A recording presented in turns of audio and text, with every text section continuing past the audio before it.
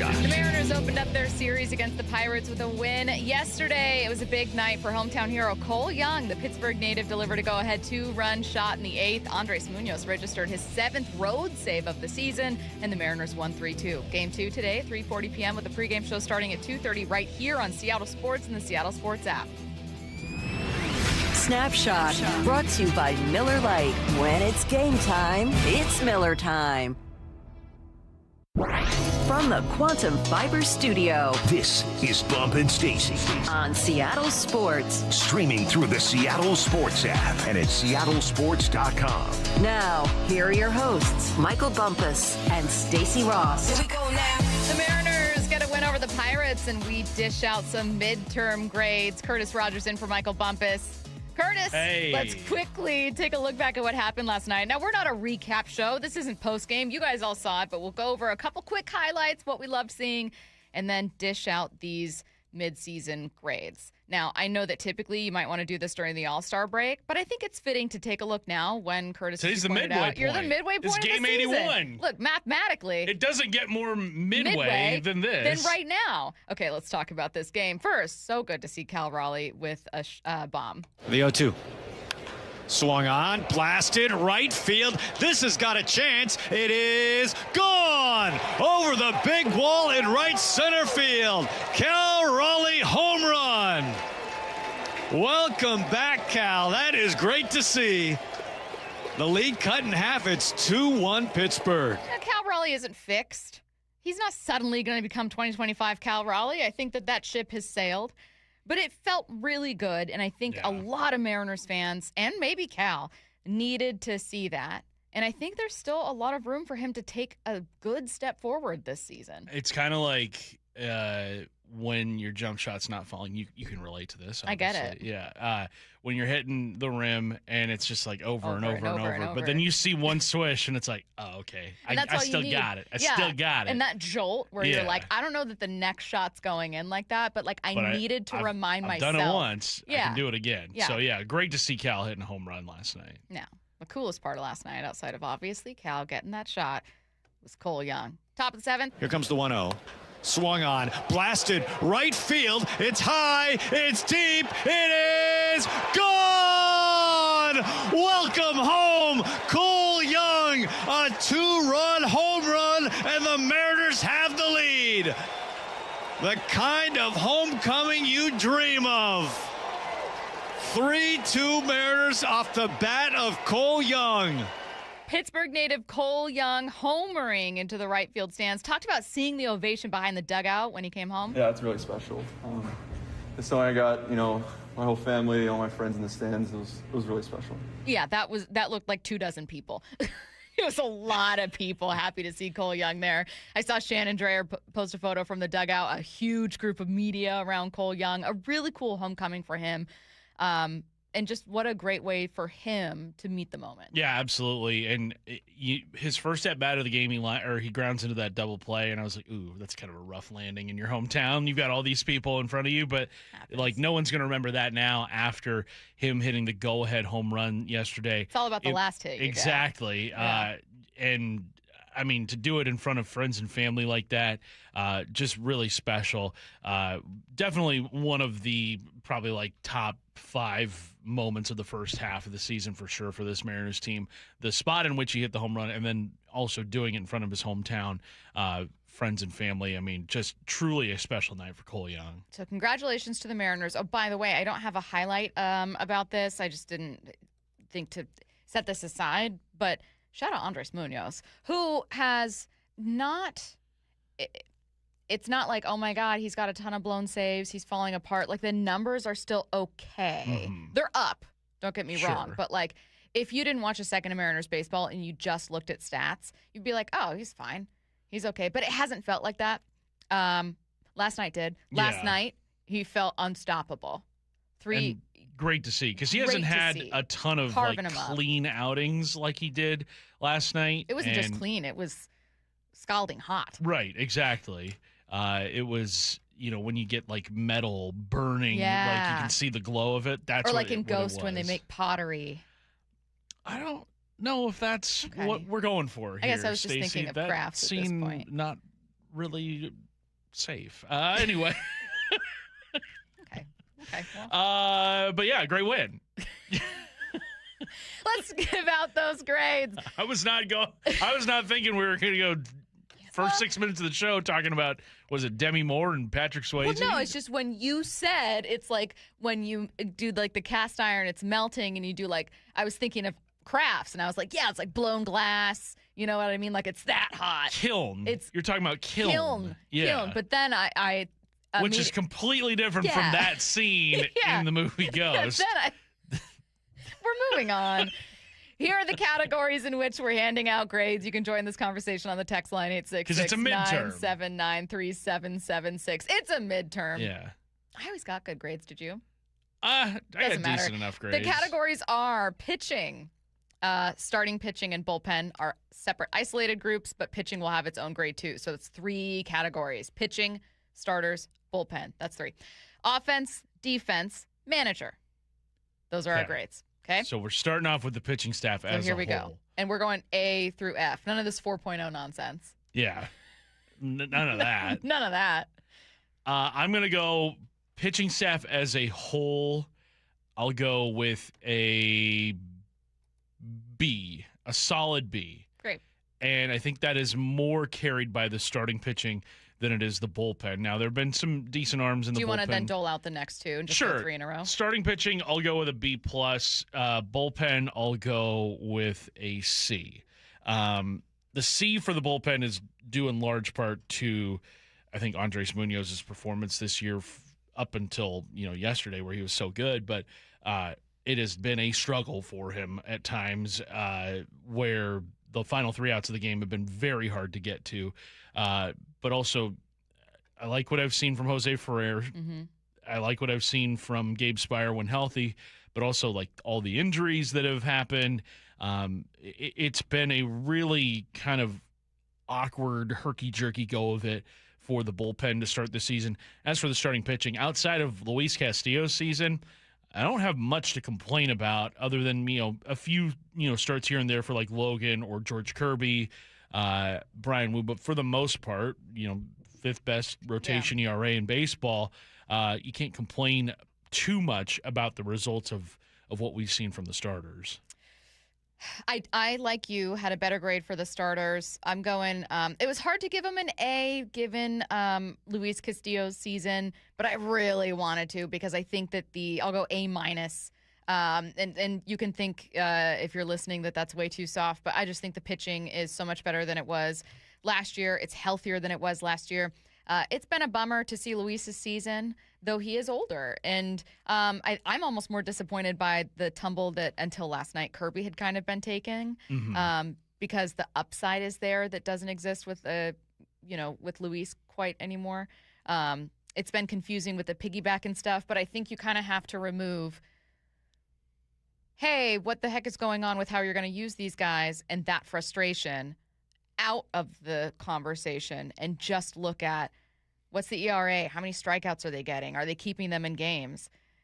Given that this team is still near the bottom of the league in average and runs per game and all those things, the Mariners have their record in part because of this pitching. They are top 5 in ERA. Now, they're also top 5 in home runs, which is great. We'll get to the offense later. But they're top 5 in ERA. Isolated to just relievers, they're 6. And, in fact, they have the exact same ERA as the Yankees, reliever ERA, and 1 more save. It doesn't feel like that. That's right. It's weird thinking that they have 20 saves. The Yankees have 19, the same ERA, because you just see the Yankees as being so much better right now. A lot of uncomfortable outings have still resulted in wins, is what I'm saying about the Mariners pitching. Well, and I think, too, that kind of tells the story of the Yankees a little bit with their run differential being what it is. There hasn't been as much, pressure, and there haven't been as many tight games for them needing to close it out. And when the Mariners give up a run in their bullpen, it could mean the difference between a win or a loss.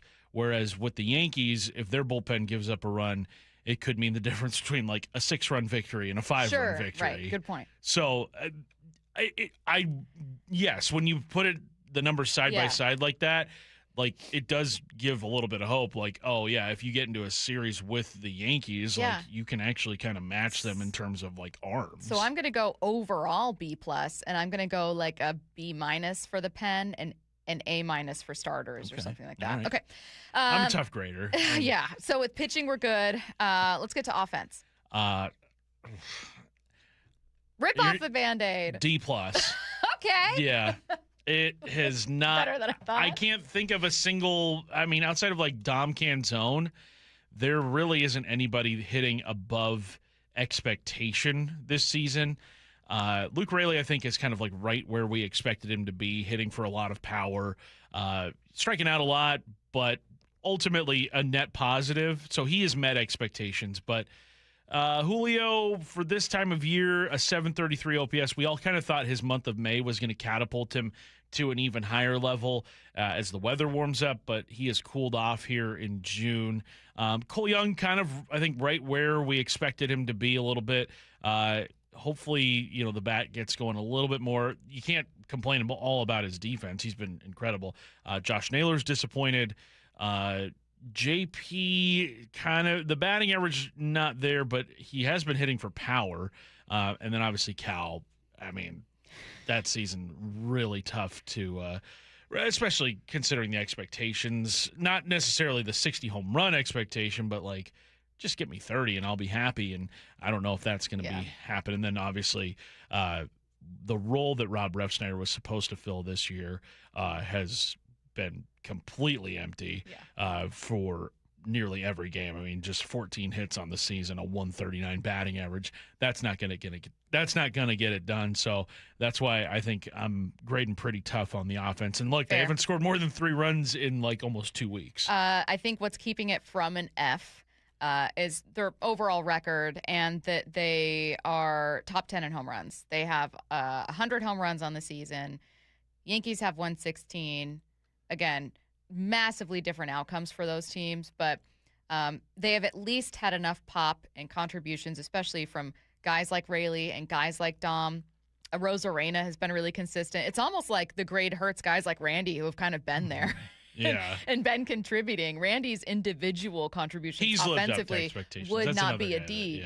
But overall, it's really hard not to give that group this grade right now. It does not mean their second half can't be so much better, but it is really hard for me to look at a team that is 24th in OPS and also not finding ways. So, for instance, I'm including like stolen bases in this grade. They're 11th there this year. And if you want to look at how they compare to a team with similar stolen bases, so they have 60 stolen bases. The Phillies have 62. I would say those are similar numbers. The Seattle Mariners have been caught stealing 21 times compared to 9 for the Phillies. So you're making base running mistakes too. I know we can include this in kind of defense, but I'm including this all with offense. It's just like you haven't found your formula. If it's going to be, hey, we hit home runs, then you need more. If it's going to be, or you need to drive those runners in. If it's going to be, hey, we get on base, we drive in runners, we steal bases. No one really plays small ball anymore. But like if that's what your goal was and adding more contact in the offseason, well, you don't do that either.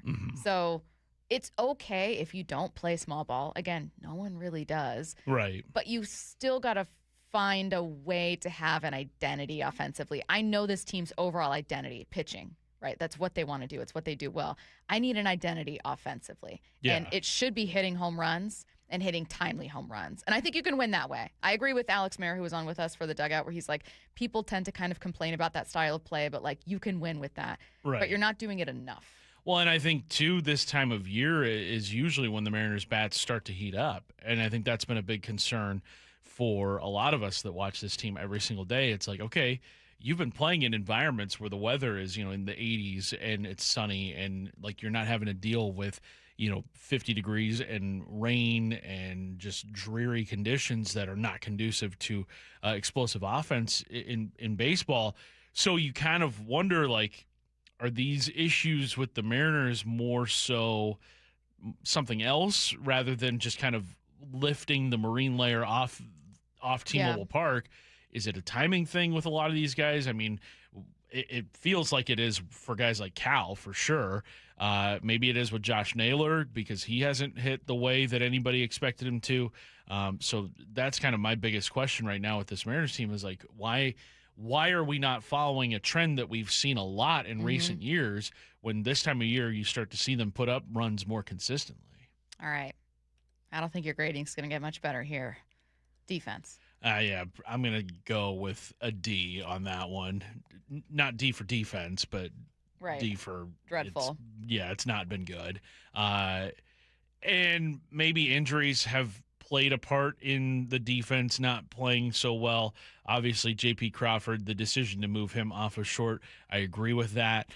Cole Young has been fantastic at second base. I would imagine he's going to be in the conversation for a Gold Glove at second base by the end of the year. He's been everything you could hope he would be, but Josh Naylor at first has kind of made some sloppy plays.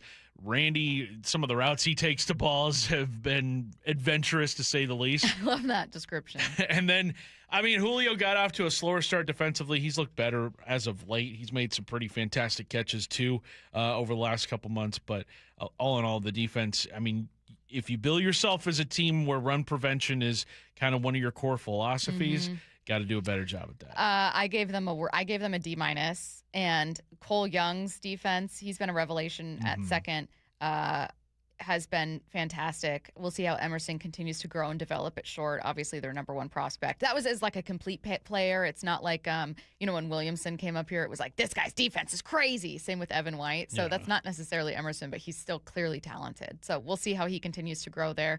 And I don't expect like third or first to be the best defensive positions this team has, even when, whether you have Crawford with the return of Donovan, neither of them are natural third basemen. And Naylor wasn't brought here because he's the best glove ever.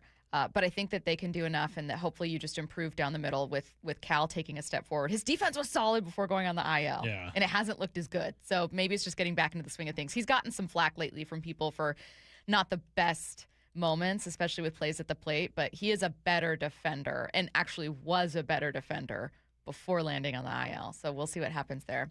I'm not worried about Cal. I'm not worried about Julio. But I think because there's room for improvement, maybe I don't feel as guilty giving him a D- here, but I think that it's just cost them one too many times. I will admit there's bad luck at play. Okay. We've seen a couple games where, BABIP is favoring the other team in that moment. Yeah. But it's just, there have been far too many moments where I've thought this was a preventable thing. And it's not like a pet peeve of mine is the idea that it's a lack of trying from guys. It's just bad. Last one quickly, manager. C-.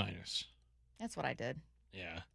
There have been some games that I think Dan Wilson some decisions he's made have cost the Mariners. And it has not been as frequent right now as it was earlier in the season, but hopefully we don't see that happen so much here in the season's second half. Let's get to headline rewrites. Extra, extra, headline rewrites. We must make headline. The real story behind the headlines in today's news. Powered by Bay Alarm Security Services. With Bump Stacy. Headline number one, the NFL will not hold a supplemental draft in 2026, which means Brendan Sorsby will not be allowed to join the league until the 2027 NFL draft. What's the real headline? CFL right now at 3-1 odds to land Sorsby this offseason. You can place that bet today. Use code Sorsby on DraftKings for $10 in free bets. The deep irony in this is the NFL saddling up with all these gambling companies. Same thing with college football. Like, both of these leagues have more than, contributed to what we've seen amongst the youth in America. However, one thing I'll throw on is, while I love the joke, it's kind of like that video someone had of the two guys calling the gambling hotline, and then they make a bet as to whether or not a woman is going to answer. It's funny. We can all laugh about the joke. It's not making fun of addiction, but there are jokes to be made about betting being so prevalent in sports and then someone getting in trouble for it. There is a level of accountability that has been taken from this when some people make the argument of what's he supposed to do? He's not a child picking up your smartphone going oh, look at these bright colors, I'm playing a game. When people are why was I charged $40 in the App Store? That's when it's fair to be oh, there's, this person's just being surrounded by it. He's an adult. He is an adult. He's a young adult, but he's an adult. And there are rules with every company. There are rules with our company that apply to me and not a listener. Right. It is what it is. You need to understand why you need to handle things differently. And I think that the NCAA, for all of their warts, do make it very clear you are not supposed to be betting or gambling. I saw people getting mad at the NFL for punishing Sorsby, even though he has not been ever employed by the NFL or has ever played a down in the league. But that's not something... that's something the league has done before. I remember Terrell Pryor, when he was drafted in the supplemental draft, he had to sit out a few games for what got him ineligible at Ohio State, accepting improper benefits. There have been other instances of this as well. Like, I think the NFL is doing the right thing, because also they were like, we just don't have enough time to vet this whole situation. You applied for the supplemental draft 3 days before the deadline. Like, maybe if you'd done it a month ago, we could have made, concessions and given you an opportunity, but there just wasn't enough time for this. Next up. Headline rewrites. Headline number 2, NBA Commissioner Adam Silver told Dan Patrick yesterday that expansion teams would begin play in the 2028-2029 season. That's if the league does choose to expand. He was quick to add that caveat. What's the real headline? So let's choose to do that. Yeah. What's stopping this? I mean, I know you're waiting on an actual owner to come forward, but I think we all kind of know that's going to happen with that Kraken group. Yeah. They're definitely... Yeah, they are definitely putting the only bid, it seems, on NBA expansion here in Seattle. And then there was the report yesterday that Vegas Golden Knights owner Bill Daly is going to put in a bid for Vegas NBA expansion. So it feels like those two ownership groups are like the only ones right now that are going to be doing this. It just makes too much sense. And based off of the reporting that we've heard over the initial vote to explore expansion, we heard that it was like unanimous. We heard that it was a 30-0 vote to explore expansion, which means even the guys who we kind of worried about, that would be a potential no vote, specifically like James Dolan, who has really butted heads with Adam Silver over the years, even he gave it a yes. So that is an encouraging sign. And we talked to Shams a few months ago, and he was like, yeah, I don't think this happens if there's not a real chance of this happening. So I would say that it's not bad news. It's not good news. It's just kind of no news, but it's at least an update. Headline rewrites. Headline number 3, the Wizards selected BYU's A.J. Dubonsa number 1 overall in the NBA draft. Washington's Hannes Steinbach went number 14 to the Charlotte Hornets. What's the real headline? I refuse to read this headline, which Curtis wrote. If a Husky is taken in the draft lottery and no one cared, did it really happen? I knew Matt would laugh at that. Don't give in to this Arizona alum. Yeah, we had 2 first-rounders. What do we ever do for you? Your basketball program's great. You're right. There are times when you take shots at Washington, and I'm like, why? My goading at the Washington Huskies basketball program comes from a place of I know supremacy. It can be. No, it's I know it can be better than what it is. Yeah, that's fair. They need to be better than what they are. And you had a lottery pick on your team, and no one went to go see the games. Fair. No one cared. That's fair. That's a good point. Steinbach was awesome this last year. Nobody else was on the team, but he was great. What's going on with Washington not being able to make the most of its recruiting? A conversation for another day, though, an important one. But speaking of, hey, they need to be better, we can apply that to the Mariners, too. We just doled out a bunch of grades. People are already having an issue with the one that we gave manager, C-, maybe a D. We can get into those debates. But so we assign them grades. We obviously have to follow up with how they improve there. That's a much more positive conversation. Let's get to that next. Clutch hitting. Gone! Welcome home, Cole Young. Strong workout in the pen. Come get the heater.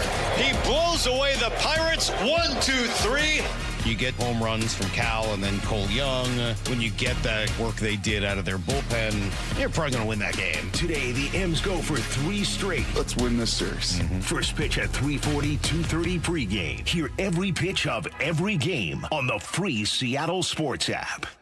Upgrade your home with Lake Washington Windows and Doors. Be among the first 40 June projects to sign up for 5 or more installed windows and receive a free patio door. Plus, enjoy 12 months no interest, no payments financing. LakeWashingtonWindows.com.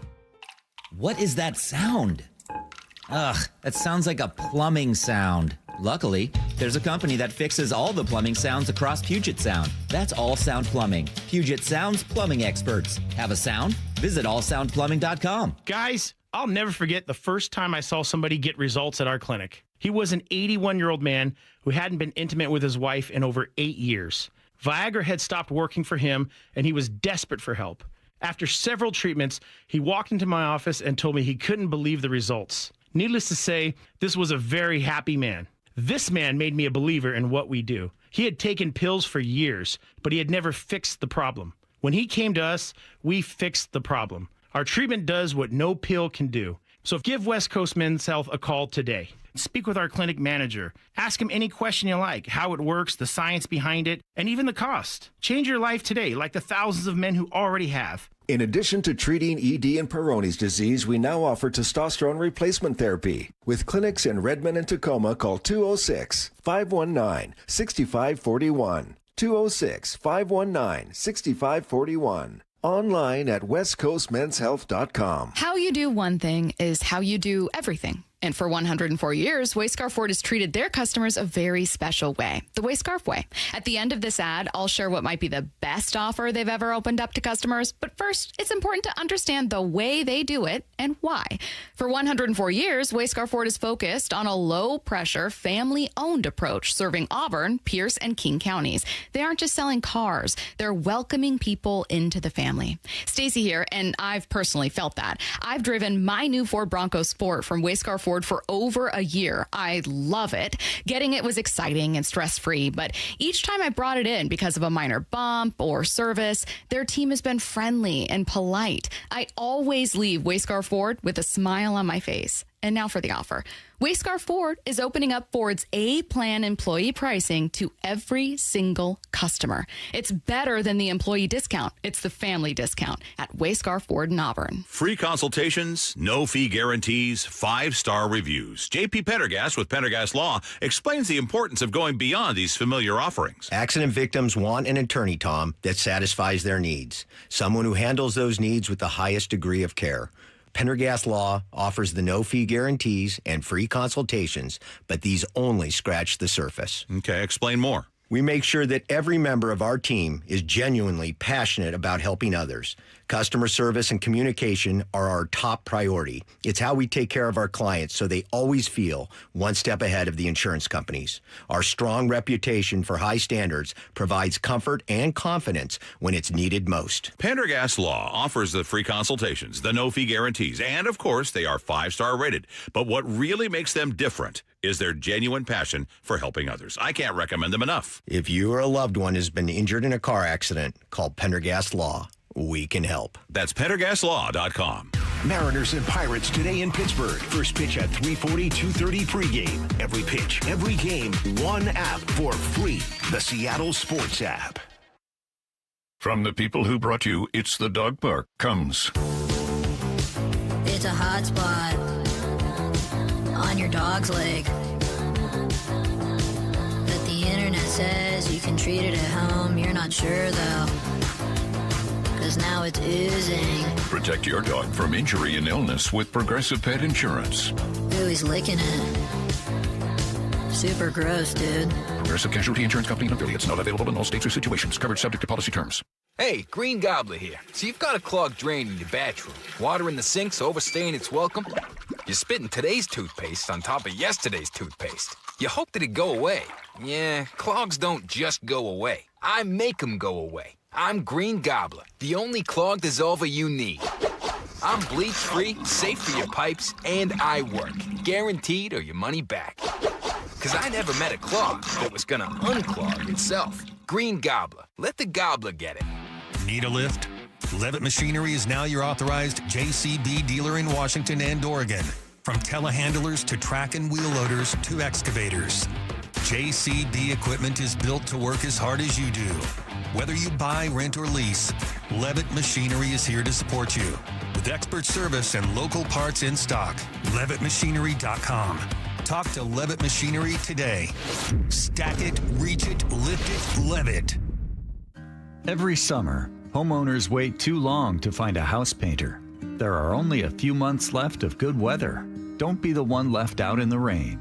All Covered Painting is accepting a limited number of exterior projects this summer. If you want a licensed contractor that does the work right and backs it up with an industry-leading warranty, don't wait.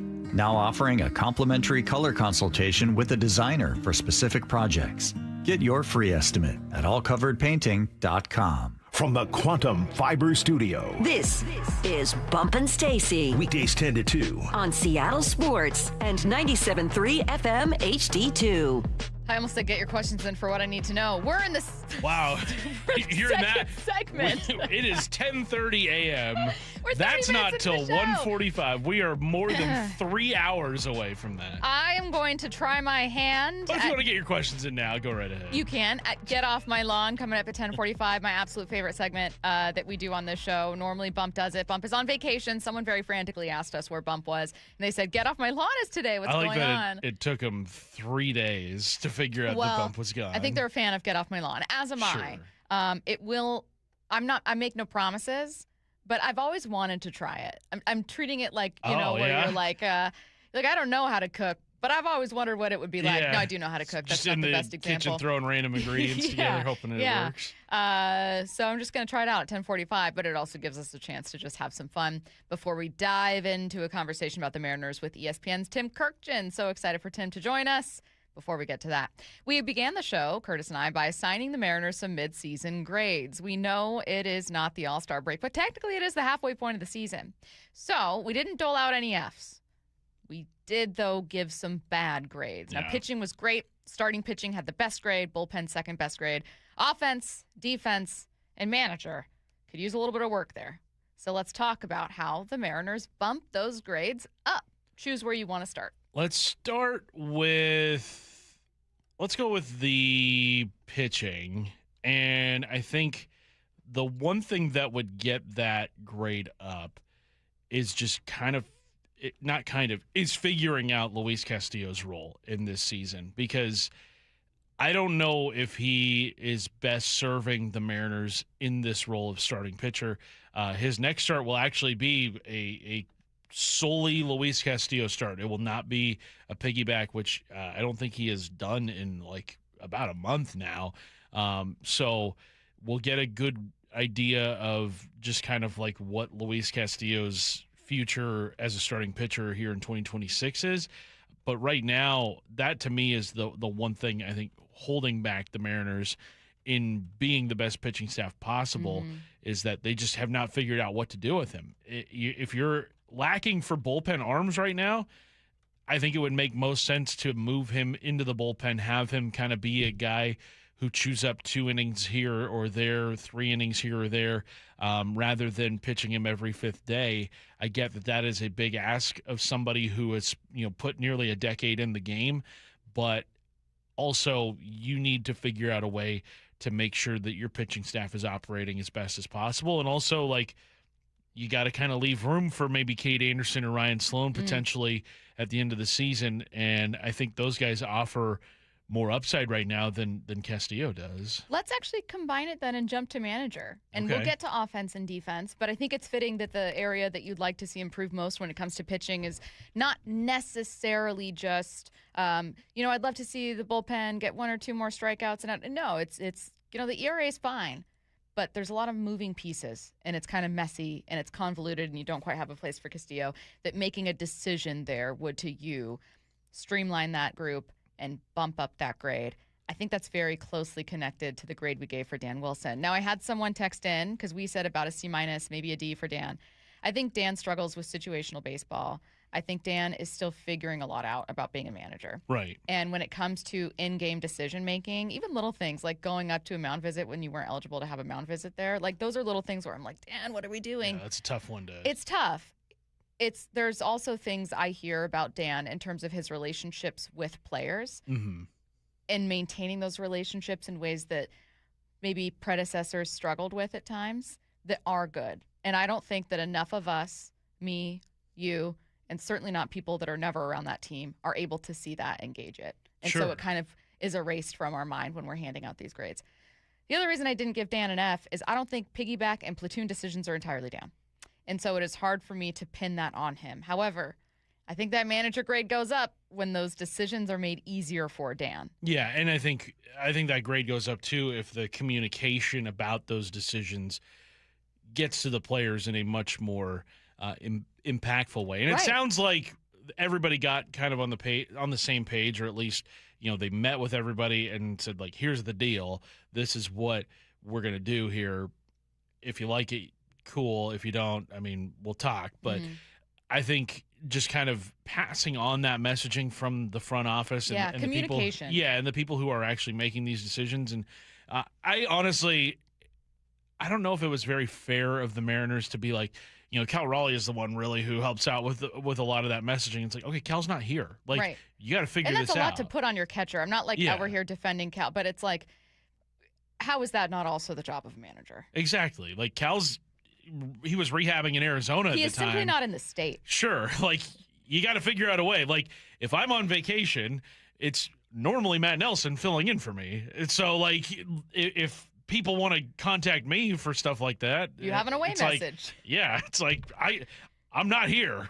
I can't help out. Maybe Cal needed to set an away email on Outlook. Oh, man. Be like, hey, so I'm currently rehabbing a grade 1 oblique strain. Do you think Mariners players have like a company email? I hope so. And he's like, really important communication about when a starter is going to be taken from a game should be communicated to them as soon as possible. Do you think like they get stadium-wide emails like free donuts on the 200 level? And then you get an automatic pushback from okay, so I only think that grade for Dan goes up so much because I think some of it is just a learning curve that comes with managers figuring out who they want to be as a manager.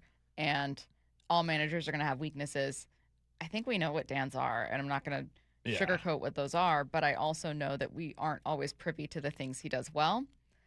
I think little things, to Curtis's point, like seeing that breakdown in communication, highlight where he could be better. But there's only so much of a high grade you're going to get when it's hard to pinpoint what's your decision and what's not. Let's talk offense and defense. Go back to back here with how those grades improve. Yeah, offensively, I mean, this lineup right now just kind of lacking in slug. I mean, they just have not really been a team that has gotten a lot of extra base hits this year. You look at their doubles leaders, Randy with 18. That's the most on the team. You'd expect more from Cal. Cal only has 4 doubles this year. Josh Naylor only with 9. JP with only 5. Like, that's tough to – you're having a hard time sustaining rallies when you're not having guys on base consistently, and those extra base hits can drive in multiple runs at a time. They just have not been able to do a whole lot of that. Now, the home run ball, they've got 100 so far through the season's halfway point. So you're on pace for an even 200 this season, which I think is a good number. Mm-hmm. That's a number that is very much, you're not worrying so much about home run power at that point. But I think getting the slug up and getting more extra base hits, no one on the team, and I know triples are really hard to get, but no one on the team has more than one. There are 7 different guys that have exactly 1 triple. No one else has more than 1. I'm going to echo that. And I'm going to say also that this team is not necessarily built to be an A-plus defensive team. And so I only feel so frustrated about doling out that defensive grade. The defense is frustrating, but I think that just being average is good enough for this team.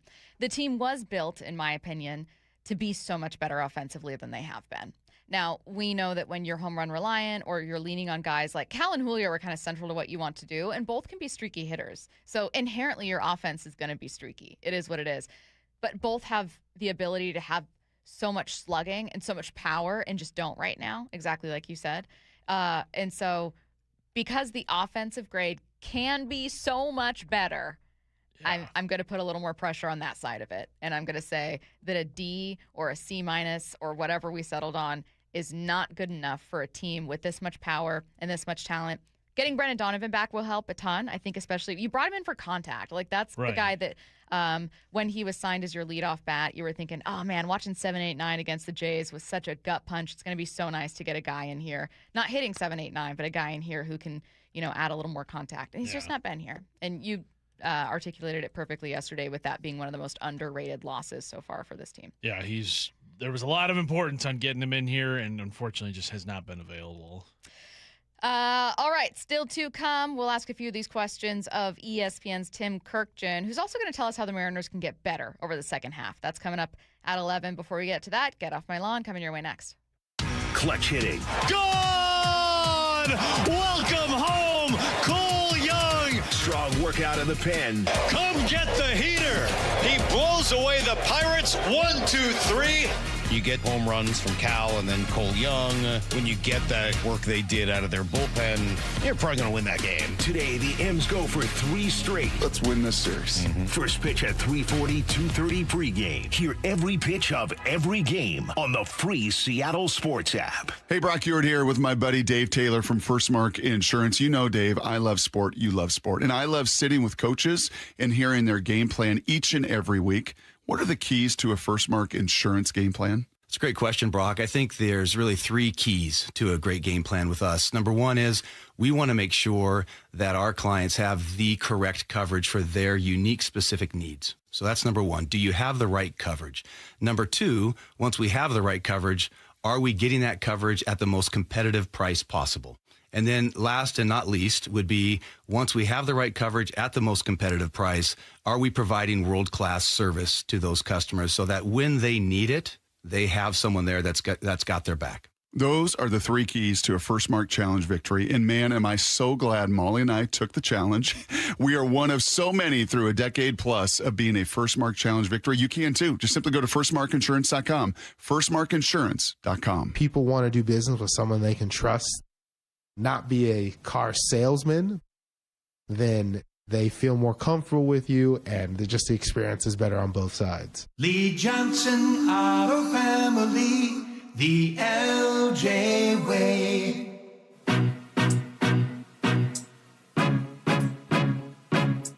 I had a young woman who was on a new SUV, and she had attachments to her old car because it was her first car, and she was very fiscally responsible.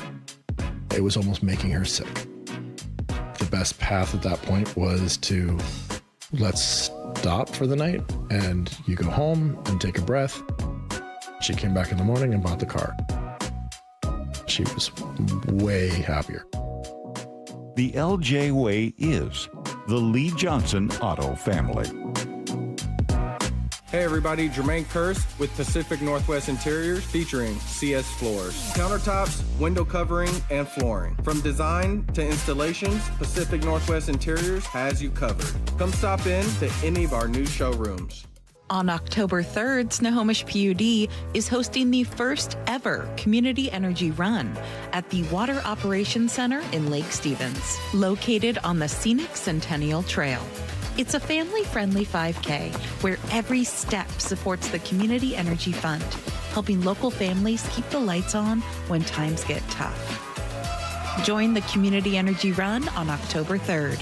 Learn more at snowpud.com/run. Ready to get rid of that old car? Donate it today to cars4kids.org. Call 1-877-CARS4KIDS. Donation is super easy and your car can be picked up as soon as tomorrow. Call 1-877-CARS4KIDS to donate your car today. That's cars with a K. For over 50 years, Bucky's Complete Auto Repair has been the one locals trust for honest pricing, expert service, and guaranteed repairs. This dedication has earned them a Carfax Preferred designation. At Bucky's, every customer gets detailed Carfax updates, timely service reminders, and a full service history, all at your fingertips. With 16 family-owned locations, no appointment needed, and easy financing, Bucky's makes auto care simple. Visit Bucky's.com today and drive with confidence. Bucky's.com.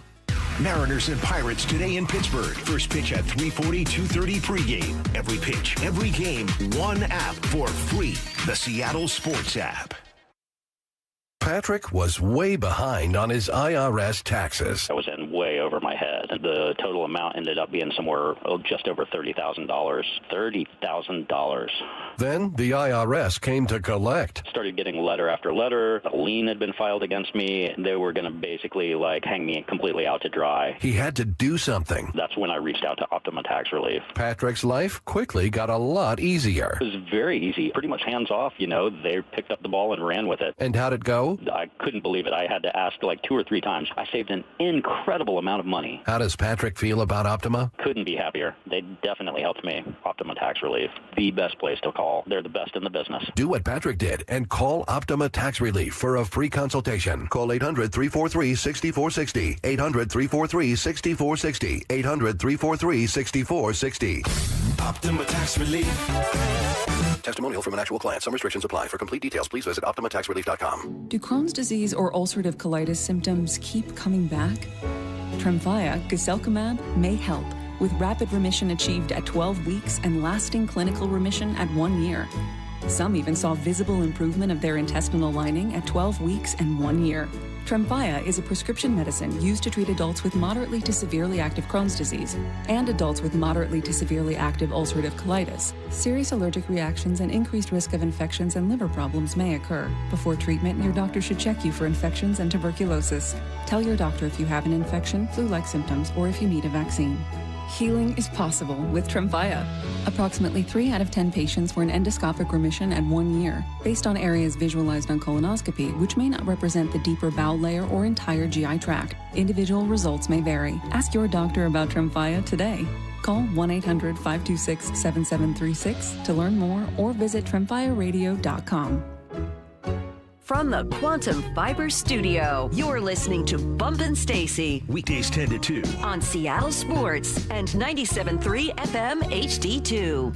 Now, normally Bump is here. He's on a golf trip for vacation back next week. So I'm trying my hand at get off my lawn. Let's go. I'm a strong, independent woman. I'm 40. I'm not 40. I'm not 40. But I am. Keep telling yourself But I that. am. Can I hear that one more time? I'm a strong, independent woman. I love it. All right, so normally this is Get Off My Lawn. Michael Bumpus is the star here, and he does a fantastic job. I will not meet the mark that he has set, but I will try my best. Don't sell yourself short. Well, no, you got to approach this wanted to try this with confidence. You're right. Yeah. I've always wanted to try this. Not meekness. It's so fun. You're right. I hate meekness. You can't say, get off my lawn, and be like, excuse me. Okay, so can here we you go. move, please? My first one. Here we go.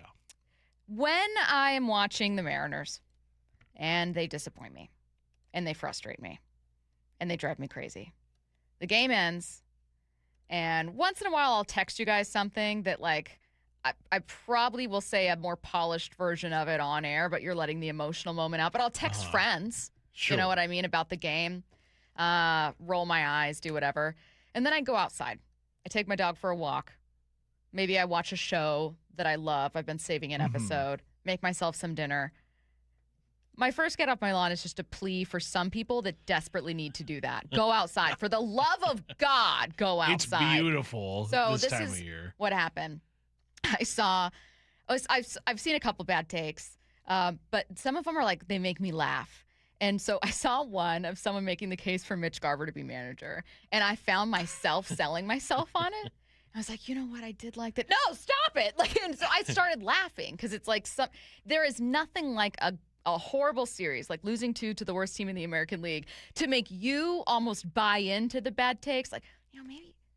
Maybe you do sit Maybe Cal they got for a point. while. Maybe, I saw someone say put Cal on the 60-day IL. Maybe no. And then you kind of peel yourself away from it. And you're like, stop it. And there is something about when your team is struggling, it's a small group of takes, but there are some crazy takes that you just can't help but laugh at. And sometimes you laugh because you sell yourself on them for a minute. So I tweeted out a very benign tweet. I just tweeted out nothing like a horrible series to see some absolutely insane takes. And I'm talking about the stuff where you hear that and you just go, what? But it's funny. It's horrible. And it's funny and it's bad. And I group those takes as things that a rational fan would not think.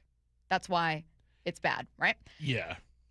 So unfortunately, a lot of people who desperately need to go outside jumped into those mentions. And I was getting in Twitter fights. And you know that saying, now I don't know if other people say this, but I've said this before, like you wake up among the pigs. You kind of wake up in a bar and you realize, like, what am I doing here? What am I doing fighting with someone who I don't agree with, who I think is being just absolutely nasty and mean and lashing out?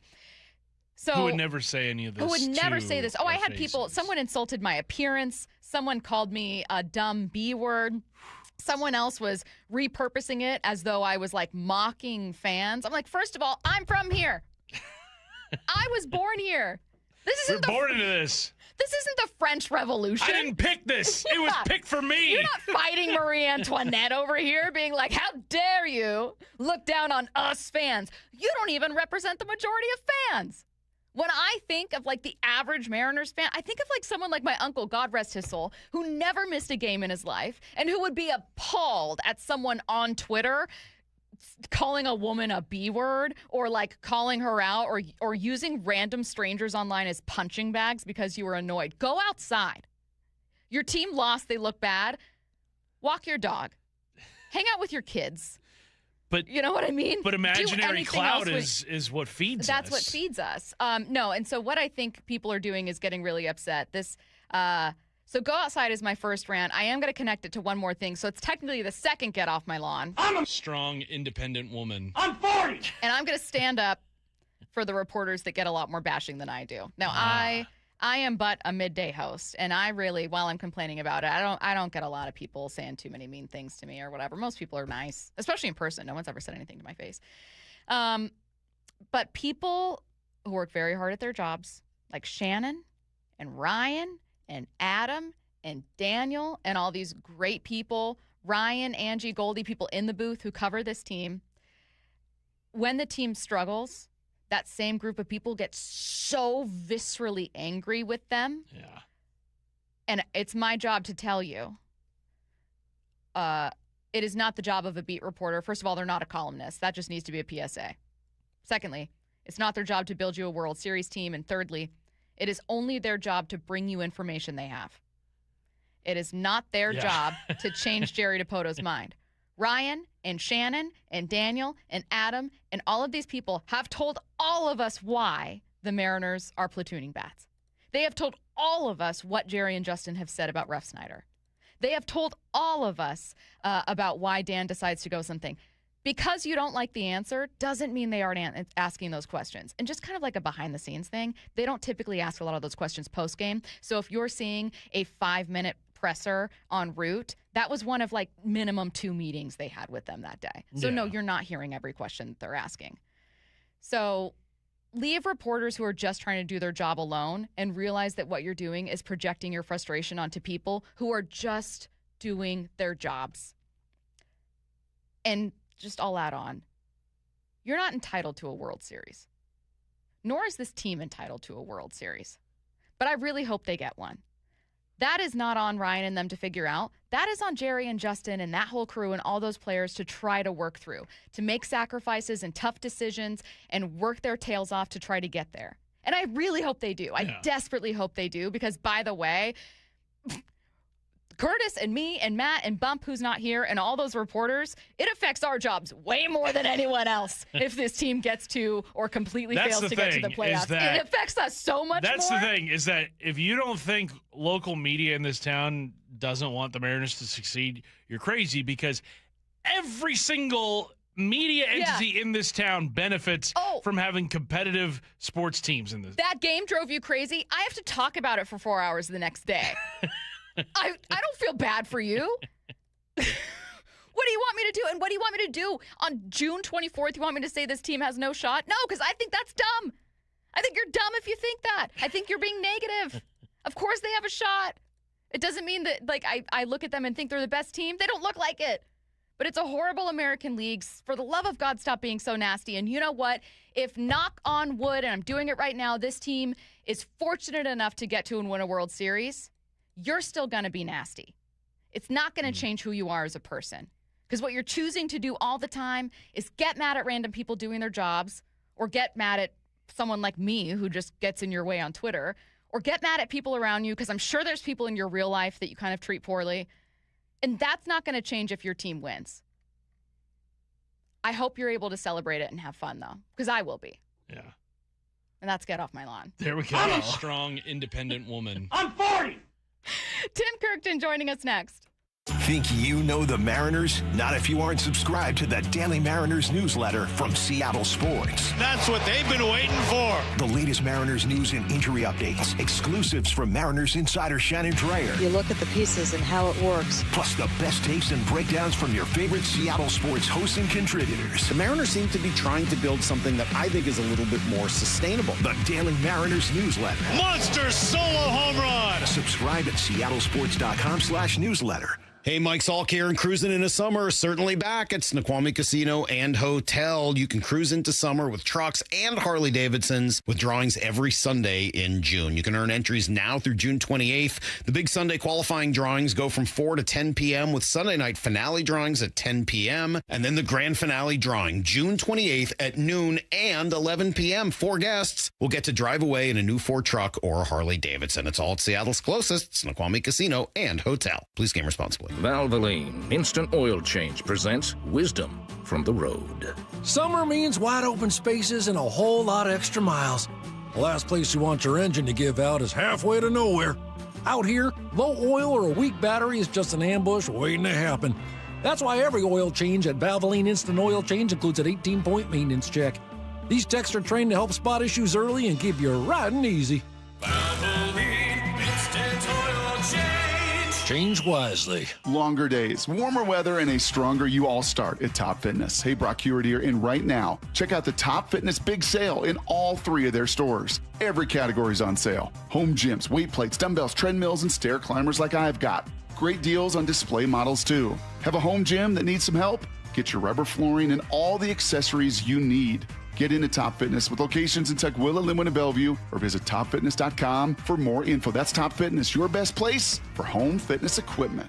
Rev up your summer at LeMay, America's Car Museum. Explore the new British bike exhibition, professional level race simulators, and mark your calendar for Tacoma Cars and Coffee or family drive-in movie nights. Plan your visit now at americascarmuseum.org. Your windows and doors play a huge role in your home's efficiency and comfort. Choose Lake Washington Windows and Doors for windows that are up to 25% more energy efficient than Energy Star standards and reduce noise by up to 50%. Visit LakeWashingtonWindows.com today. Hey, it's Bob Stelton here, and let me tell you about one of the best decisions I've ever made in my life. That's when I went to K2 Vision for RLE. That's Refractive Lens Exchange. Now, Dr. Kopstein started K2 Vision with Dr. King from King LASIK, the most experienced LASIK surgeon in the Northwest. King LASIK plus K2 Vision equals freedom vision for every stage of life. No glasses, no contacts, readers, or cataracts. Now, if you're somebody that struggles with distance vision and now you always need a pair of reading glasses, K2 Vision RLE could be your perfect permanent solution to spending your good active years not needing reading glasses. And here's the cherry on top. You never develop a cataract. Now, if you're somebody like me that had a pair of readers in every room of the home, in your car, you had to bring them into the restaurant with you. Otherwise, like me, you couldn't read the menu. That has all been rectified thanks to RLE. So whether it's LASIK, EVO ICL, or RLE, trust the most experienced team of doctors to recommend what's best for you. Schedule your free Zoom consultation today at K2VisionRLE.com. That's K2VisionRLE.com. How would you like to invest in the Seattle real estate market, one of the hottest and most stable regions in the country, and achieve a great rate of return on your investment without the effort of sourcing a deal, the expense and time of building permits, or all the hassles that come with being a landlord? Hi, I'm Scott Rireka, CEO of Legacy Group Capital in Bellevue. Legacy Group Capital develops local real estate, lends money, and shares the profits with our investors. Diversify with Legacy Group Capital. Invest into our Northwest Fund, which is currently delivering 9% on a fixed rate term. It's our flagship fund for 19 years with zero investor losses. And yes, we do accept IRAs. Find out why 1,300 local investors have invested over $350 million. Invest in the stability and ease of Legacy Group Capital's Northwest Fund. Legacy Group Capital at LegacyG.com. This is not investment advice. Investments available to accredited investors only. Details at LegacyG.com. This might be the most surprising statistic I've shared in decades of doing local news. More than 75% of commuters will be involved in a car accident at some point. JP Pendergast of Pendergast Law with more. What makes it more surprising? The average person will be involved in 3 to 4 collisions in their lifetime. With accidents unbelievably prevalent, what are some safety tips if it happens to you? Safety first. Secondary collisions are not uncommon while awaiting help. Turn on those hazards and remain in a safe place. If a bystander witnessed the accident, capture their information and encourage them to remain at the scene. Seek medical attention immediately if needed, as delaying can be a costly mistake. Lastly, remember that statements made to police and insurance adjusters can affect your case. Collisions are more common than we'd like to think. If you find yourself in one, follow these helpful tips and then call my friends at Pendergast Law. If you or a loved one's injured in a car accident, call Pendergast Law. We can help. PendergastLaw.com. This is Seattle Sports. Streaming through the Seattle Sports app. KIRO AM Seattle. KIRO FM HD2 Tacoma. Home of the Seahawks, Mariners, and everything Seattle sports. Seattle Sports Snapshot. The Mariners opened up their series against the Pirates with a win yesterday. It was a big night for hometown hero Cole Young. The Pittsburgh native delivered a go-ahead 2-run shot in the 8th. Andres Munoz registered his 7th road save of the season, and the Mariners won 3-2. Game 2 today, 3:40 p.m. with the pregame show starting at 2:30 right here on Seattle Sports and the Seattle Sports app. Snapshot, brought to you by Miller Lite. When it's game time, it's Miller time. From the Quantum Fiber Studio, this is Bump and Stacy on Seattle Sports. Streaming through the Seattle Sports app and at seattlesports.com. Now, here are your hosts, Michael Bumpus and Stacy Ross. Here we go now. Joined now by ESPN's Tim Kurkjian. Tim, how's it going? Really good. It's really beautiful weather here in Maryland, and it's not humid, so that is a great thing. We're very happy about that. I think that a lot of Mariners fans are happy that Seattle was able to get a win yesterday. I think they were also happy to see a home run from Cal Raleigh, who just has absolutely not been himself. And by that, I don't mean 2025 Cal Raleigh. I mean even the version of Cal before that was giving you 30 home runs and hitting like 230, 240. My question for you, Tim, and I hate to start, given that they just won, with kind of a weird question, but I'm trying to figure out how far this team can get without 2025 Cal Raleigh. What version can he still be this year? He's not going to hit 60 homers, so yes, he's not going to be the 2025 Cal Raleigh. Look, I just saw the Mariners the other day in Baltimore, and I'm not making excuses for anybody, especially a guy who's hitting 164. But when I ask somebody I trust on the Mariners, what happened to Cal? This is right before he was coming off the injured list. And he said the WBC killed him. And this is not to blame anybody at the WBC, please.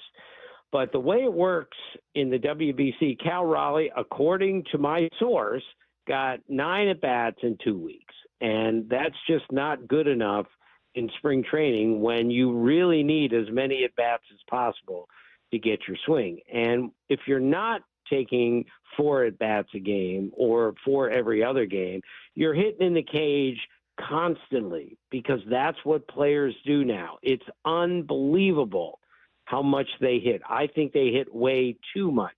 But at the WBC, there was not a facility there where Cal Raleigh, who's not starting tonight, can go in and hit at 1. He can hit at 4. He can take BP before the game, and he can hit after the game if he wants to.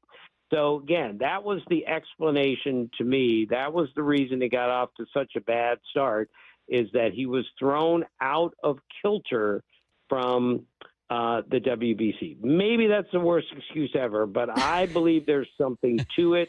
But I fully expect him to be a really good player before this season's over. He's going to hit over 200. He's going to hit 20 homers at least. And he's going to be a team leader and a good player behind the plate. Yeah. But we just can't expect what we saw last year. Of course. Out of curiosity, did this source that you spoke with also sound optimistic that he could turn it around, that he would be able to work it out? Or is that you, as also a baseball analyst, and you just know the game well, kind of going by the eye test? No, the same source told me he's going to crush it the second half. That's what he told me. And I believe that because this game is so difficult to play. that when your timing is off or anything is off, you go from a great player to a not very good player overnight. And it happens all the time. Whereas the great NBA jump shooters don't shoot, 50% from the floor one year and 18% the next. But it happens in baseball all the time. So you asked, where can the Mariners go? They can win the division without Cal Raleigh being close to the 2025 player, because he's still going to be a way above average player, especially behind the plate, and they have great pitching. Tim, even with the struggles of Cal Raleigh and the injuries of Cal Raleigh to start the season, the Mariners are in the exact same spot they were in last year record-wise, 41-39 through 80 games. Last year they were further down in the division. Now they're leading the division. Looking at the American League right now, and Tim, you do such a great job of contextualizing everything that we see in front of us because you're a wealth of knowledge in terms of baseball history. Can you ever remember an entire league being as bad as the 2026 American League is right now? We've seen bad divisions, but not an entire league like this. Everyone. Yeah, it is really weird. Only 3 teams in the American League have a plus run differential. And the Mariners have the second best run differential at plus 18. The Yankees are at plus 100. I'm not sure I've ever seen that before. The entire Central has a run differential in the minus. And this is a bizarre season, certainly in the American League. But it also gives hope to the Tigers, who have been terrible, but just won 4 in a row, that we can make the playoffs. Never forget, 2 years ago, the Tigers came to Williamsport to play in the Little League Classic. They had 0 chance to make the playoffs in the middle of August, and they got red hot, made the playoffs, and then won a playoff series. So especially in the American League this year, when you want to give up on a team and say, all right, this team is hopelessly out of it, you better reconsider, because only 3 teams are hopelessly out of it in the American League. Now, because it's a very weird American League, I know we're still a month out, but Curtis and I have been wondering if that's going to affect the trade deadline, if we're going to see kind of a weird trade deadline where there's not as many sellers. I just don't know what to expect, but it's hard not to look at it and see 3 positive run differentials and going, who's selling? Like, who are you going to get, guys? How do you think it might affect this league at that deadline in July? Yeah, it's going to be a weird trade deadline, although I've covered 46 of them, and a lot of them have been really weird. But this one has a chance to be weirder, because what's been proven, at least over the last 7 years, if not the last 70 years, that if you make the playoffs, you have a chance. The Nationals in 2019 were 19-31, and they won the World Series that year. So these teams that are 2 games out of the 3rd wild card, even with 3 teams in front of them, just are going to have a hard time saying, all right, we're giving up on this season, when in the American League, if you get hot with no great team in the American League right now, you could go deep into October. You could go to the World Series if things work right. And that's why this trade deadline is going to be so unusual, is teams are going to look at it and say, hey, if we get in, we can do some damage in October, because you don't have to deal with, maybe the Phillies, the Brewers, and the Dodgers in the National League until you get to the World Series. So it should be a fascinating trade deadline, as it almost always is. Tim, Mariners pitching has been good, almost to kind of a detriment, where they've got 6 starting pitchers right now, and it's been kind of confusing how they've chosen to deploy the piggyback with certain guys, and they've been really rigid in how they've, determined when to take a pitcher out. What have you made of the Mariners' starting pitching situation, how they've been trying to balance everything out? Yeah, it's a bit unusual. They're 5th in the major leagues in ERA, which is pretty darn good. But it's a little odd. Luis Castillo, to me, should be a starting pitcher every 5th day, but they've moved him around a little bit. And I understand he hasn't been close to being the dominant pitcher that he can be. And of course, Logan Gilbert he's been a really good pitcher up till now, but he's having a breakthrough season. Struck out 100 guys already, ERA 329, something like that. I really like where their starting rotation is right now. And this is the time you experiment with, all right, who's our fifth starter? What are we going to do with our sixth? Should we put someone in the bullpen and see if it works? Because if they go where they want to go, they're going to have to use a starter out of the bullpen in October, because you only need 3 starting pitchers or 4 if you get to a 7-game series. So I think what they're doing makes sense, as long as it doesn't confuse the pitchers involved who say, hey, I'm a starting pitcher, I'm not a reliever, I'm not enjoying this. Well, for the good of the team, they have to figure out the best combination. And the stuff is there all the way through from 1 to 13 on that pitching staff. We had a guest the other day who we love talking to, but who seemed all but ready to just hand the Yankees the AL pennant. And it was quite depressing as a Mariners fan to feel like you were just out of the fight in June. I don't want to think that. I'm still waiting, as is every listener, to see this team get to a World Series for the first time. Tim, you know that. So just to give us hope, you don't have to lie to us and tell us that the Yankees are equally as bad as the rest. No, they're great. They're heads above everyone else. But what's their weakness? Can they be beaten? Make this Yankees team that we're seeing and kind of looking up at feel a little more human. Right. The Yankees are really good right now, and they're really close to leading the major leagues. You're not helping, Tim. I know. I have to preface this so people understand first.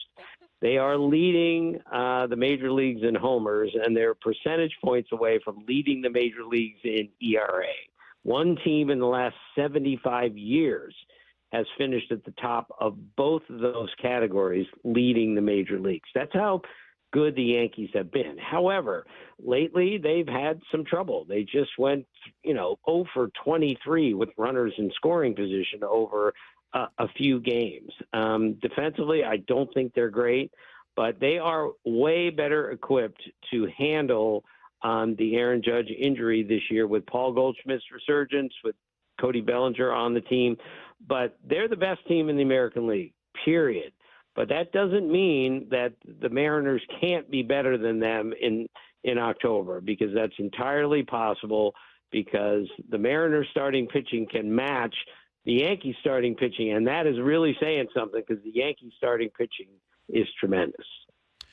Tim, last week we got word that Major League Baseball has sent a proposal that would eliminate high school players from the draft pool, where you would have to be 20 years old to be draft eligible rather than 18.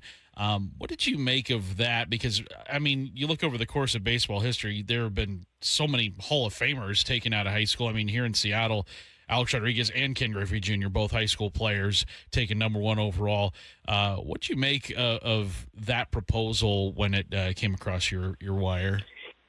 Well, it certainly is something controversial, and just because it's a proposal doesn't mean it's actually going to happen. But I just got off the phone an hour ago with a veteran baseball man who likes this idea of us now scouting high school players a little bit more and maybe getting them into a college program, getting them into a junior college program, teaching them the game a little bit better before they get to pro ball. So this guy would be about the last guy that I know who would say, I kind of like this.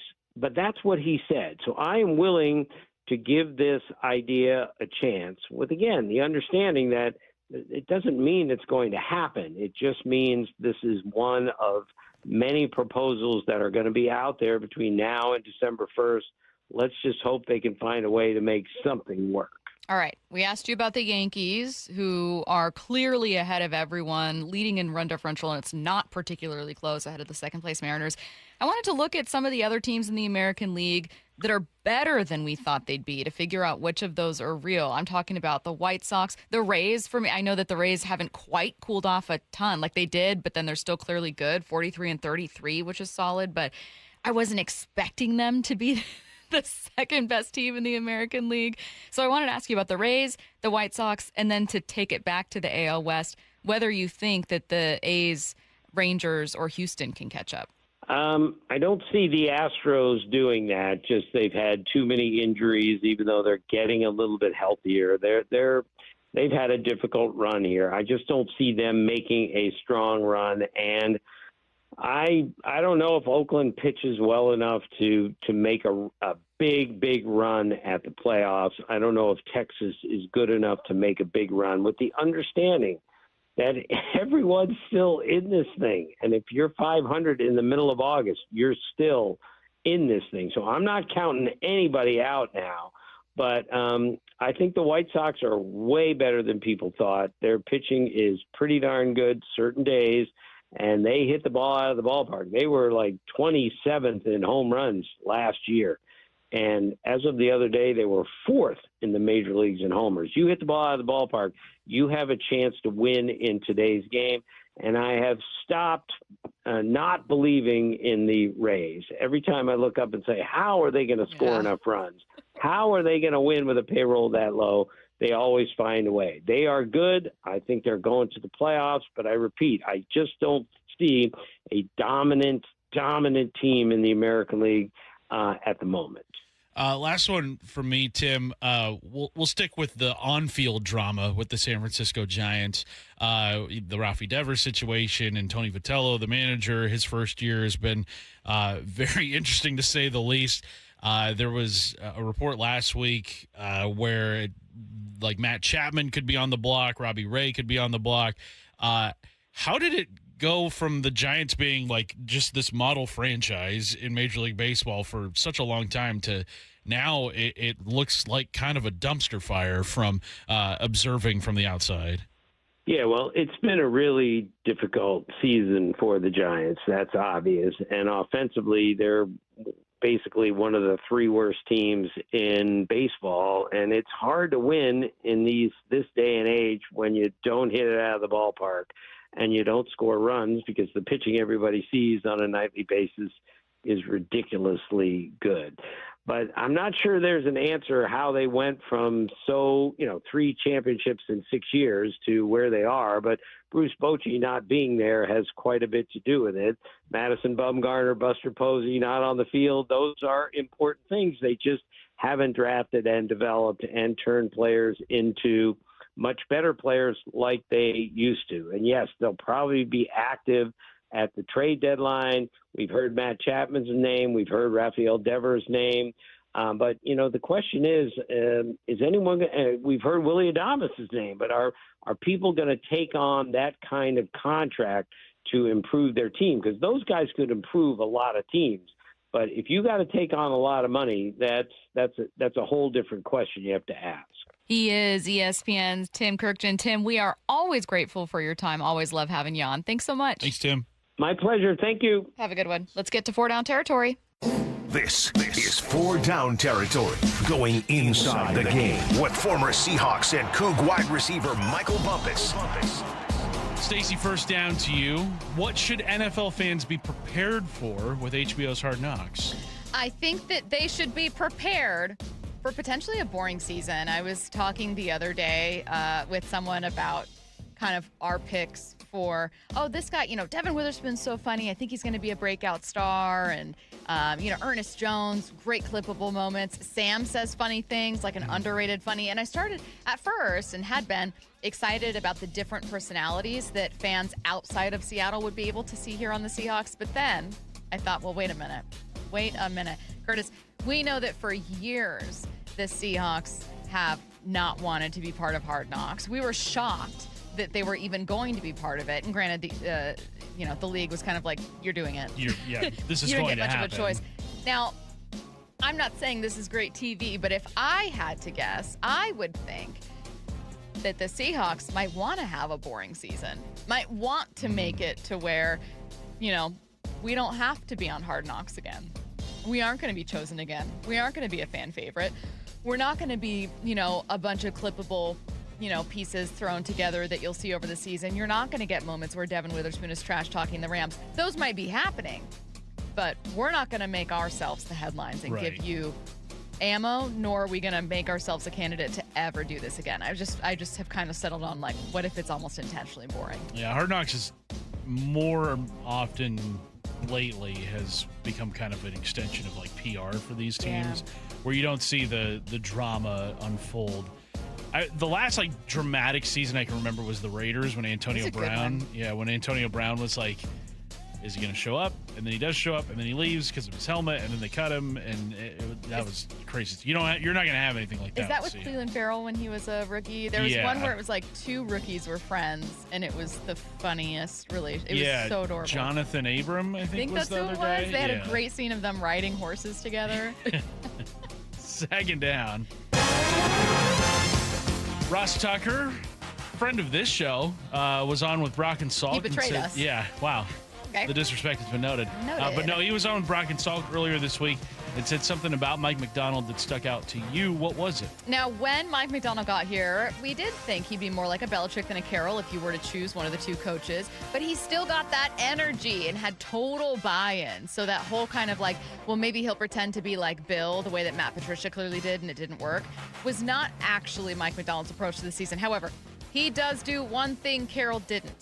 According to Ross Tucker, it's move on from people quickly when it's very clearly not working. He replaced the most rah-rah, positive, high-energy guy that I think any of us have been around. And I know that McDonald's not Belichick. I don't think he's quite Pete either, right? I mean, look, I'm not around him. You guys are around him. Well, nobody's Pete. I don't think right. I don't think it's all like rainbows and sunshine either, And I think, part of what they've done with Reek Woolen and moving on from him, and there's other examples, moving on from Grubb where, McDonald, it might be positive, but he's about that business. Pete certainly seemed willing to move on from people, including long-tenured players when he first got here. But that's a habit that very quickly changed. And by the end of his tenure, you had guys, and that's players, that's assistant coaches, that's coordinators, where you thought, like, I think Pete's just so loyal to his guys and his players that the Seahawks kind of moved on long after it was clear something wasn't working. Not the case with Mike Macdonald. You can go to Grubb and that example of a coordinator not working and him moving on and just going, you know what, back to the drawing board, let's find someone else. You could also look at something, and you can credit John Schneider for part of this too because he's making those moves. You can also look at those 2 linebackers they brought in, right? One traded at the deadline, one just the team moved on from as being like not a fit, not bad players. At one point, I don't think it was Dobson, was it? But one of them was leading defensive players in snaps. It didn't matter. It wasn't a matter of like you're not trying. You're just not a fit. It's not working out. We're going to find someone else. That someone else ended up being Ernest Jones, so it's okay. 3rd down. Stacey, what's the latest you're hearing or reading on a Devin Witherspoon potential extension? Reading in this case, and it's from ESPN's Brady Henderson. He says negotiations haven't gone as smoothly as that deal with JSN. No deal yet, despite the fact that Seattle made its initial offering 3 months ago. All signs have pointed to Witherspoon becoming the league's highest paid corner. That's great when his extension is completed. For now, he's set to make $5.1 million in 2026 and $21.2 on his 5th-year option. So, just kind of Brady noting how relatively easy it seemed from the outside for JSN to get that deal done, and this one being just a little bit trickier. I think Devin Witherspoon is a Seahawk long-term. I don't think we need to worry about that, but I think it just is clearly taking longer than everyone expected. And really interesting stuff from Brady. Again, his latest up as a feature and kind of the latest with contract stuff for each of the 32 teams. And Seattle's is obviously Devin Witherspoon. One more thing I want to throw in is that they could also be looking at extensions for some other guys with Witherspoon, given how massive that deal will be, maybe even taking a backseat to that. 4th down. Stacey, there was a get off my lawn that you didn't get to. No. What non-football complaint do you want to register? It didn't make the cut. I just need to get it off my chest. It was from a tweet that was clearly rage bait that I fell for, but I don't care, saying that lateness shouldn't be viewed as a moral failing. I disagree. Not all moral failings are equal. Showing up late isn't the same as stealing, but I fear that being chronically late, not a couple times, chronically always very late to things is just being disrespectful and not very conscientious. And sorry, but that's just the facts. I don't know how to tell people that. Like, if you're someone, one of my best friends is late to everything. She is never on time.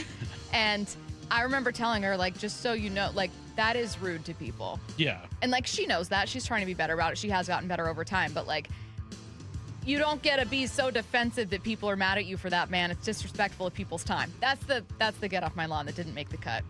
I respect it. Yeah. I'm right there with you because, yeah, if somebody wants you to be somewhere and you agree to it, like, be there. Be there. Now you're wasting their time. The single biggest piece of evidence the 49ers are, in fact, afraid of that substation. Coming up next. Have you downloaded the Seattle Sports app? We're going to have a challenge right here. What are you waiting for? Listen to this. Every pitch. Here comes the 3-2. Every game. Swung on and missed. Got him. One app for free. How about that, folks? The Seattle Sports app.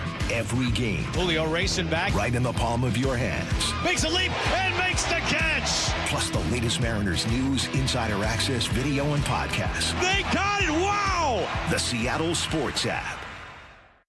I've been talking about my experience being on the Arc Sport, which is a fully electric wake boat, for a couple months now. I had a ton of fun trying it out on the water on a beautiful sunny day. It's truly unlike any boat I've ever seen or been in. But instead of just answering questions about it or talking about it all the time, I think what I'm going to do instead is letting you know you can try it out for yourself. And it's super easy and free. Go to arcboats.com/demo. That's arcboats.com/demo. Fill out the form and get out on the water and enjoy this sun. Again, I can talk about these features all day long. Heated seats, a retractable tower, touchscreen dash, which was very cool. It's always low maintenance, but you really do have to see and experience this boat for yourself. And you can book a demo. It's free. It's easy. Even better, they'll pick you up on Lake Washington, Lake Union, or Lake Sammamish if you can't come to them in Kirkland. Go to arcboats.com/demo, fill out the form, and get out on the water. Arc, you have to see it to believe it.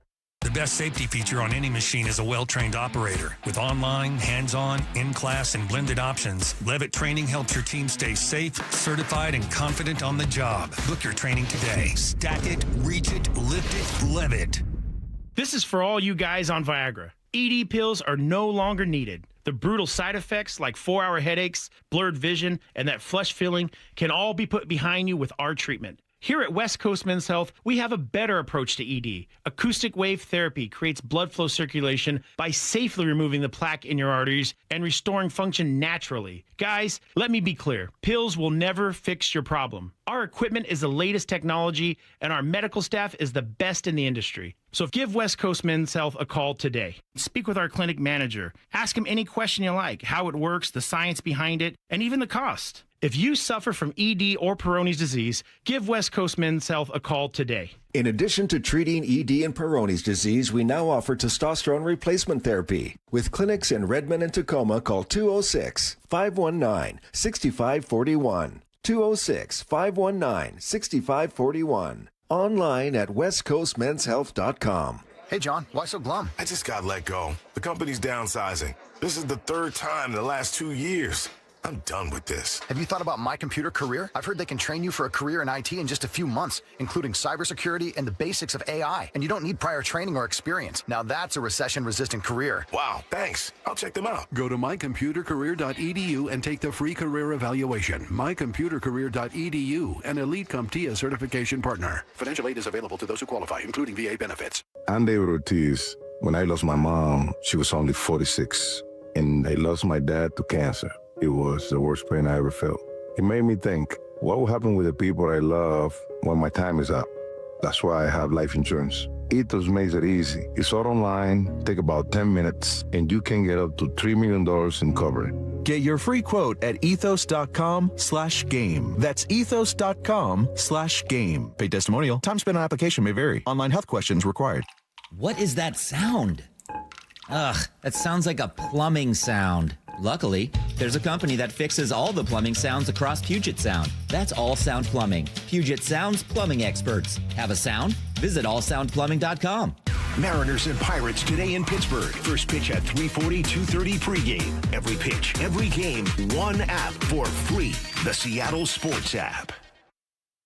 Pests and poor installation have something in common. One call to Eastside Exterminators takes care of both. For more than 50 years, families across Western Washington have trusted Eastside Exterminators to eliminate pests for good and protect homes from crawl space to attic. With dedicated installation services and the state's only smart pest detection technology. From Everett to Federal Way, one call handles it all. 425-482-2271 or visit eastsideexterminators.com. Eastside Exterminators, family first pest control. Spring is a season homeowners start improving their homes. Hi, Justin Shirley, CEO of State Roofing and Exteriors. If your home needs roofing, siding, new windows, gutters, or decking, our team can take care of it all. For a limited time, save up to $3,000 on a new roof, siding, deck, or windows project. Planning multiple upgrades? Combine your projects and save even more. Or with 0 down, 0 payments, and 0 interest up to 24 months. You can start your project now and pay later. Call 866-ROOF-ROOF or visit stateroofing.com. Our First Mark Challenge victory is Aaron McCoy from McCoy Home Solutions, yet another small business owner that took the First Mark Insurance Challenge. Aaron, what was the initiative to make that call? I've got something worth preserving for the sake of the people that I serve and my family. So it's important to me. What did you learn through the process? The experience with First Mark has been highly professional, informative individuals that have helped me from personal to professional insurance, life insurance, policies, coverage, cyberspace, things that I was afraid to approach were pretty easily approachable. How would you say their customer service has been, Aaron? Absolutely 10 out of 10. I just couldn't say anything higher about First Mark. They've executed very well on as many levels as I could rate them. So if you're a small business owner that wants to take the stress of insurance off your plate, do what Aaron McCoy did for McCoy Home Solutions. Make the call to First Mark Insurance. They're your teammate that goes to work for you. FirstMarkInsurance.com. This is The Timeline with Bump and Stacy. Brought to you by 1-800-DUI-AWAY. It is The Timeline on Bump Awfully and snippy Stacy. over there. Curtis Rogers and for Michael Bumpus. I'm just Shut up. giving Shut Matt up. some direction here. It's my turn. Well, Do you want to take this one? I mean, I think you're the host here. Okay. Yeah. Well. That's right. Well. Kind of looks like the 49ers are a little bit afraid of what could possibly be going down at their practice facility. Now, Curtis, you can't possibly be leaning into the substation being a real thing. Well, I don't need to when it's clear the 49ers are doing the leaning in here. Our first story in The Timeline, Curtis is ready to pounce. That's right. The 49ers are actually considering moving their practice facility away from Levi's Stadium. Now, why would they go and do such a thing? The 49ers, according to The Athletic, are throwing the idea around because they lost so many players due to injury, and, maybe they're just running out of space, and they want to find some more space. Sure, next running to out of Levi's space. Stadium. Yeah. So they said, have you seen the area around Levi's Stadium? It is expansive. They built Levi's Stadium on top of a parking lot for an amusement park. Yeah, we're running out of space next to Levi's, so we're just going to move a little further away from Levi's and the substation. We're just going to move further away to another place. Everything's geared to winning the Super Bowl, 49ers are quoted as having said. We've been to the last 3 in 30 years and have not won any. That's the appetite with everyone here. It's the right time to do it. It's a right time to get away from the substation is what I'm hearing. Now, I love Curtis's Conspiracy Corner. I don't think they're doing this to get away from the substation. Okay. I think they're conveniently marrying the excuse of, hey, we're running out of space here. We need more room to, flex our muscle here. I think they're conveniently using that excuse because I think there are actual concerns within that organization. Because all the players that we've heard from the 49ers say that, they think this is real. Now, what if they move away and people still get hurt? Well, I mean, they are playing their games still at Levi's. You can't move the stadium. You can move the practice facility. This has become one of the single biggest, runaway stories where the substation made the Seahawks play amazing down in Levi's this year. For them. They, won 13-3 in Week 18 and then 29-13 in the Super Bowl? You couldn't ask for it. They were charged up by it. It was the opposite. Exactly. True. So maybe the Seahawks are like, hey, before you leave, can you leave the substation behind? Can we leave this on? I'd love for this Don't to turn it on. off when you leave. We've enjoyed it.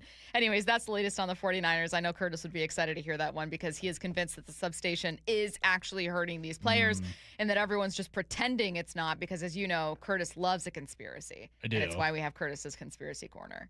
We can't. It's simply too vast for us to ignore. Yeah. Much like the universe. Kraken CEO Todd Leiweke sat down for an interview to share his findings from phase 1 of their organizational audit. First, he says they're diving even further into player development. One area I would say was development, because we prided ourselves. We believe that we have an excellent group of prospects. We have set it up in Coachella Valley to be the ultimate American Hockey League team. And so that whole development piece, we're pushing it. We're going to push it from top to bottom. And it's prospects who might be playing juniors, playing college. It's prospects that are at the American Hockey League level. And it's actual players that are on our current roster. And we've already started. We've added staff. You know, we have an assistant coach who had incredible success in developing players in the American Hockey League. Pascal's going to be an amazing addition to that coaching staff. We have a former player coming back, Coach Schultz now. A player becomes a coach, and he's a development coach. We're investing in additional staff positions. Out of this will be a whole number of additions we're going to make to our development team, our player development team, fitness, conditioning, nutrition, because we don't want to be good at it. We want to be the best. I knew that second line was coming, by the way. I was like, it's either going to be, we want to be the best or we're going to be great.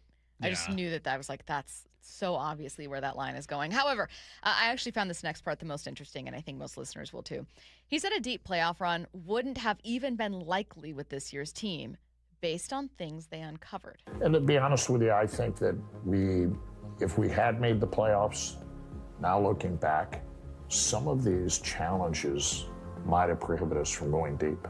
And now we realize that the work we've done, there is a path for us to dream about being better than we ever would have been had we not done what we've done here. I think it's encouraging hearing that they're so focused on player development and that they have identified things that they're not happy with. And not only that, but that big picture, they are not happy with where they are after year 5. That being said, Curtis, I would love to have a completely unfiltered, and granted, you're just not going to get it. I understand why it's not. But, like, out of curiosity for not being the most massive hockey fan on the planet, I need it spelled out a little more for me. That's my problem. So out of curiosity, strictly curiosity, I want to know a little bit more about what he's unhappy with and what issues they found. Because player development's one thing, but, like, by what do you mean? I like that they want to develop all these young players that they have into something special.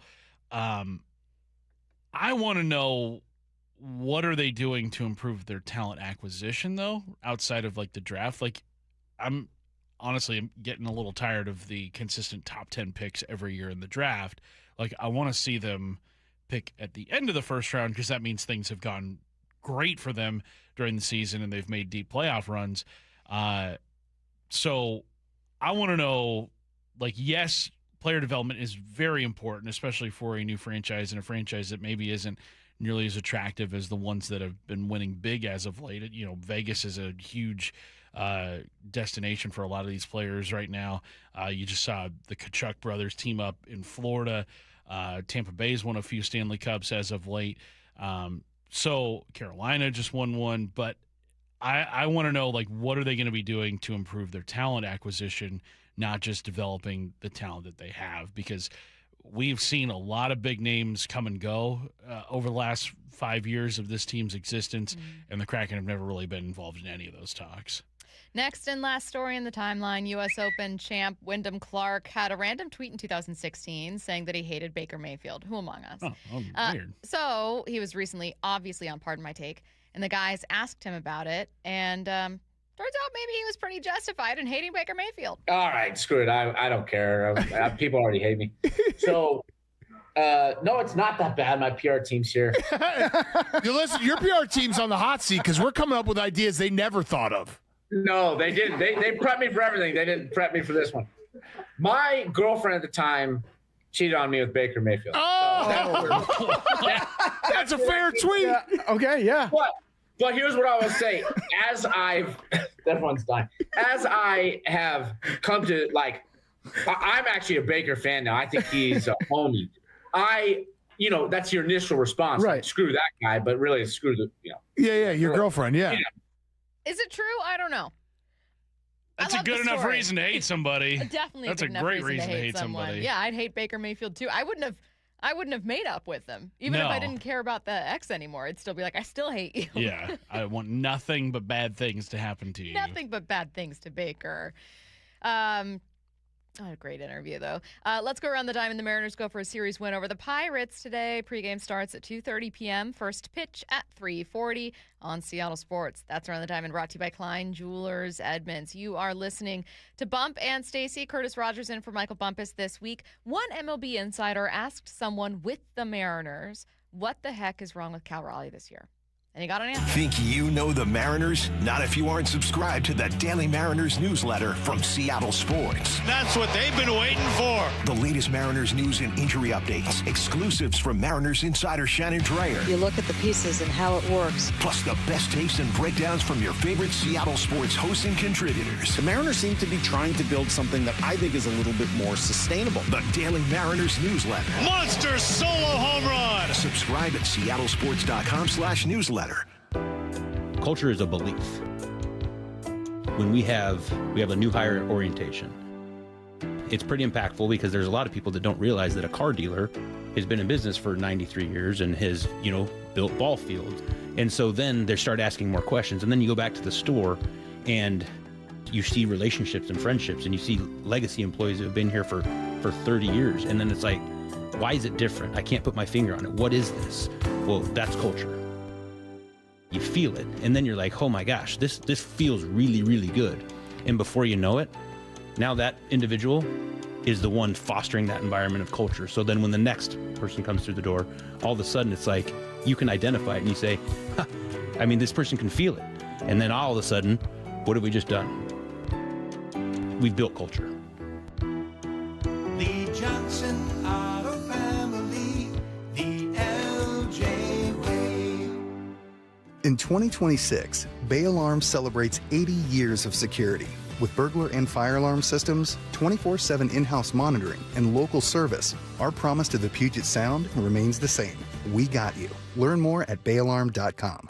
Upgrade your home with Lake Washington Windows and Doors. Be among the first 40 June projects to sign up for 5 or more installed windows and receive a free patio door. Plus, enjoy 12 months no interest, no payments financing. LakeWashingtonWindows.com. We live in one of the most beautiful places on earth, and owning your own deck is a great way to enjoy it. But finding the right decking solution can be overwhelming. That's why all 9 of our Puget Sound locations offer decking showrooms so you can get your hands and toes on the more than 60 decking options we carry.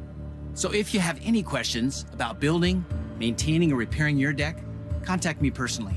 Mike Dunn at DunnLumber.com.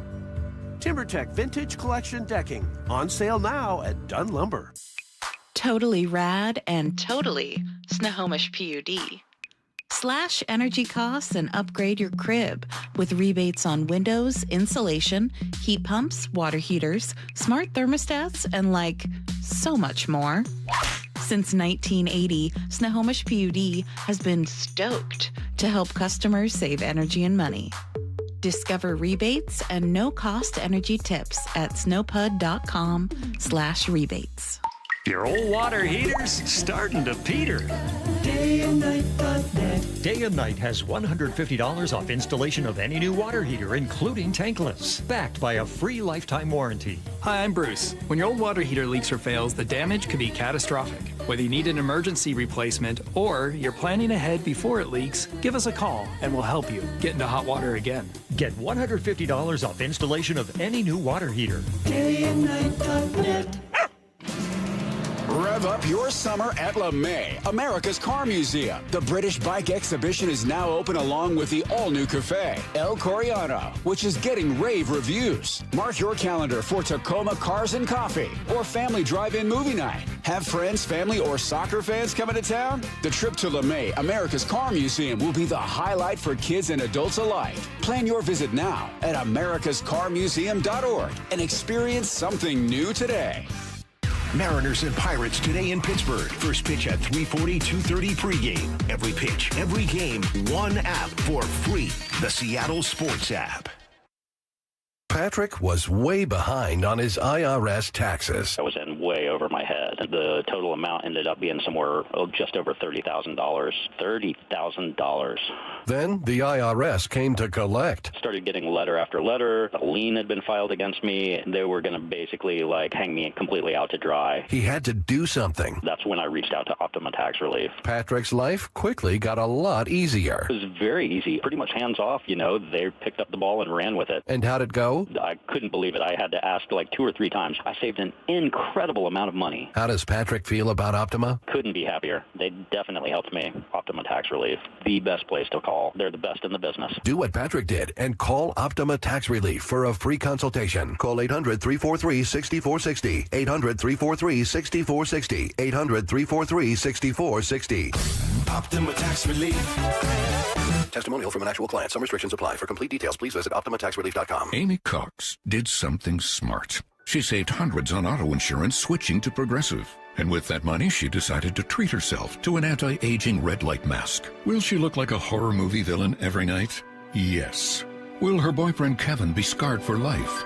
That's certainly a risk. But it's Amy's savings, and if she's willing to risk her relationship for smooth, wrinkle-free skin, well, bye-bye, Kevin. Switch and see if you could save with Progressive and treat yourself. Progressive Casualty Insurance Company and Affiliates. Meet Lee Platts, a renter whose possessions fill not only her apartment, but also the darkest corners of a mini storage unit. A land of both truth and fiction. Truth, everything inside is protected by Progressive. Fiction, one day Lee will fit into her clothes from senior year of high school. Renters, discover coverage for what you love and what you can't get rid of in Progressive's Protection Zone. Get a quote at Progressive.com. Progressive Casualty Insurance Company, affiliates, and third-party insurers. From the Quantum Fiber Studio, you're listening to Bump and Stacy. Weekdays 10 to 2. On Seattle Sports and 97.3 FM HD2. We were joined earlier this hour by ESPN's Tim Kurkjian, and our first question for Tim was about Cal Raleigh. Now, I think Curtis and I have both written off any idea that Cal Raleigh is going to suddenly turn into 2025 Cal. But Curtis, maybe the Mariners don't need that version to get to a World Series. They are going to need a version that's better than who he is right now. So we needed to find out 2 things from Tim. 1, what does he see and what does he think is going on with Cal? And 2, does he think it can be fixed? Is there a good, maybe a 2024 version of Cal that can come out here? I'll take that. I'll definitely take that. So we asked him that question. So first, what he thinks is happening. I just saw the Mariners the other day in Baltimore, and I'm not making excuses for anybody, especially a guy who's hitting 164. But when I ask somebody I trust on the Mariners, what happened to Cal? This is right before he was coming off the injured list. And he said the WBC killed him. And this is not to blame anybody at the WBC, please. But the way it works in the WBC, Cal Raleigh, according to my source, got 9 at-bats in 2 weeks. And that's just not good enough in spring training when you really need as many at-bats as possible to get your swing. Now, again, I can promise you that someone is saying, stop making excuses for Cal Raleigh. I already know. In fact, I already know that someone has said that out loud or at least thought it. Probably more than one person. Mm-hmm. But this is not Tim making excuses. Right. Curtis, this was Tim saying, I talked to someone I trust. Somebody that was wearing a Mariners logo. And I'm sorry, but the WBC broke Cal Raleigh? That's pretty significant. Yeah. Well, and it wasn't, I don't even know if it was just the amount of at-bats that he got in the WBC. As everyone knows, there was is this a real fight? Is this not a real fight between him and Randy Arozarena? That probably wore on Cal, especially having to answer a lot of questions that he's never had to deal with in his career. You go from everyone loving you to people not liking you. Right, dealing with a lot of people in the national media kind of rooting against him in a way. All those, podcasts are like, Cal Raleigh's now 0 for 9 in the WBC. He's getting benched karma. Today. Yeah. And you see those quote graphics of benched. Yeah, and you're just what? Yeah. Never dealt with that level of fame. That level of adoration after hitting 60 bombs, nor that level of disdain from people that didn't know you existed a year ago. It also, if we're talking about just the baseball aspect of it, you didn't have opportunities at all to get into a rhythm. Mm-hmm. You didn't have those chances. So that's depressing. We didn't want to just talk about like, oh, so he's broken forever, right? So we had to follow up with Tim. And we said, okay, but Tim, did this same source say something good? The same source told me he's going to crush it the second half. That's what he told me. And I believe that because this game is so difficult to play that when your timing is off or anything is off, you go from a great player to a not very good player overnight. And it happens all the time. Whereas the great NBA jump shooters don't shoot 50% from the floor one year and 18% the next. But it happens in baseball all the time. So you asked, where can the Mariners go? They can win the division without Cal Raleigh being close to the 2025 player because he's still going to be a way above average player, especially behind the plate, and they have great pitching. So that's good news, is that the same person he spoke with that was pretty critical of what Cal looked like coming into the season was incredibly optimistic about his overall potential. And think of it this way. I know oblique injuries can linger. I don't think that Cal's problems right now are injury related. No, I think his biggest issue, and it's been his biggest issue all season long, is the timing. And last night we saw him finally get that timing down on a swing that he put in the right field bleachers. But last year, I mean, there were pitches last night that he swung at the – in my mind, I was like, oh, if this is 2025, that ball is just pulverized. That ball is gone. But for whatever reason, this year it just has not registered the same way that it did a year ago. And I think that is solely a timing issue. And it's crazy that we are halfway into the season and Cal still has not been able to do it on a consistent basis. There was a stretch, I think it was maybe like the midway portion of April or like near the end of April where he did hit, like against the Rangers, 3 or 4 home runs in a series. And it was kind of like, oh yeah, that's Cal right there. Like I recognize that version of him. But I mean, we're going on the season second half starting tomorrow, and he has 8 home runs right now, on pace for 16. And I don't think I think I'd be more concerned. Here's what would make me more concerned, and if we start to see it, then I'll fully admit that I'm very concerned. I'm not concerned we're not going to get last year's Cal because I've already given up on that, so I'm not worried about it.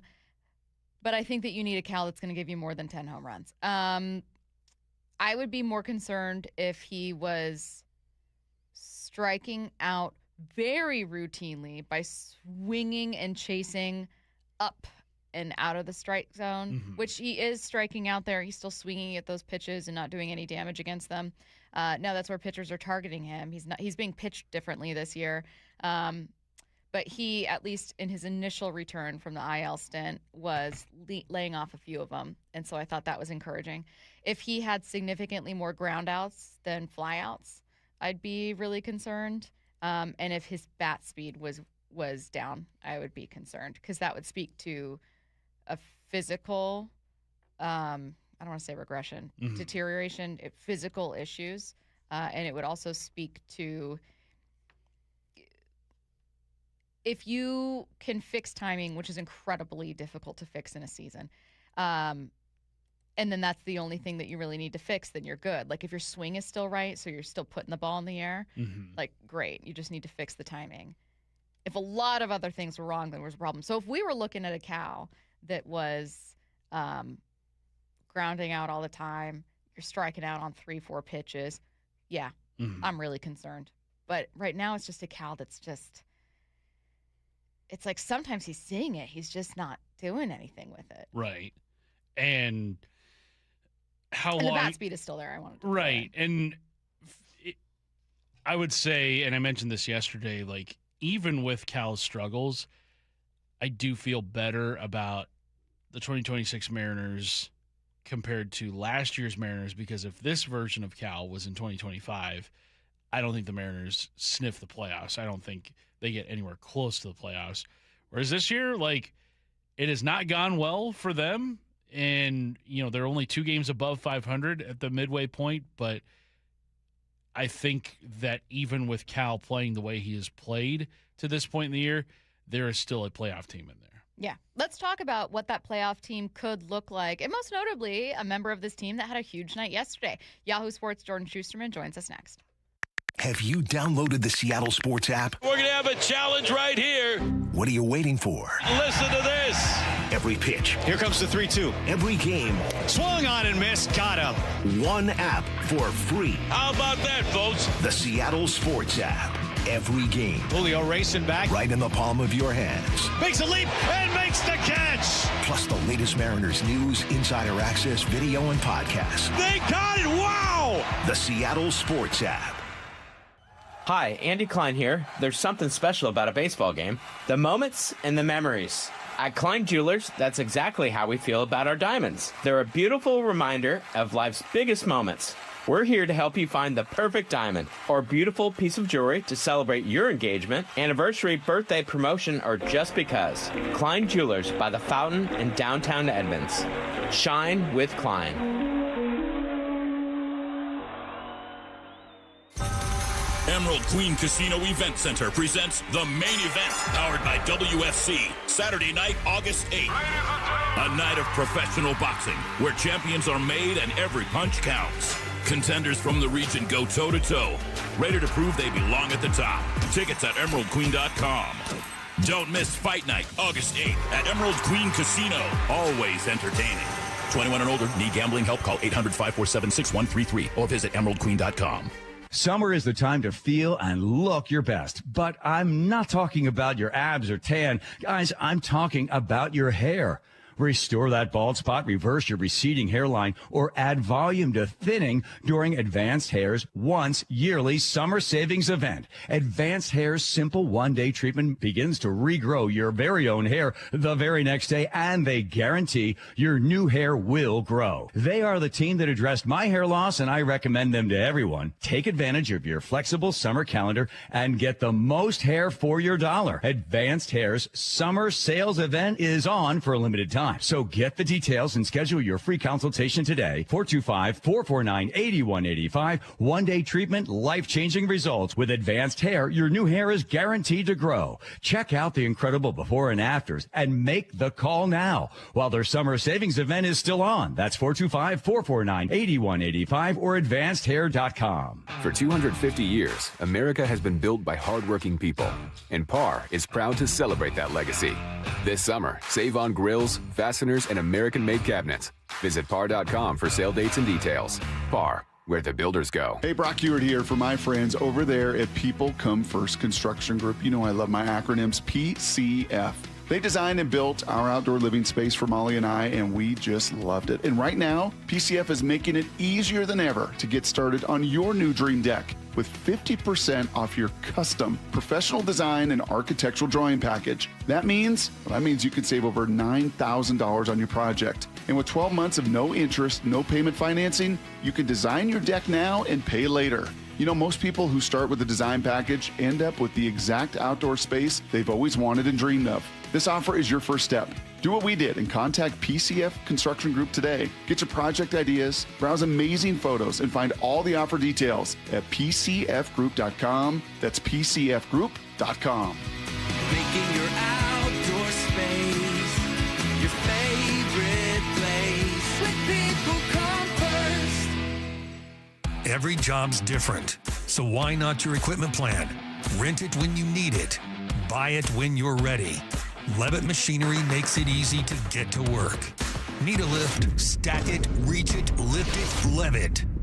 Endless hours of research, seeking referrals, dozens of calls. Hiring the right attorney can be a challenging process during an already difficult time. J.P. Pendergast with Pendergast Law explains. In Washington State, Tom, there are thousands of attorneys to choose from. Referrals and online research can be helpful, but discovering the right attorney requires a conversation. It can be hard to identify integrity and authenticity without that interaction. So, what do you recommend? We encourage anyone looking for personal injury representation to call for a free consultation with our team before making a decision simply based on referrals or online research. Accident victims need an attorney that listens, demonstrates demonstrates honesty, and is genuinely understanding of their unique circumstances. The care, attention, and preparation that our firm provides throughout the case mirrors the effort involved when taking on the insurance companies. Save time and avoid mistakes after an injury. Contact the caring and compassionate team at Pendergast Law. If you or a loved one has been injured in a car accident, call Pendergast Law. We can help. Looking for a new Mazda? Check out Mazda of Everett. As the West Coast's largest Mazda dealer, they have over 700 new Mazdas in stock and are known for always offering the Mazda of Everett price. Awarded Mazda's President's Award 13 years in a row and ranked among the top 20 Mazda dealers in the USA for customer service. Locally owned and trusted by thousands. Shop at 11409 Highway 99 in Everett or MazdaofEverett.com. Dealer awards and rankings based on Mazda USA reporting and data. Let's go! This is Seattle Sports. Streaming through the Seattle Sports app. KIRO AM Seattle. KIRO FM HD2 Tacoma. Home of the Seahawks, Mariners, and everything Seattle sports. Seattle Sports Snapshot. The Mariners opened up their series against the Pirates with a win. It was a big night for hometown hero Cole Young. The Pittsburgh native delivered a go-ahead two-run home run in the seventh. Andres Munoz registered his seventh road save of the season, and the Mariners won 3-2. Game 2 today at 3:40 p.m. Pre-game show starts at 2:30 right here on Seattle Sports. Snapshot brought to you by Miller Lite. When it's game time, it's Miller time. From the Quantum Fiber Studio. This is Bump and Stacy on Seattle Sports. Streaming through the Seattle Sports app and at seattlesports.com. Now, here are your hosts, Michael Bumpus and Stacy Ross. Here we go now. Yahoo Sports Jordan Shusterman joining us right now. Jordan, how's it going? Hey, guys. Doing great.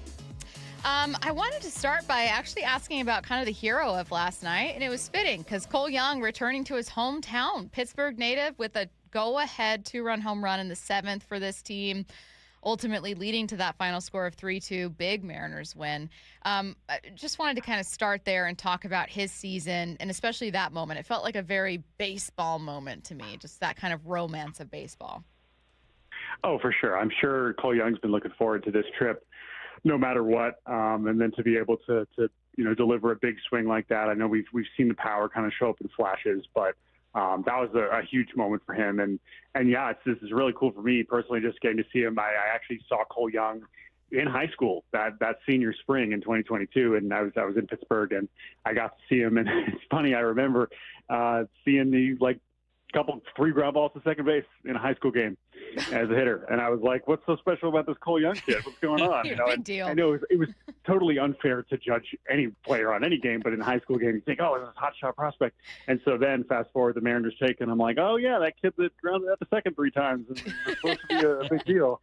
And I was like, oh, great pick, Mariners. And now, here we are. He's in the big leagues. He's 22 and looks like he's got a heck of a career in front of him. So, but he did ground out to second 3 times. And I think it's important that we don't forget that. Yeah. Well, we can't be at our best every day. Yeah. It was just one day in the story of Cole Young. Jordan, yesterday, though, also Mariners with an encouraging sign, Cal Raleigh going yard. It's been a conversation on all of our shows here on the station this week. How good can this Mariners team be without a elite Cal Raleigh last year, the best version we'll ever probably get of Cal Raleigh? How far can this team go with Cal Raleigh maybe not being even like all-star level Cal Raleigh? Yeah, it's a good question. I mean, we did just watch him play a lot of baseball without him, and we did see him perform at a pretty low level even before he got injured. So I think them floating around 500 for much of the season and still being in first place and playing good baseball on the whole, but maybe below the level shows the challenges of not having the presence. And if anything, makes you not that you needed more reasons to appreciate what he was able to do last season, but just how much of an impact he was able to make even as a singular force. So this year, yeah, I think this is going to be a really interesting test for him to kind of get back to it. I'm excited. The Mariners are coming to town in Cleveland this weekend where I live, and so I'm looking forward to seeing them up close. And I think just getting a sense of where Cal is at mentally and of course, physically seeing swings like that last night, I mean, that's Cal Raleigh. That's what it's supposed to look like. So he's got to feel good to kind of get off a swing like that and see if he can kind of heat up a little bit here shortly. My take on just Cal in general is that the Cal Raleigh conversation is infinitely more interesting, just from like a baseball fan perspective, if you knew anything about Cal Raleigh before last year. Like if you were a fan who only heard about Cal Raleigh for the first time last year, and then you see it as just kind of this flukish thing where you're like, and it is in terms of 60 home runs, that's flukish, but like if you were like, oh, well, he's not a good player, so that's what's happening, then this isn't interesting to you at all, right? If you are a baseball fan or knew anything about Cal and you saw, oh, well, he led home runs, or he led all catchers in home runs for like 3 consecutive seasons, and like he's always had a lot of power, and he's kind of a 230 hitter who is super clutch and like has a great swing and lots of pop. If you know that version of Cal, then this one kind of stumps you and it becomes far more interesting. And so I guess to me, I've been trying to kind of isolate, like, all right, it's only interesting when you think something's wrong. So what could be wrong? And I do think something's wrong. Bat speed is still there, presumably healthy, or at least as healthy as you're going to be coming off a grade 1 oblique. So, as close to 100 as you're going to be. It feels like timing, but Jordan, my question for you, can you fix timing? And is that what you think it is? Yeah, I mean, that seemed to be the issue, at least before the injury. I think that we talked about this a little bit, but just the lack of reps, the inconsistency in spring training with the WBC, and then not even playing that much there and struggling there and so forth. So dude just hasn't really found a groove, and timing in particular, this is where the fact that he has never really missed time at any point, at least in the last, as a professional, certainly in the big leagues, that's where you have to imagine it's probably hitting him harder than some of the other players that are more used to playing more inconsistently. So especially last year, when you just think about how many plate appearances he racked up because he was having those extra DH days, this is just someone that was seeing so many pitches and was just in the rhythm of the game on both sides of the ball. And so I have to imagine that it's just, that is a process that he is now going through for really the first time. I'm sure that is just a totally new thing for him as a big leaguer, to come back from an injury and to have missed time and to have not seen Major League pitching for multiple weeks in a row. So no matter how good you are, no matter what he had done last season, this is going to be a difficult thing for him to try and do regardless of that, and it's true for any player going through this for the first time. So I think in that sense, you have to be patient. But I think the thing to remember, and especially you pointing out, of course, the player that he was even before last season, this is a really good hitter who has a lot of good things going for him. And I don't think that skill has completely evaporated. That's just an absurd thing to think. So I think you still have to just be patient, knowing that it's the first time him coming back with something like this. But yeah, it'll be interesting to see how productive he can get to. And frankly, it wouldn't shock me if he does rattle off a 10 homer in 15 game thing, because that's something we saw from him last season. Even if he doesn't end up anywhere close to the numbers he did last year, I do think that true talent level, he did improve last year too in a lot of ways. So I think we are going to see that at some point this year. Jordan, one of the best performing Mariners over the last month or so has been Logan Gilbert, and he has pitched like I think a lot of people had hoped he would pitch this year, especially, entering the year healthy, unlike last year where he missed a lot of time. How encouraged have you been by what we've seen from Gilbert since really kind of the start of May now? Yeah, I mean, this is kind of true with all these Mariners pitchers, because they have so many pitches and they're always trying to kind of not totally reinvent themselves. But I think with Logan, again, we've seen the ceiling. We saw him able to get to really elite swing and miss last season, even dealing with some injuries. He had found ways to really rack up strikeouts at a rate that he hadn't really shown to the same degree earlier in his career. I think this year, had some inconsistencies, been a little bit more susceptible to the long ball and some hard contact, but it seems like he's really finding his groove. It feels like he's settling into the pitch mix that he really likes, and seeing what the splitter's been able to do for him the last few seasons. It seems like it's coming together. And by the way, let's bring it back to Cal, right? I mean, we talked about how great it was to have Johnny Pareda and Mitch Garver, and credit to what those guys did. But if there's any pitcher-catcher relationship that means more than any of the other ones on the staff, it's clearly Logan and Cal. I mean, that's the one that's the longest-standing one. That's the one that is clearly the most personal. And so I have to imagine that, I know some of this improved performance happened even before Cal came back, but I do think that having Cal back behind the plate for those starts is only going to help continue to build more confidence and push Logan Gilbert back in the right direction. Curtis and I doled out some grades for a couple different categories for the Mariners, given that while it's not the All-Star break, it is technically the midway point of the season. Offense got a D+ from us. which we couldn't tell if it was mean or too kind. We were kind of on the fence. However, I think that while their defense has struggled too, we never thought that this roster was built to be an A-plus defensive roster. They are built to be a much better offense, though. So how, to you, can they get there? Oh, boy. So D-plus. I'm just, thinking, so they're like bottom 5 in OPS, and they're hitting a bunch of homers.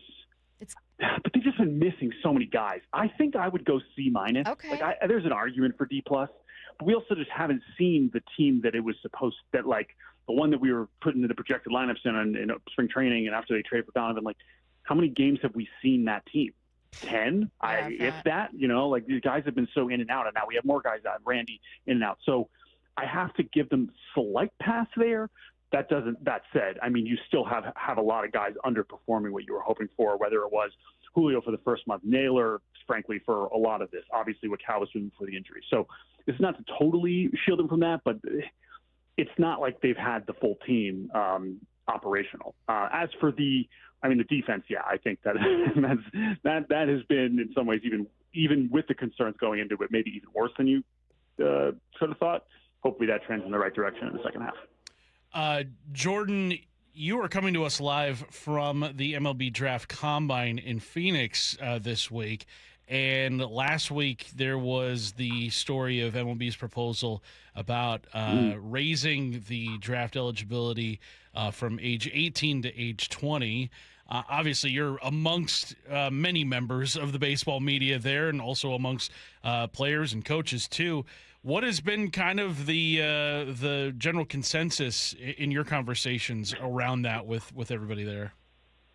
There's kind of an absurdity to it because such a big part of this event that I'm at is showcasing the high schoolers who don't necessarily have as much exposure as the kids in college, right? This is really where a lot of them can meet with teams. For me personally, as someone who spends a lot of time watching college baseball, this is really where I get to know a lot of these high school kids. And to me, it's a long conversation that we're not going to do in a brief radio hit in terms of all the problems with that proposal.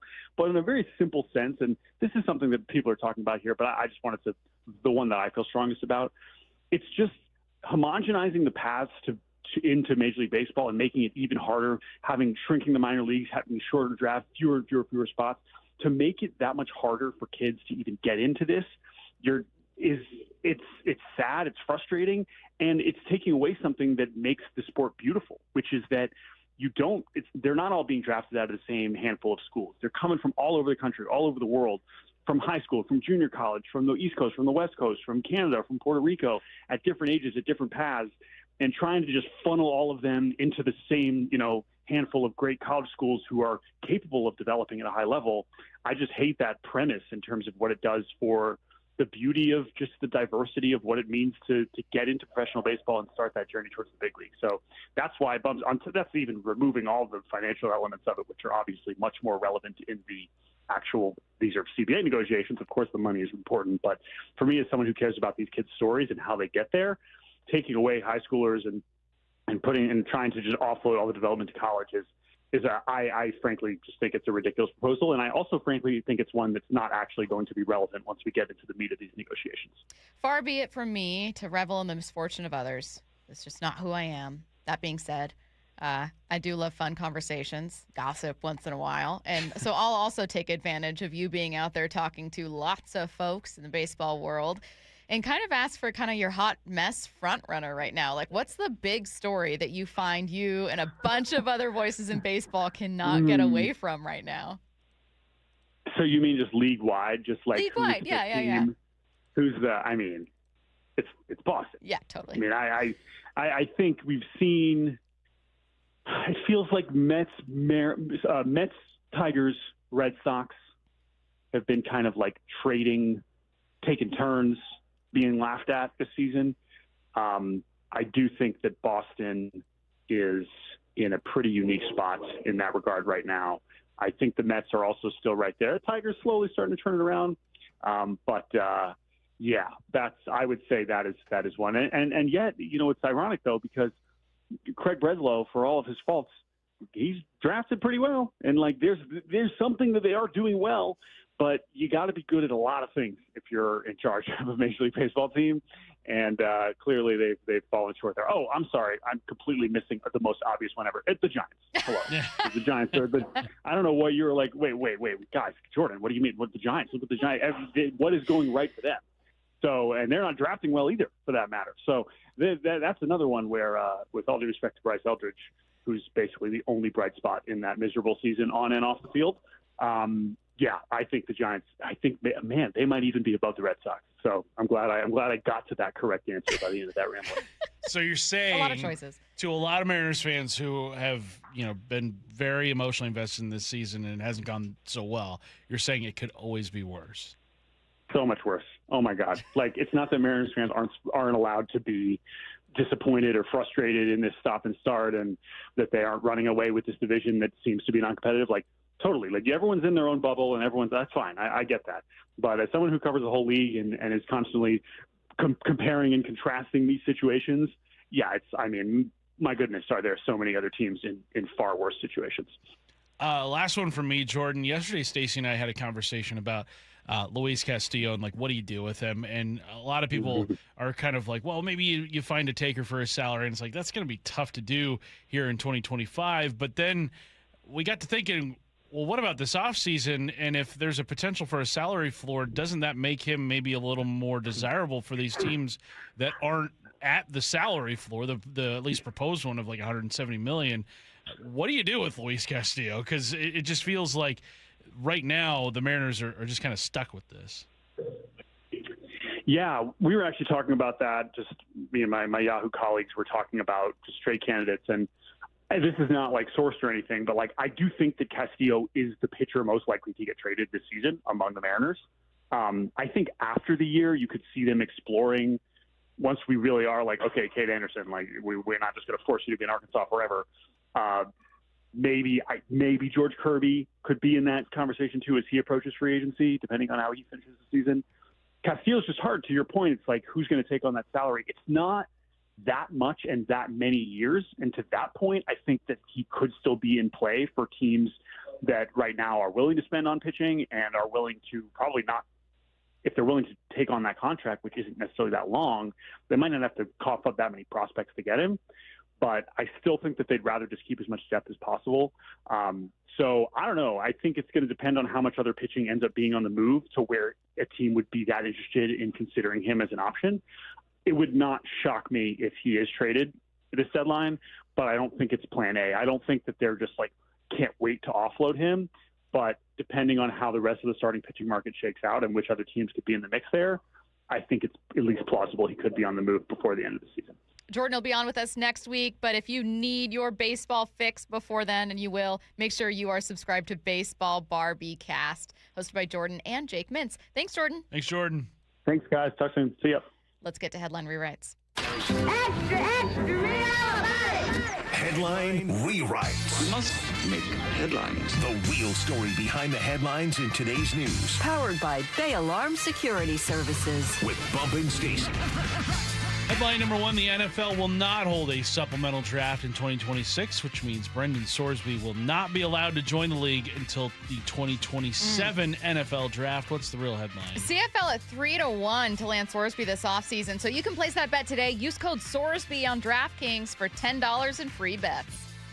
That's not real. Don't use that code. No. Yeah. The well, CFL we can't even is a use favorite. DraftKings or any of that stuff here. CFL's underway. We got a question earlier from a listener when we were talking about this story, and they said, well, wait a minute. I know that Sorsby isn't eligible to just become a street free agent from the NFL. We got that update yesterday, but why?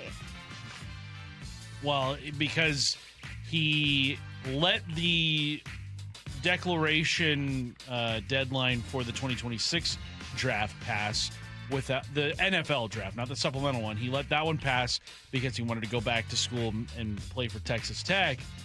And so then he's not eligible to enter the league in 2026 unless he went through the supplemental draft. Yeah. So he was still an amateur. Right. By name only. He was going to make a really, really handsome salary but this year. But he was still NCAA eligible is the problem. But then by declaring for the supplemental draft, he has then withdrawn his NCAA eligibility. And then the NFL is like, that's fine and all, but we're just not going to have a supplemental draft this year. You're out of luck now, kid. And so because he withdrew from the NCAA in hopes of there being a supplemental draft, he now does not have NFL eligibility because they're not going to do a supplemental draft. And now he doesn't have NCAA eligibility because he took his name out of college football. Right. So that's why he's stuck between a rock and a hard place here.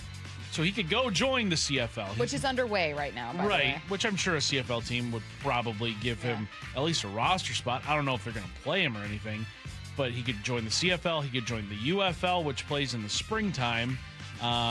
He could probably join like an arena league here or there. There just aren't a lot of options available for him with maybe the talent level that is comparable to playing in the Big 12. Two things that are interesting to me when it comes to just legally where he is in his representation. One good, one bad, depending on how you're looking at it. The first one is just kind of like bad news for him, which is I saw someone say it sure feels as though his representation did not understand that he had to make a much stronger case for the NFL.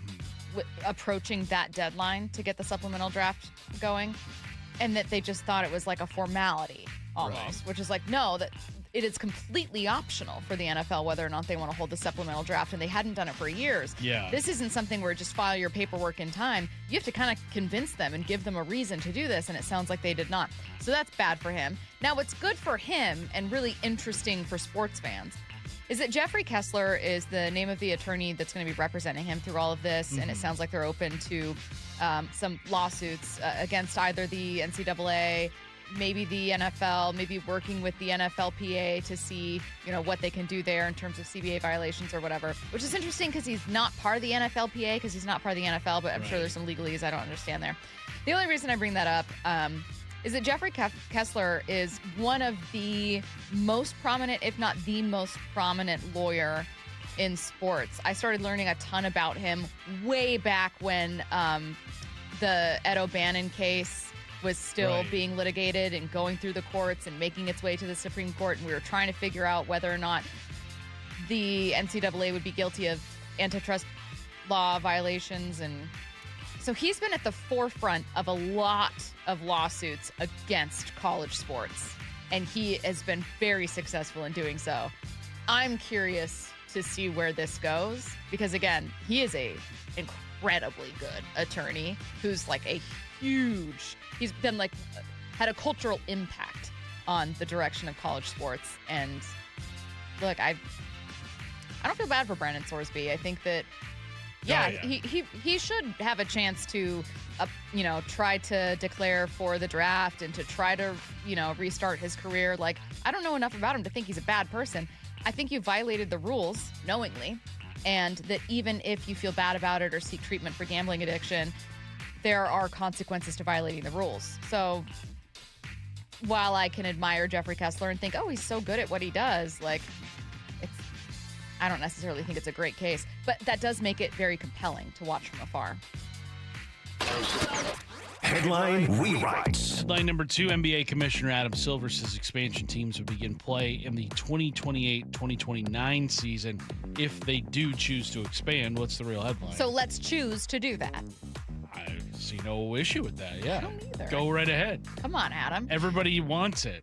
Now, everybody in the league's ownership group wants Curtis, what's the bit of news from this? Because I think there are many fans that hear something like this and it kind of becomes the Charlie Brown teacher voice where they're like, oh, okay, so it's once again a hypothetical based on a hypothetical based on a hypothetical. Where is the real news when it comes to the Sonics' return to Seattle? Well, I think it's not bad news, but I think it's just Adam Silver once again just being like, all right, we know that expansion's probably going to happen. We just want to make sure that everybody realizes that it still might not happen if, certain parameters aren't met.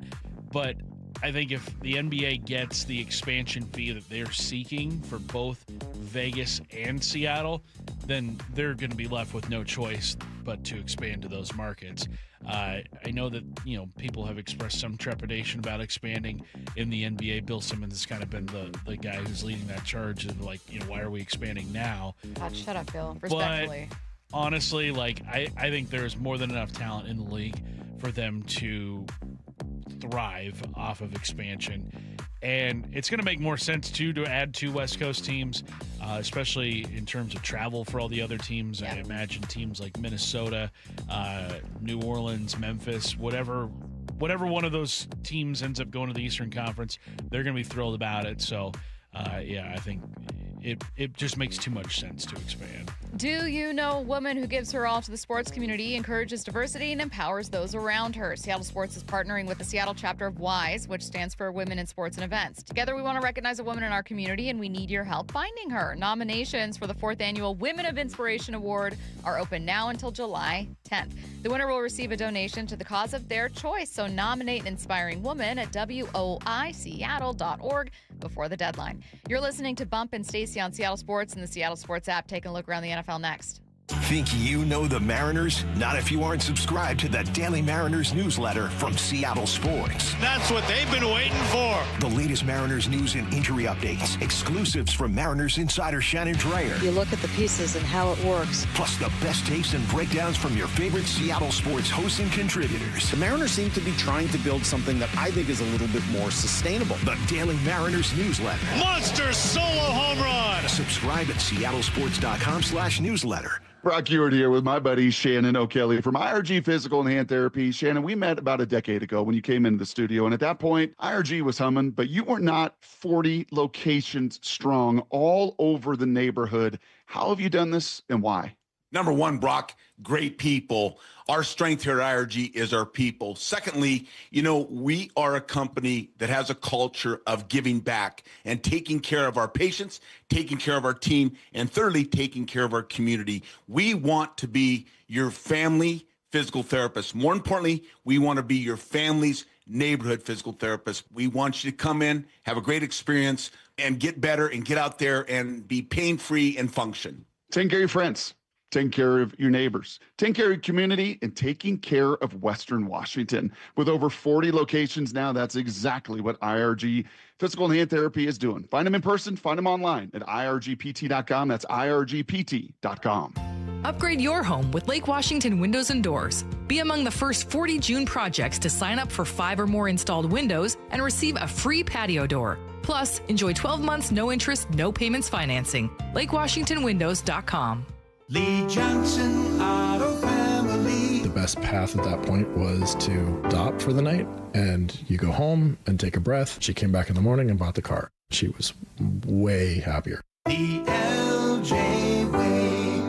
Summer is here, and it's time to break through your weight loss frustrations. Hey, it's Dr. Coogan with Eastside Weight Loss, and we have a proven system that can help you lose 20 to 30 pounds or more in just 8 weeks. Whether you need a nutrition plan to complement your GLP injections, or you're like many of our clients who don't want to worry about ongoing monthly costs, giving yourself shots, or uncomfortable side effects. Either way, our program provides the support, accountability, and structured nutrition plan so you can achieve your results for the long term. Schedule your free phone consult at eastsideweightlossklinik.com. Look, this plan does work. It's Mike Salk here, and I used Eastside Weight Loss Clinic to lose 35 pounds. Just recently, I heard about one of our listeners who lost 40 pounds. How about that? The plan will teach you lifelong habits to continue eating the food you love while losing weight. We've helped over 4,000 people lose 20 to 30 pounds or more in just 8 weeks. Come to our clinic in Kirkland or do the program remotely from anywhere you live. Schedule your free phone consultation online at eastsideweightlossklinik.com. Dr. Ryan Coogan, D.C. Results may vary. Underestimating the trucking industry is one of the biggest mistakes I see victims and other lawyers make. Trucking companies have an army of lawyers and experts who act quickly after an accident to protect the company. Only an experienced trucking accident lawyer can navigate the complicated federal and state laws to protect your rights. If you or a loved one has been injured in a trucking accident, call Davis Law Group today for a free consultation or get my free book on trucking accident law at washingtonaccidentbooks.com.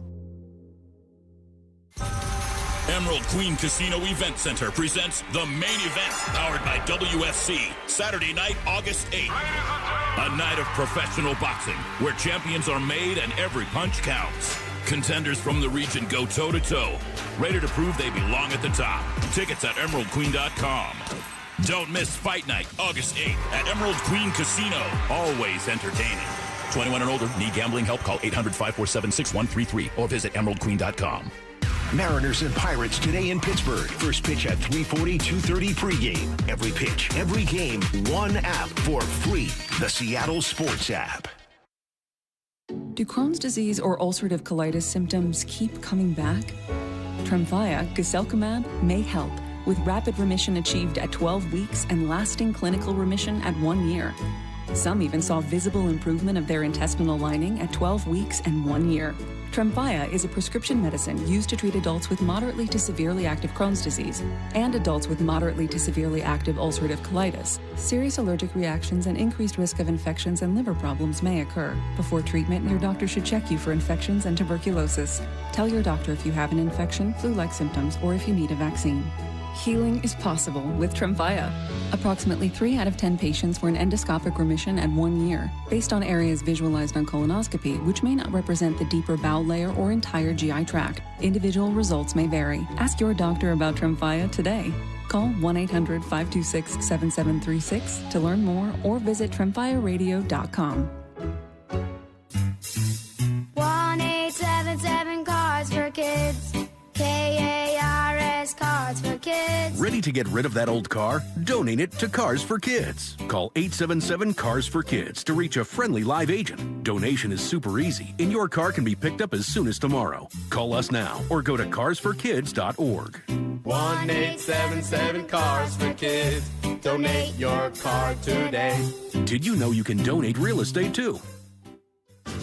Spring is a perfect time to make improvements that protect and add value to your home. Hi, Justin Shirley, CEO of State Roofing and Exteriors. For decades, homeowners across the Pacific Northwest have trusted our team for roofing, siding, windows, and custom decking. This spring, save up to $3,000, or qualified homeowners can take advantage of 0 down, 0 payments, and 0 interest up to 24 months. Call 866-ROOF-ROOF or visit stateroofing.com today to schedule your free estimate.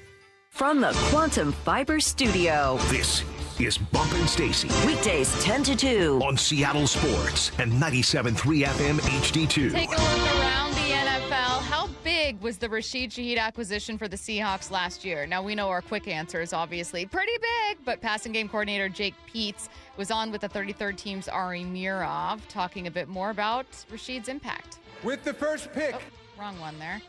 Sorry. Don't worry, guys. I'm a professional. Here's the real cut. And then, something that was unbelievable. So, how about the Rashid Shaheed trade?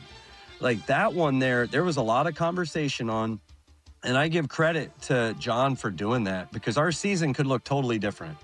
And, Torrey Horton was playing such good football. But then, he gets injured. And there's Rashid is already on board, doing what he does on special teams, but contributing a lot more than even the stat line would show on offense. And he's an exceptional young man that I'm so glad that we got back. What are some of the ways that we think he contributed last year beyond just what we were seeing in the final stat line? And, Curtis, as a follow-up, in what ways can those contributions grow in 2026? Well, just the threat of him going over the top of a defense exists on every single play call that he's out there for.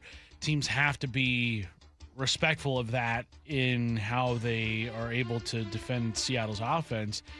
But I have never seen a returner in a Seahawks uniform have that kind of impact in such a short amount of time. I mean, 3 return touchdowns in basically half a season with the Seahawks. In huge games. Exactly. A playoff game, a Thursday game night against game. the Rams. Yeah. And then he had that one against the Falcons where the Seahawks offense that day was not moving the ball with great efficiency in the first half. And then that, I think it was a punt return, wasn't it? Is there a way to add kick return? It was a punt return. For which one? Against the Falcons. Yeah. Was it I think it was kickoff a punt return. after half? I can't remember. Either way, I would be curious to know when probability added by each of those plays. Yeah. And whether that's the most for a returner. And Seattle's had some great returners. The one against the 49ers, I had just gotten into my car because I was leaving the station here because my updates were done for the day because I don't do them during primetime games.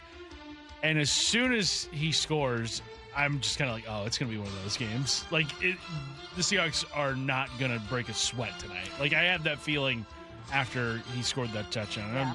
It was right. There was something about the I can't remember if it was fog or if it was from fireworks, but there was something about just the overcast feeling of the day or the night at that point. Yeah. It just felt like ominous, but for the 49ers. Yeah, like you know, you that guys makes are in sense. for a bad time. Yeah, just the vibes were right. They were very Pacific Northwest, and they were loud.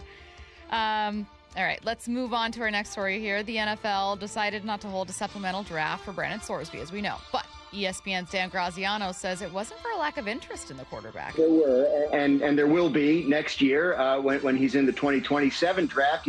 He's immensely talented. You know, he's got classic quarterback build. He's got all these things that you want in a quarterback prospect.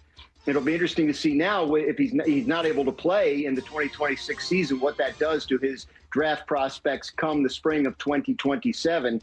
But there were a number of teams that were poking around on this, that were making calls, you know, to people around Sorsby, get a handle on the situation, what they were going to be bringing in. The talent is there and was intriguing to teams, but now that intrigue seems like it'll be put off until next spring. Now, pay attention to the first and very end of that. Not only was there interest, but there will be interest. And that interest hasn't gone away. It's just kind of taking a back seat right now since he's not eligible.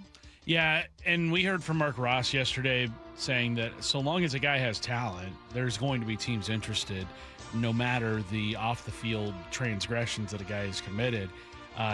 Obviously, these are self-inflicted transgressions. Like his gambling wasn't hurting the lives of anyone around him. It was just, you know, hurting himself.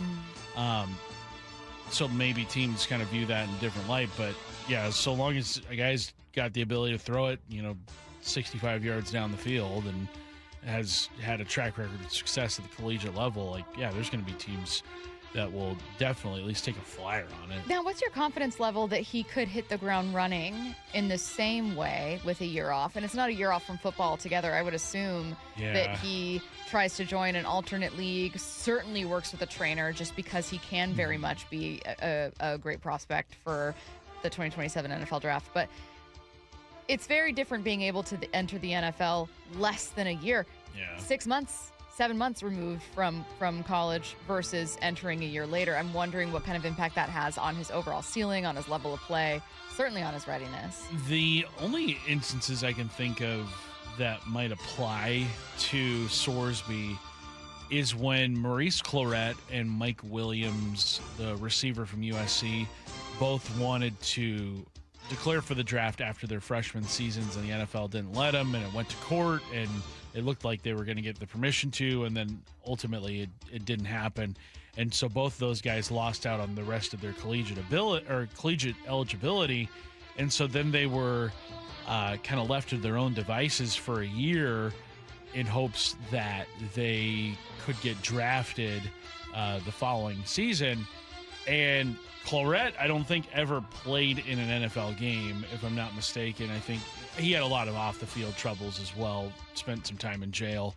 And Mike Williams ended up being a top 10 pick with the Detroit Lions even after the year off, but his NFL career never came close to what you'd expect out of a top 10 pick. His best seasons actually were the ones he spent here in Seattle.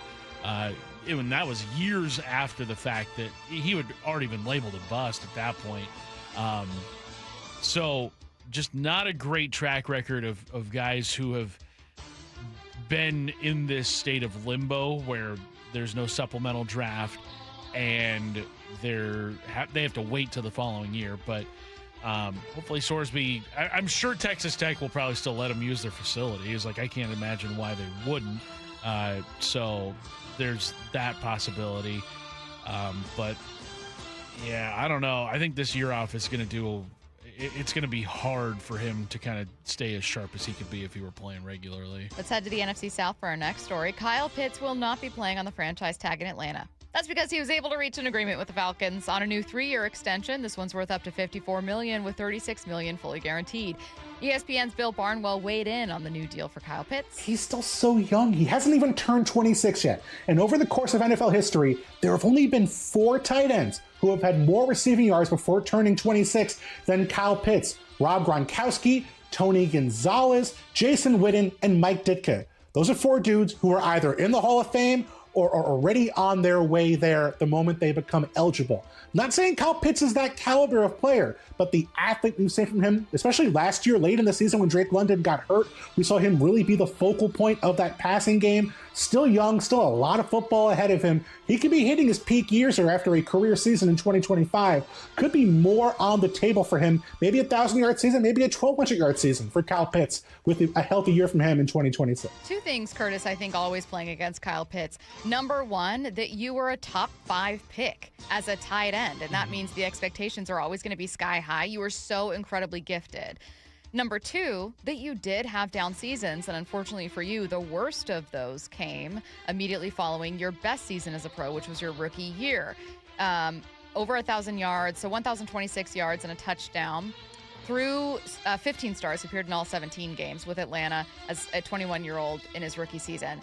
The next year, a little more banged up, missed some time, 10 games, all starts, with just 356 yards. Now, he was just kind of average. Like, I wouldn't look down on 600 yards from a tight end ever. But when you're, number 4, right? Number 4 overall pick, there's going to be a little more pressure there, and that's not going to be enough. But that being said, I think 2023 and 2024 were fairly average seasons. And then quietly last year, just shy of 1,000 yards for Kyle Pitts and a career-high 5 touchdowns. Can I tell you what's satisfying about his receiving touchdown total? He was on your fantasy team. No. Oh. Only during his worst year. Oh, okay.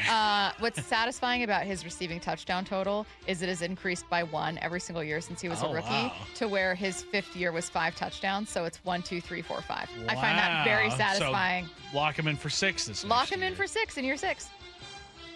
I hope that Kyle Pitts eventually reaches that potential that everybody's just kind of been clinging on to, because everybody has thought he was going to be like Travis Kelce levels. Everyone's had him on fantasy and been disappointed. Right. Every person. And the funny thing is that his career numbers, like, I wouldn't necessarily call him a bust at all. No. But not at all. Like, he's a good starter. Yeah. But it's just not. He's just not an all-pro or anything Exactly. like that. But yeah, I mean, I'm calling it now. 6 touchdowns at least. 7 next year. So get ready for it. Man, if he plays till he's like 40 years old. That's what I'm saying. I mean, he's going to be in 2021, 1 touchdown. Ever. 2022, 2 touchdowns. 2023, 3 touchdowns. Folks, there's a pattern. And that's science. You are listening to Bump and Stacy on Seattle Sports. Curtis Rogers in for Michael Bumpus this week. Coming up, good Mariners news. Have you downloaded the Seattle Sports app? We're going to have a challenge right here. What are you waiting for? Listen to this. Every pitch. Here comes the 3-2. Every game. Swung on and missed. Got him. One app for free. How about that, folks? The Seattle Sports app. Every game. Julio racing back. Right in the palm of your hands. Makes a leap and makes the catch. Plus the latest Mariners news, insider access, video, and podcasts. They got it. Wow. The Seattle Sports app. Longer days, warmer weather, and a stronger you all start at Top Fitness. Hey, Brock Hewitt here, and right now, check out the Top Fitness Big Sale in all 3 of their stores. Every category is on sale. Home gyms, weight plates, dumbbells, treadmills, and stair climbers like I've got. Great deals on display models, too. Have a home gym that needs some help? Get your rubber flooring and all the accessories you need. Get into Top Fitness with locations in Tukwila, Linwood, and Bellevue, or visit topfitness.com for more info. That's Top Fitness, your best place for home fitness equipment. Thinking about upgrading your water heater? Snohomish PUD can help. Right now, you can get $1,000 back when you install a qualifying heat pump water heater. These systems use far less energy than standard electric tanks, which means lower electric bills for you. Oh, nice. Choose an eligible model, apply for your rebate within 90 days, and get cash back from PUD. Learn more at snowpud.com/rebates. I'm Bradley Johnson with 1-800-DUI-AWAY, and I want to wish you a happy Independence Day. The 4th of July is my favorite. It's about family, gratitude, patriotism, and amazing exploding lights in the sky. Perhaps I love it most because it's called Independence Day. I love to fight for my clients' independence. Your right to drive, to provide for your family, your right to do stuff. You feel liberty most when you lose it. Remember buying a box of bottle rockets and salute shells with nothing more than a "have fun, kids"? Well, things have changed since then, including the consequences of a DUI.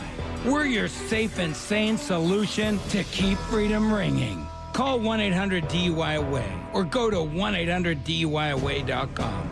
Red, white, and blue are the colors of freedom, unless they're flashing behind you. 1-800-DUI-AWAY. 1-800-DUI-AWAY. Shopping for a new Mazda CX-30? Start at Mazda of Everett, the West Coast's largest Mazda dealer. Right now, you can finance with 0% for 36 months on approved credit. With over 80 new Mazda CX-30s in stock, you can compare colors, features, and options all in one place. You'll always receive the Mazda of Everett price. Shop Mazda of Everett on Highway 99 in Everett or online at MazdaofEverett.com. Based on Mazda USA 2025 sales numbers. Long days call for lots of golf. Hey, it's Graz here, encouraging you to book a tee time between 5 a.m. and 8 p.m. at your local premier course, like Bellevue, Bill Wright, Cedar Crest, Inner Bay, Jackson Park, Lake Padden, Leeds Memorial, Linwood, and Walter Hall. In Western Washington, you know you're never far from a premier course. It accommodates all skill levels, and with affordable rates, you can book a tee time and truly enjoy the summer. If you're not in the mood for walking, play Top Tracer at the range at Inner Bay, Bill Wright, and Jackson Park. Play the courses. Play Premier.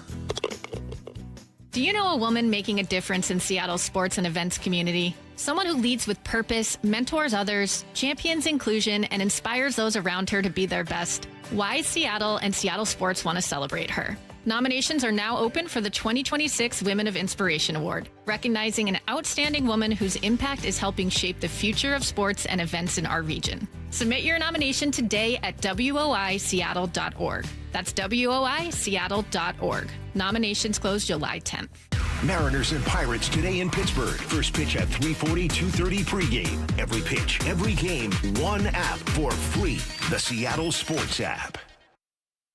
We all hear the radio ads about the IRS. They tell you to be afraid, to be scared, and they try to frighten you into calling. I'm not here to do that. Tax Relief Advocates is different. TRA is here to tell you that if you owe money to the IRS, whether it's $5,000, $50,000, or $500,000, we have a solution. It doesn't matter if you're sitting in your car, at work, or with your kids. No matter where you are, call now. 800-575-8157. Don't lose hope. TRA can eliminate or reduce what you owe to the IRS. Generous programs are now available that can give you a fresh start. Our passion is taxes and helping individuals fix their IRS problems. We have over 1,000 5-star reviews on Google and an A+ with the Better Business Bureau. You don't need to be afraid of the IRS any longer. End your tax nightmare today by visiting us online at TRA.com or call 800-575-8157. That's 800-575-8157. Tax Relief Advocates. Real solutions for real people. If you have unfiled taxes or are in debt to the IRS, this is important news. Did you know the IRS has programs specifically designed to help people struggling with tax debt? Powerful tax assistance programs that can save you thousands if you qualify. No one knows these programs better than the experts at Optima Tax Relief, America's most trusted tax resolution firm, A-rated by the Better Business Bureau. Their award-winning tax attorneys and licensed professionals have resolved over $3 billion of tax debt for their clients. One call to Optima can start the process, helping to put an end to your worries about wage garnishment, asset seizure, and other aggressive IRS actions. Find the best options to solve your tax problems. Call the experts at Optima Tax Relief today for a free consultation. Call 800-343-6460. 800-343-6460. 800-343-6460. Optima Tax Relief. Some restrictions apply. For complete details, please visit OptimaTaxRelief.com. From the Quantum Fiber Studio, you're listening to Bump Stacy. Weekdays 10 to 2. On Seattle Sports and 97.3 FM HD2. I don't mean to make fun of the French, but it's really hard not to be It's really easy to make fun unsettled by... I don't know how we got here. So obviously it's the World Cup, so we've spent a lot of time... No, we're not watching anything French.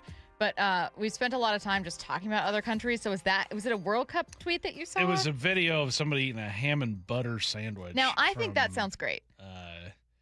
I just think the butter in the ham, the butter would make it so slippery that it would fall out of the baguette. It's high-quality butter, and I think you don't see the vision. But I understood that one, and I think that the French make amazing bread. So the idea of a baguette that is warm and crispy on the outside, soft on the inside, with really good butter and a lot of ham, I can get on board with that.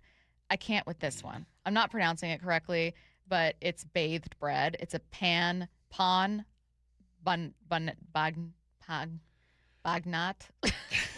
Anyways, Matt, Nailed please it. pull that. Yeah. And you say you failed French. I did. So you drizzle the bread or maybe soak it in olive oil and vinegar or something like that, vinaigrette, and so it soaks all of that up. And then you fill it with tuna, hard-boiled eggs, tomatoes, olives, anchovies, and onion. Oh. That sounds That would be the awful. nastiest breath ever after eating that. You are. I can smell you coming from a mile away. That's the and sandwich. Capers. That was the other one. Oh. Capers were part of it too. So it's tuna, hard-boiled eggs, tomatoes, olives, anchovies, capers, and onion. Good God. That's the Listen. sandwich Dave Wyman brings into microwave when you're already having a terrible day. No, because Dave Wyman doesn't like onion. Oh, you're right. Oh, yeah. Now, That's the thing that's stopping him. again, French. Amazing food. Fantastic. But I do have to. Probably the worst sandwich ingredients I've ever heard. This is the worst sandwich I've ever heard of in my entire life. Yeah. And they I'm sure eat they. this? Well, I'm sure they look at us with Uncrustables and go, "Are you kidding me?" Like they're like disgusted. Yeah, you have by it. desecrated the culinary arts. Yeah, exactly. But this is disgusting to me. I'm sorry. I do have to give them a red card. All right, that's not what we're talking about here. But we are going to talk about a little bit of what we learned about Cal Raleigh today and some good Mariners news and what we're watching from Brian Wu. Those are our 3 assignments for this. I'm going to get started with the lineup. It's out. Crawford leading off your third baseman. Raleigh catching. Rodriguez, Naylor, Arozarena, Canzone back in the lineup. He's your DH like seeing today, that. obviously. Raley and Wright, Young, Emerson your shortstop, and Wu your starter today. I'm going to go out on a limb here, Stacy, and I Mhm. get that Braxton Ashcraft has been pretty good for the Pirates this season. The Mariners score more than 3 runs today. You heard it here first. Braxton Ashcraft sounds like he would go to Hogwarts with Harry Potter. Something about, I don't know. How's he been? Tell me a bit about him. He's been pretty good this year. I believe he's got an ERA just slightly above 3. 6-3 with a 3.18 record.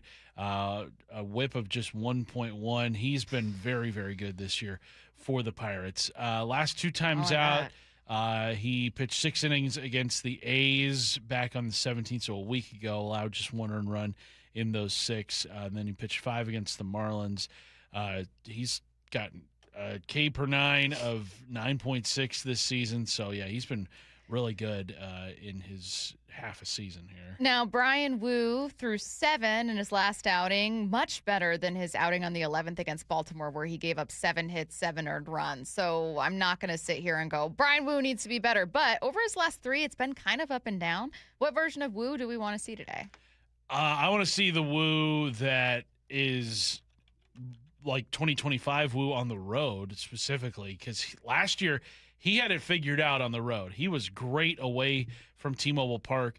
I believe he had the best home road splits of any pitcher on the Mariners roster a year ago. But this year, away from home, he's got an ERA of 5.93 in 8 starts. 1-5 is his record away from Seattle, whereas last year, away from home, 5-5 with a 3.40 ERA in 16 starts, 98 innings pitched away from Seattle. So Brian Wu away from home last year was great, just pretty much the same pitcher that he always is this year. It's been a struggle for him. So really need to see him not give up, the loud contact, because he's given up 7 home runs on the road compared to just 2 at home.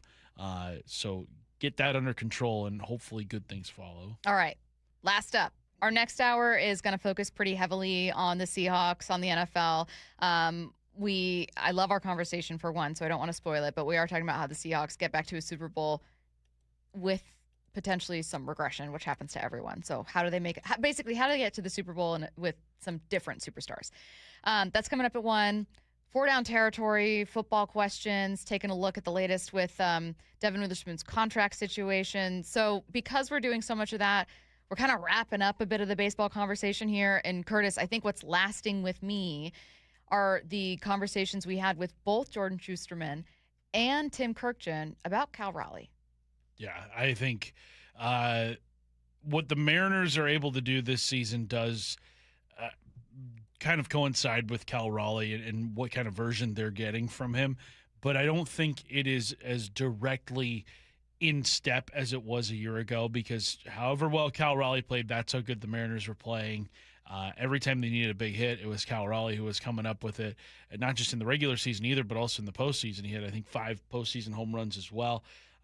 You're not going to get that version this year. I think we can all just kind of come to that realization here on June 24th. Like, that Cal Raleigh was so much fun a year ago, but that's not 2026. It is completely different, but hopefully there is a Cal Raleigh that is going to get you maybe close to what we saw in 23 and 24 from him. And if they can get that Cal Raleigh, I think you're looking at a team that can still compete for an American League title. Like, that Cal Raleigh is still one of the very best catchers in the game, maybe the best power hitting catcher in the game. For sure. And a catcher that everybody kind of looked at and said, like, yeah, I can see why the Mariners are giving him that extension.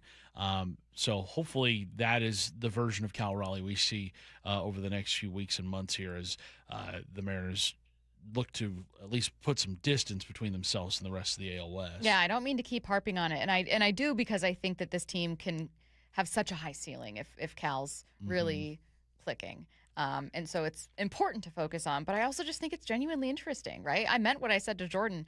It's only boring and not interesting to you if you think that Cal was kind of nobody, took off, and then you're going, oh, well, yeah, I mean, that was just a freak season from someone. I'm not expecting anything. It's a way more interesting conversation if you go, man, this guy's so talented. He's not hurt. The bat speed's there. What's going on? That's way more interesting. And a puzzle that he and the Mariners will continue to try to solve. All right, so that's wrapping up most of our Mariners conversation today, but we got a lot of Seahawks to get to. Regression happens in the NFL, so how does Seattle repeat, knowing it'll happen to them too? That's next. Think you know the Mariners? Not if you aren't subscribed to the Daily Mariners newsletter from Seattle Sports. That's what they've been waiting for. The latest Mariners news and injury updates, exclusives from Mariners insider Shannon Dreyer. You look at the pieces and how it works. Plus the best takes and breakdowns from your favorite Seattle sports hosts and contributors. The Mariners seem to be trying to build something that I think is a little bit more sustainable. The Daily Mariners newsletter. Monster solo home run. Subscribe at seattlesports.com/newsletter. What is that sound? Ugh, that sounds like a plumbing sound. Luckily, there's a company that fixes all the plumbing sounds across Puget Sound. That's All Sound Plumbing. Puget Sound's plumbing experts. Have a sound? Visit allsoundplumbing.com. Rev up your summer at LeMay, America's Car Museum. Explore the new British bike exhibition, professional level race simulators, and mark your calendar for Tacoma Cars and Coffee or family drive-in movie nights. Plan your visit now at americascarmuseum.org. Emerald Queen Casino Event Center presents the main event, powered by WFC, Saturday night, August 8th. A night of professional boxing, where champions are made and every punch counts. Contenders from the region go toe-to-toe, ready to prove they belong at the top. Tickets at emeraldqueen.com. Don't miss Fight Night, August 8th at Emerald Queen Casino. Always entertaining. 21 and older, need gambling help? Call 800-547-6133 or visit emeraldqueen.com. Guys, I'll never forget the first time I saw somebody get results at our clinic. He was an 81-year-old man who hadn't been intimate with his wife in over 8 years. Viagra had stopped working for him, and he was desperate for help. After several treatments, he walked into my office and told me he couldn't believe the results. Needless to say, this was a very happy man. This man made me a believer in what we do. He had taken pills for years, but he had never fixed the problem. When he came to us, we fixed the problem. Our treatment does what no pill can do. So give West Coast Men's Health a call today. Speak with our clinic manager. Ask him any question you like, how it works, the science behind it, and even the cost. Change your life today, like the thousands of men who already have. In addition to treating ED and Peyronie's disease, we now offer testosterone replacement therapy. With clinics in Redmond and Tacoma, call 206-519-6541. 206-519-6541. Online at westcoastmenshealth.com. Hey, Brock Hewitt here with my buddy Shannon O'Kelly from IRG Physical and Hand Therapy. So much more than just physical and hand therapy, though, Shannon. You guys, holy smokes, do you have a lot of specialty care? Yeah, Brock, we do. You know, obviously our nuts and bolts is good old musculoskeletal, but we have a lot of therapists that do advanced certifications in specialty care. And that's important because we can treat the whole population. We can treat your neighborhood. We can treat your family. And those specialty services range from neurovestibular care to dry needling, sports medicine, hand therapy, pelvic floor, vestibular rehab, lymphedema, you name it, we have that service. Again, we're about taking care of the whole family and the whole family's needs. Remember, IRG, they're in your neighborhood. I'm talking over 40 locations and new additions in Wallingford and the WAC as well, that Washington Athletic Club. You can find them in person. You can find it online at irgpt.com. That is irgpt.com. From whiplash to herniated discs, there are a few car accident injuries we've all heard of. JP Pendergast with Pendergast Law explains that even the most common injuries differ from one another. Pre-existing conditions, health history, beginning of treatment. There are hundreds of factors that make every person and every injury unique. While these variables aid medical treatment, the strongest case recoveries must also take them into account. Could you explain a little bit more? Our team at Pendergast Law is obsessed with turning over every stone to differentiate each case. This requires thorough investigation, diligent listening, and relentless research. We never pursue cases with a one-size-fits-all approach. We built our success by treating every injury and every case with the individualized attention our clients need and deserve. Pendergast Law's individualized approach to even the most common injuries makes the difference in case outcomes. It's another reason why I can't recommend them enough. If you or a loved one has been injured in a car accident, call Pendergast Law. We can help. Hey, it's Mike Salk here. And summer in Western Washington, you know, it means trips to the beach, summer barbecues, little golf, that vacation maybe you've been looking forward to. Well, when you take those pictures this summer, don't you want to look and feel your very best? Eastside Weight Loss Clinic can help, and trust me, you can do this so fast. I lost 15 pounds just in the first 2 weeks, 35 pounds after 8 weeks. How about that? There's time, so what are you waiting for? Schedule a 15-minute, no-obligation consultation right now at eastsideweightlossclinic.com. Here's what to expect. Safe, healthy, sustainable weight loss, no exercise, no pills, no injections, no surgery. You're eating all real food that you buy at the grocery store. You will lose weight and you will look and feel your very best. That feeling, it's just on the other end of your 15-minute consult. What's the secret? You'll find out in only 15 minutes with Eastside Weight Loss Clinic. Schedule your quick intro today at eastsideweightlossclinic.com. That's eastsideweightlossclinic.com. Dr. Ryan Coogan, D.C. Results may vary. Let's go! This is Seattle Sports. Streaming through the Seattle Sports app. KIRO AM Seattle. KIRO FM HD2 Tacoma. Home of the Seahawks, Mariners, and everything Seattle sports. Seattle Sports Snapshot. The Mariners opened up their series against the Pirates with a win. It was a big night for hometown hero Cole Young. The Pittsburgh native delivered a go-ahead two-run shot in the seventh. Andres Munoz registered his seventh road save of the season, and the Mariners won 3-2. Game 2 today at 3:40 with the pregame show starting at 2:30 right here on Seattle Sports. Snapshot, brought to you by Miller Lite. When it's game time, it's Miller time. This hour is brought to you by Mazda of Everett. From the Quantum Fiber Studio, this is Bump and Stacy on Seattle Sports. Streaming through the Seattle Sports app and at seattlesports.com. Now, here are your hosts, Michael Bumpus and Stacy Ross. Here we go now. Now, before I keep this moving, Matt, you are following through on the number one rule of the show, which is Curtis. Do it for the club. Exactly. And we were just talking about a sandwich that disturbed us in our last break.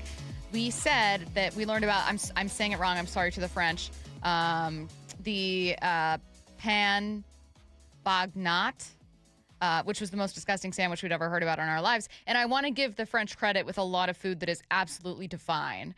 This was not one of them. It was a sandwich that was basically bread soaked in oil and vinaigrette and then loaded up with tuna, onion, capers, anchovies. Like just what's hard-boiled eggs. Oh. Just a weird, like it just gets worse. The just most disgusting tuna salad and wet bread. And I bet maybe it's good. No. I want to give the French credit here, but like it sounded awful.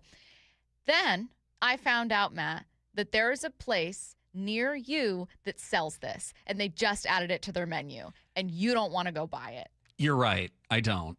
You have to do it. They sell a doctored up version of it. Okay, they don't so sell the true theirs isn't as disgusting. Form. Theirs is basically a tuna sandwich with some hard-boiled eggs. They had like an olive tapenade, basil. Now, that's not really what it is. They tried to gussy it up a little bit. They tried to make it a little nicer. Because even they're a French restaurant, and even they were repulsed by the original ingredients in it. Did a rat from the garbage make this sandwich? What is going on? Did a raccoon write this menu? Yeah. Matt, you have to go try it because I bet it's actually sneaky good. Petite Pierre Bakery in Magnolia rocks. They are amazing. And I haven't been there in a while. I can and think you know of what? a I'm going reason to for you rectify to that go. this week. And you're going to get the sandwich? And I'm not going to get the sandwich. You have to try it. They have so many good things there. And I'm sorry. I'm not willing to risk. You don't want to try the tuna egg sandwich? No, I don't want to try the tuna egg sandwich. You don't want to try the bathed bread tuna sandwich? That's weird. No, I really don't. That's your loss. If you missed any of our interviews about the Mariners, make sure you go check those out in the Bump Stacy podcast. It's posted later today. It's going to be Jordan Shusterman and ESPN's Tim Kurkjian. Great stuff, but we got to move ahead and look at the Seahawks here. Curtis, regression happens in the NFL.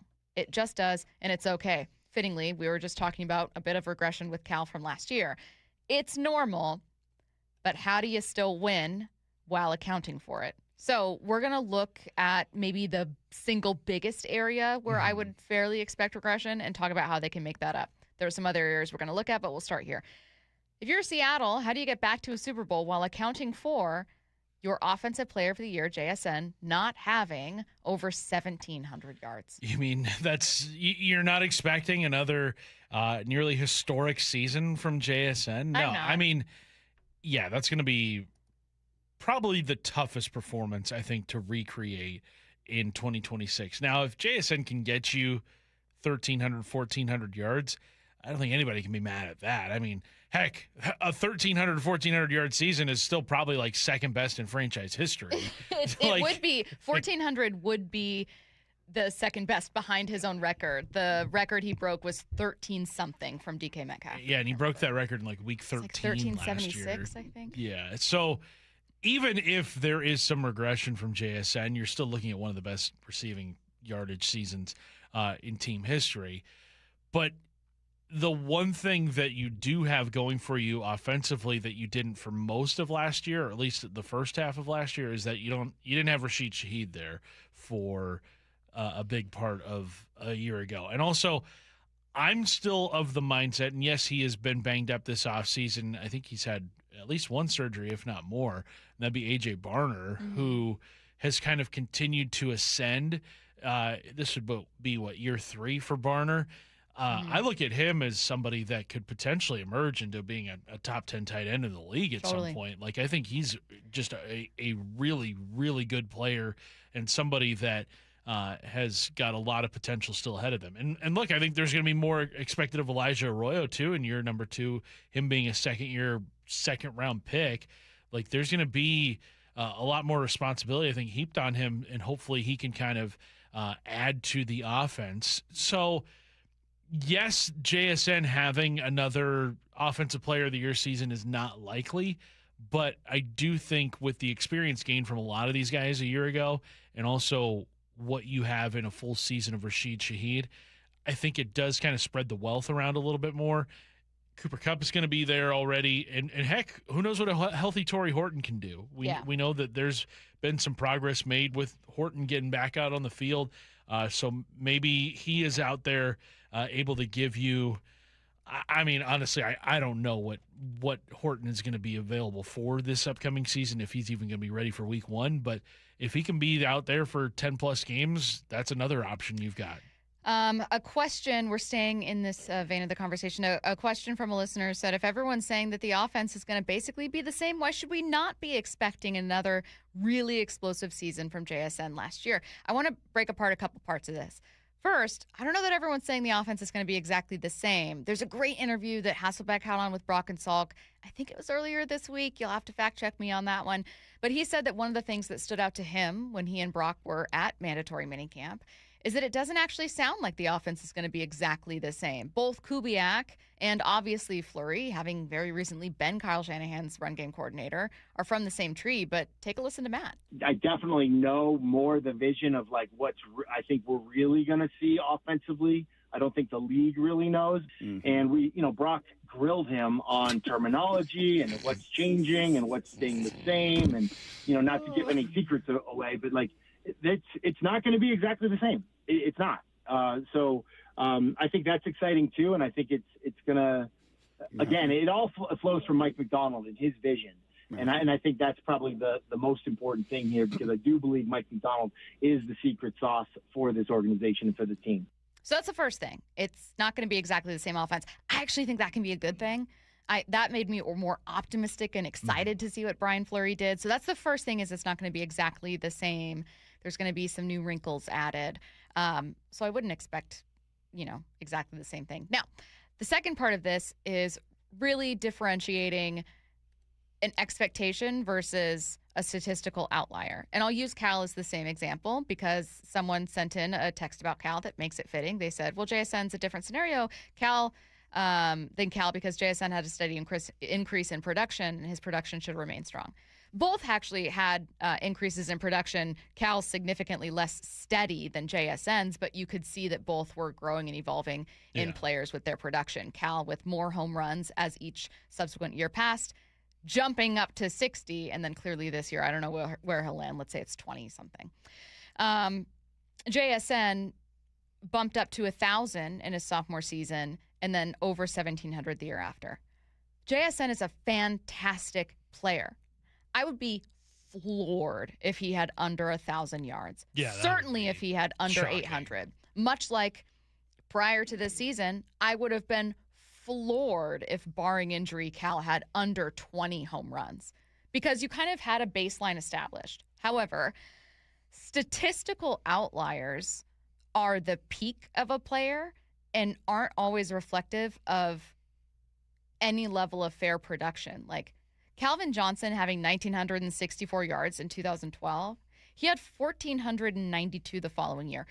JSN could have gotten to 1,492, which he surpassed, but he could have gotten to 1,492 and still set the Seahawks all-time single season record for receiving yards. That's an incredible season. But 1,492, which Calvin Johnson had in 2013, is not 2012. Does it mean he regressed?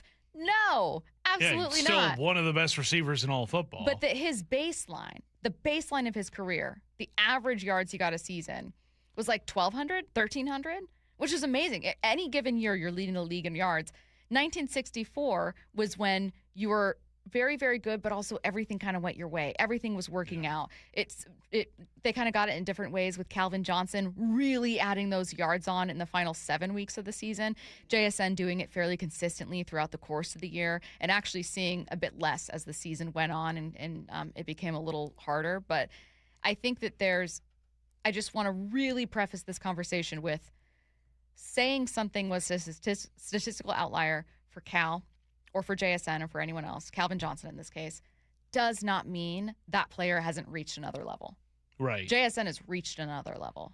Yes, and I think that's a great point you bring up, in that, like, even if he doesn't reach the heights that was 2025, like, you can't sit there and say, like, oh, he's a bad receiver because he didn't get to, 1,700 plus yards, even though he might finish with like 1,300 yards, which is, 400 to 500 yards away from what he did a year prior. It's just like every athlete is going to have their peak. Every single one of them is going to put up numbers in some season that are not in line with what they did the rest of their career. Like Tom Brady had a 50 touchdown season in 2007 and never came close to 50 touchdowns again in a single season. I think he was usually around like 37, 38, a couple of times maybe getting north of 40, but like never even close to getting 50 touchdowns again in a season. But like, you're not going to say he was a bad quarterback because he never got to that, what was then the NFL record. Right. But I can promise you that what fans were doing in Boston at the time was saying, all right, well, if you don't get 50 from Tom, what else can you do? And that's the conversation we're having here. Right. If you don't get, right, we said it with the Mariners, if you don't get 60 from Cal, well, how do you get there? Yeah. You won't. So how do you get there? Now we're having it with the Seahawks, though their season hasn't started. Curtis, if you don't get 1,800 from JSN, well, how do you get there? How do you get back to a Super Bowl? Right. And I think you're going to have to rely probably on, we talked about the other skill position guys, but I don't know if it's a fair expectation, but with how inexperienced the running back group is, like that should be an area where maybe they pick up the slack a little bit. But again, we don't know what Jadarian Price is going to look like on an NFL field. We don't know what George Holani is going to look like getting a much bigger workload. Curious. Like, he only appeared in just a handful of games a year ago, especially after the Charbonnet injury. We don't know what Charbonnet is going to look like in his first weeks back from injury, and or even when he's going to come back. So there's so much unknown about the running back spot.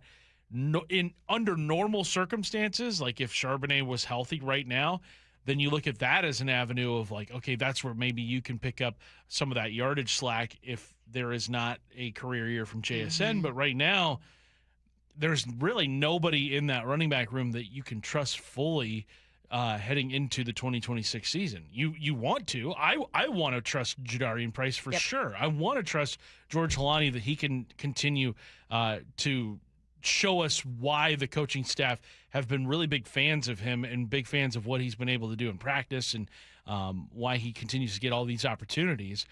But right now, I mean, that is a huge question mark on this offensive side of the ball.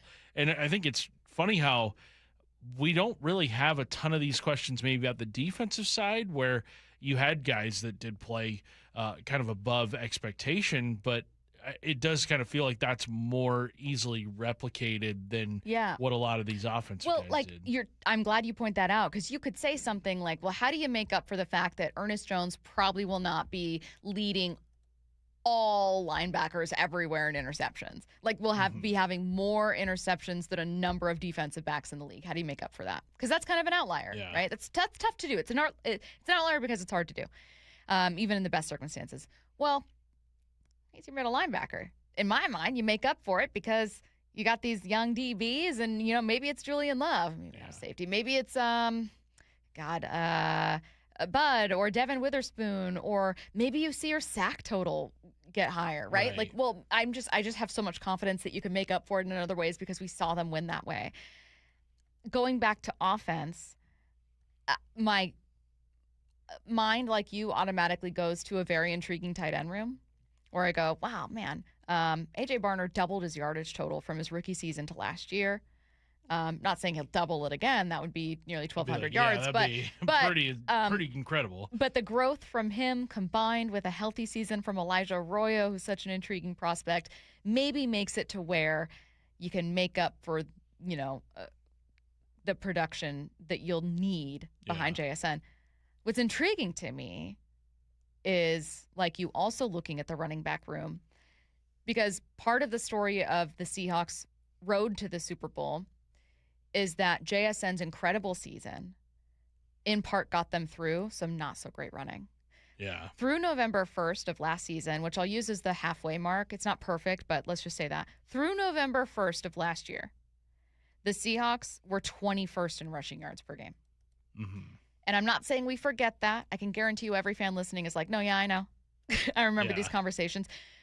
But none of that ended up costing them. Nothing ended up mattering. There was a time when they were not doing much of anything on the ground, but it didn't matter because JSN was giving you 125 a game at least and a touchdown or two. So what I'm curious about is, like, if you don't have that production from JSN overall, but most especially not in the first half, well, how quickly can you get the run game going? Because what I don't know is going to work for you is if JSN's not giving you that production and you're still 21st-ish in rushing yards through that same time. You know what I mean? What I'm saying is you're going to need to be, I think, much better on the ground to start the year to make up for it. Yeah, and again, that's, a big ask of a lot of these guys without a lot of experience, but I do think that's a great point you bring up there, because it was not from day one the rushing attack being what it was at the end of the season. It took a lot of time to get there, and kind of wonder, will the Seahawks have that benefit of the time it took the running game last year to get going? They may need it a lot earlier than they had it a year ago. And with Fleury's play calling inexperience, like, we don't really know what it could all entail. But drives me crazy. Yeah. Can we push through 4 down territory a little bit and get to? I have a few more questions for you from the text line. So we're talking about football anyways, so we'll just go ahead and and power through that. One person says 12 to 1,400 for JSN would still be a great season. They talked about I'm more concerned about the running health game, but let's focus on that part of it, which is, well, if JSN has, let's say, 1,300 yards and little else changes, is that enough? I guess what I'm asking Curtis is, do you need a statistical outlier of a season from someone else to get back to a Super Bowl?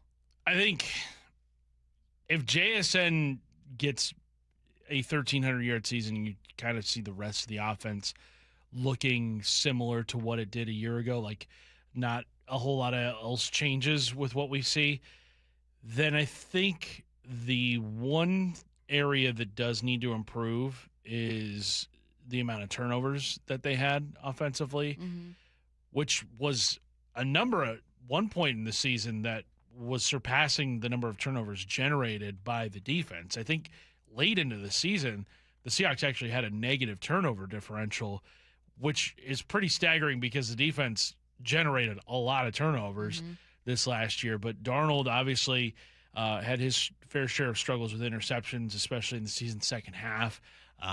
So if you can cut down on giving up those extra possessions to your opponent, that's a way that you can kind of control things a little bit more because, I mean, you look at over the course of a season, Darnold had, I think, 14 interceptions, somewhere around there? In last season, yes. Yeah. And then none in the postseason, which is great. Right. And 14 interceptions last year, which actually was the second most he's ever had in a season, just behind his rookie year of 15 with the Jets. Everything else just so much better, though. The completion percentage way up, total yardage way up. But if you can cut down on those, and he's never finished a season as a starter with less than 11 interceptions. I would love to see Sam Darnold's interception total drop down into the single digits. Like, that would be, I think, a big thing because over the course of a season, that's, 5 extra chances of getting a touchdown or just getting points on the board compared to the 14 interceptions that you gave up. I think he also had a few fumbles along the way too. So just cut down on those, and all of a sudden now you're putting your offense in a lot more chances to succeed. You know what might be a new wrinkle thrown into this team that was kind of an outlier that's likely to regress? They so rarely played from behind.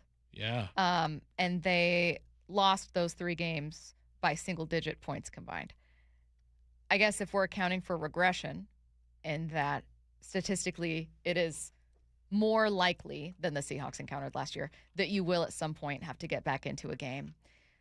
What I'm curious to see is what that version of the offense looks like. Yeah. We didn't really see it. We didn't see many games. I mean, sure, there's a very famous one in Thursday night against the Rams, but we didn't see many games where this team had to claw their way back in. And that is, you call games differently. And I'm sure I've never experienced it, but I would imagine that you feel those games differently as players. You have to just mentally put yourself in a different place. Well, and one thing we've heard about the Shanahan, Kubiak, now Fleury offense is that it doesn't work well when you're playing from behind. You don't have that ability to take a lot of shots down the field. But I'm glad the Seahawks weren't in a lot of those opportunities last year because, I mean, look, outside of the Rams game, there wasn't a lot of – the Rams game, they had their biggest deficits of the season and still managed to come back and win. So that was a good sign. Now, how much of that was the offense getting back into it? Some, for sure, because they ended up scoring the touchdown that cut it to a 2-point game, and then Barner, Charbonnet. I think, yeah. Yeah, but you also had Shaheed returning that kick to the house. So that was a big reason for the comeback in that one. But, yeah, I think being in those spots, down a couple of scores, we didn't see that a whole lot last year. And it'll be interesting to see if you know, A, if we don't see that again, which means things are going great, or B, if we do see that, like, can they continue to do what they did in that Rams game? Loved this conversation. Yeah. Because it's a way to garner a new appreciation for what Seattle did. The things that are likely to regress only because they're very difficult to do or statistically unlikely are nearly 1,800 yards from JSN 0 interceptions thrown in a postseason run, and very, very rarely, so rarely, trailing opponents in games. Those 3 things are not all likely to be the case in 2026. And I think we've adequately discussed the ways we'd love to see the team kind of work through those. Yeah. Curious to see what it looks like. That's part of the reason why last year was so pleasantly surprising, because everything went the Seahawks' way a year ago. And they were good. Right, Genuinely yes. good. And they were absolutely good. But, yeah, like, you could not have written a better football season experience than the 2025 year. Think of the conversation we're having about the Mariners. It's the opposite, right? Uh-huh. The Mariners are a better team on paper than they have been, but they're kind of experiencing what San Francisco did, which is where you're like, man, not only are they struggling, and they're kind of doing it to themselves a little bit, but nothing's going their way. If the Mariners are able to pull this off, it will not be by telling the same story the Seahawks did. Seahawks, a fantastic team, but like so many championship teams have a bit of luck or a bit of like uncanny thing go their way. So curious to see if the Mariners, for that matter, can get this done. I feel good knowing they're dealing with so many of these injuries in June as opposed to September. So that helps. All right, we are, as I mentioned, the Mariners. We are sticking with the Seahawks. Get your questions in for What I Need to Know, 866-979-3776. 4 Down Territory coming up next. Have you downloaded the Seattle Sports app? We're going to have a challenge right here. What are you waiting for? Listen to this. Every pitch. Here comes the 3-2. Every game. Swung on and missed. Got him. One app for free. How about that, folks? The Seattle Sports app. Every game. Julio racing back. Right in the palm of your hands. Makes a leap and makes the catch. Plus the latest Mariners news, insider access, video, and podcasts. They got it. Wow. The Seattle Sports app. How you do one thing is how you do everything. And for 104 years, Wayscar Ford has treated their customers a very special way. The Wayscarf way. Stacy here and I personally felt that. I've driven my new Ford Bronco from Wayscar Ford for over a year now. Getting it was exciting. I love this car and stress-free. But each time I brought it in because of a minor bump or service, their team's been amazing. Always friendly, always polite. It's because they explain that each vehicle they sell includes a complimentary lifetime powertrain warranty. That covers your engine, transmission, rear end, and also seal and gaskets for any of those components. And if it's a 4-wheel drive or all-wheel drive, like my Bronco, the warranty covers the transfer case as well. They also have a 5-day or 500-mile, 100% money-back guarantee. I always leave Wayscar Ford with a smile on my face, and now you should too, with rates as low as 3.99 on approved credit and no payments until football season to help you save even more. It's the family discount, and it's only at Wayscar Ford in Auburn, wayscarford.com. Hey, Brock Hewitt here for my friends over there at People Come First Construction Group. You know I love my acronyms, PCF.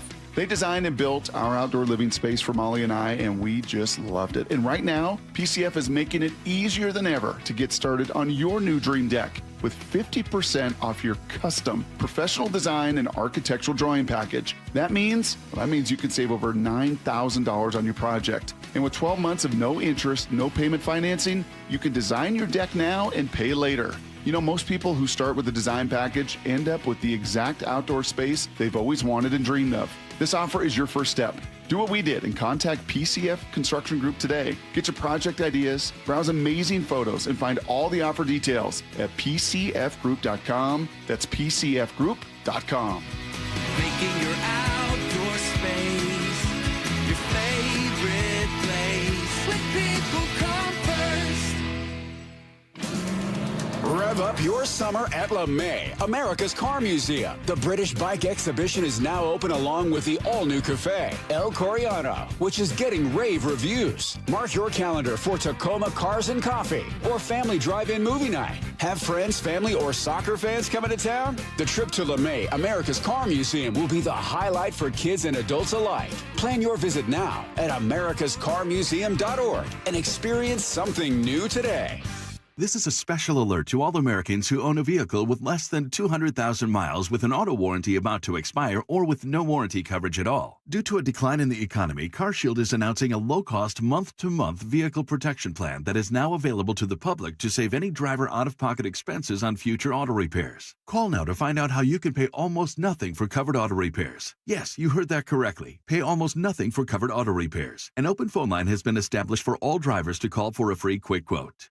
Call 800-330-8323 now. Drivers who are covered will not have to pay for covered repairs again. This protection plan is at an all-time low. Additionally, drivers who activate this vehicle protection today will also receive free roadside assistance, free towing, and car rental options at no additional cost. Call us for your free quick quote today. 800-330-8323. That's 800-330-8323. What do you have to lose? Call 800-330-8323. Again, 800-330-8323. Mariners and Pirates today in Pittsburgh. First pitch at 3:40, 2:30 pregame. Every pitch, every game, one app for free. The Seattle Sports app. Need a heavy lift?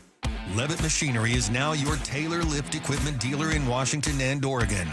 Engineered for extreme duty durability, Taylors are designed for demanding environments with uptime built into every machine. When the work is tough, Taylor delivers. And now backed by Levitt Machinery in the Pacific Northwest. LevittMachinery.com. Give us a call today. Stack it, reach it, lift it, Levitt. Pests and poor insulation have something in common. One call to Eastside Exterminators takes care of both. For more than 50 years, families across Western Washington have trusted Eastside Exterminators to eliminate pests for good and protect homes from crawl space to attic. With dedicated insulation services and the state's only smart pest detection technology. From Everett to Federal Way, one call handles it all. 425-482-2271 or visit eastsideexterminators.com. Eastside Exterminators, family first pest control.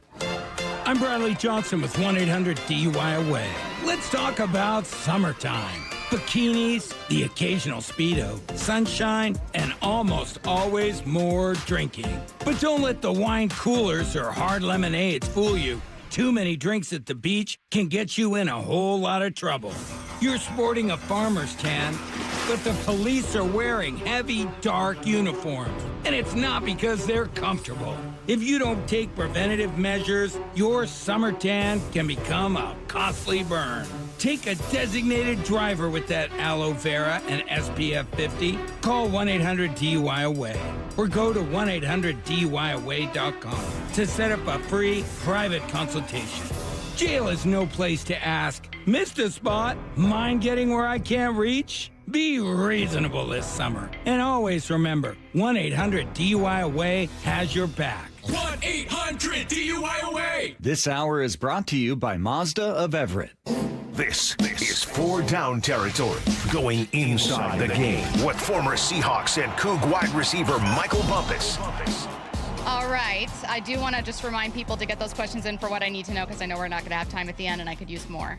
866-979-3776. Curtis. First down, Stacy. What should NFL fans be prepared for with Hard Knocks coming to town? That it might be boring. And that's so not satisfying. But I've been looking forward to watching Hard Knocks. I love the franchise. They haven't knocked it out of the park with their seasons lately. You've noted that. But I thought, man, there are so many intriguing personalities with this team. I know we talked during the regular season about oh, are they boring? There's no drama, there's no crazy anything, but the people themselves are so funny and really likable. We've had interviews, lots of off-the-record conversations with them. There's not a single person that I don't think is a good dude. But Devin Witherspoon is really funny, and I was he's going to become a fan favorite for people outside of Seattle.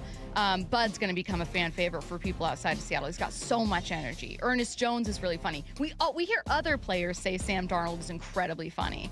But I think what might happen, after talking it over with someone, is that the Seahawks are probably okay with being boring and looking boring and maybe very okay with not letting clippable moments be bigger than the team or the show. I think they'll definitely let guys show a goofy side to them. AJ Barner has a goofy side to him.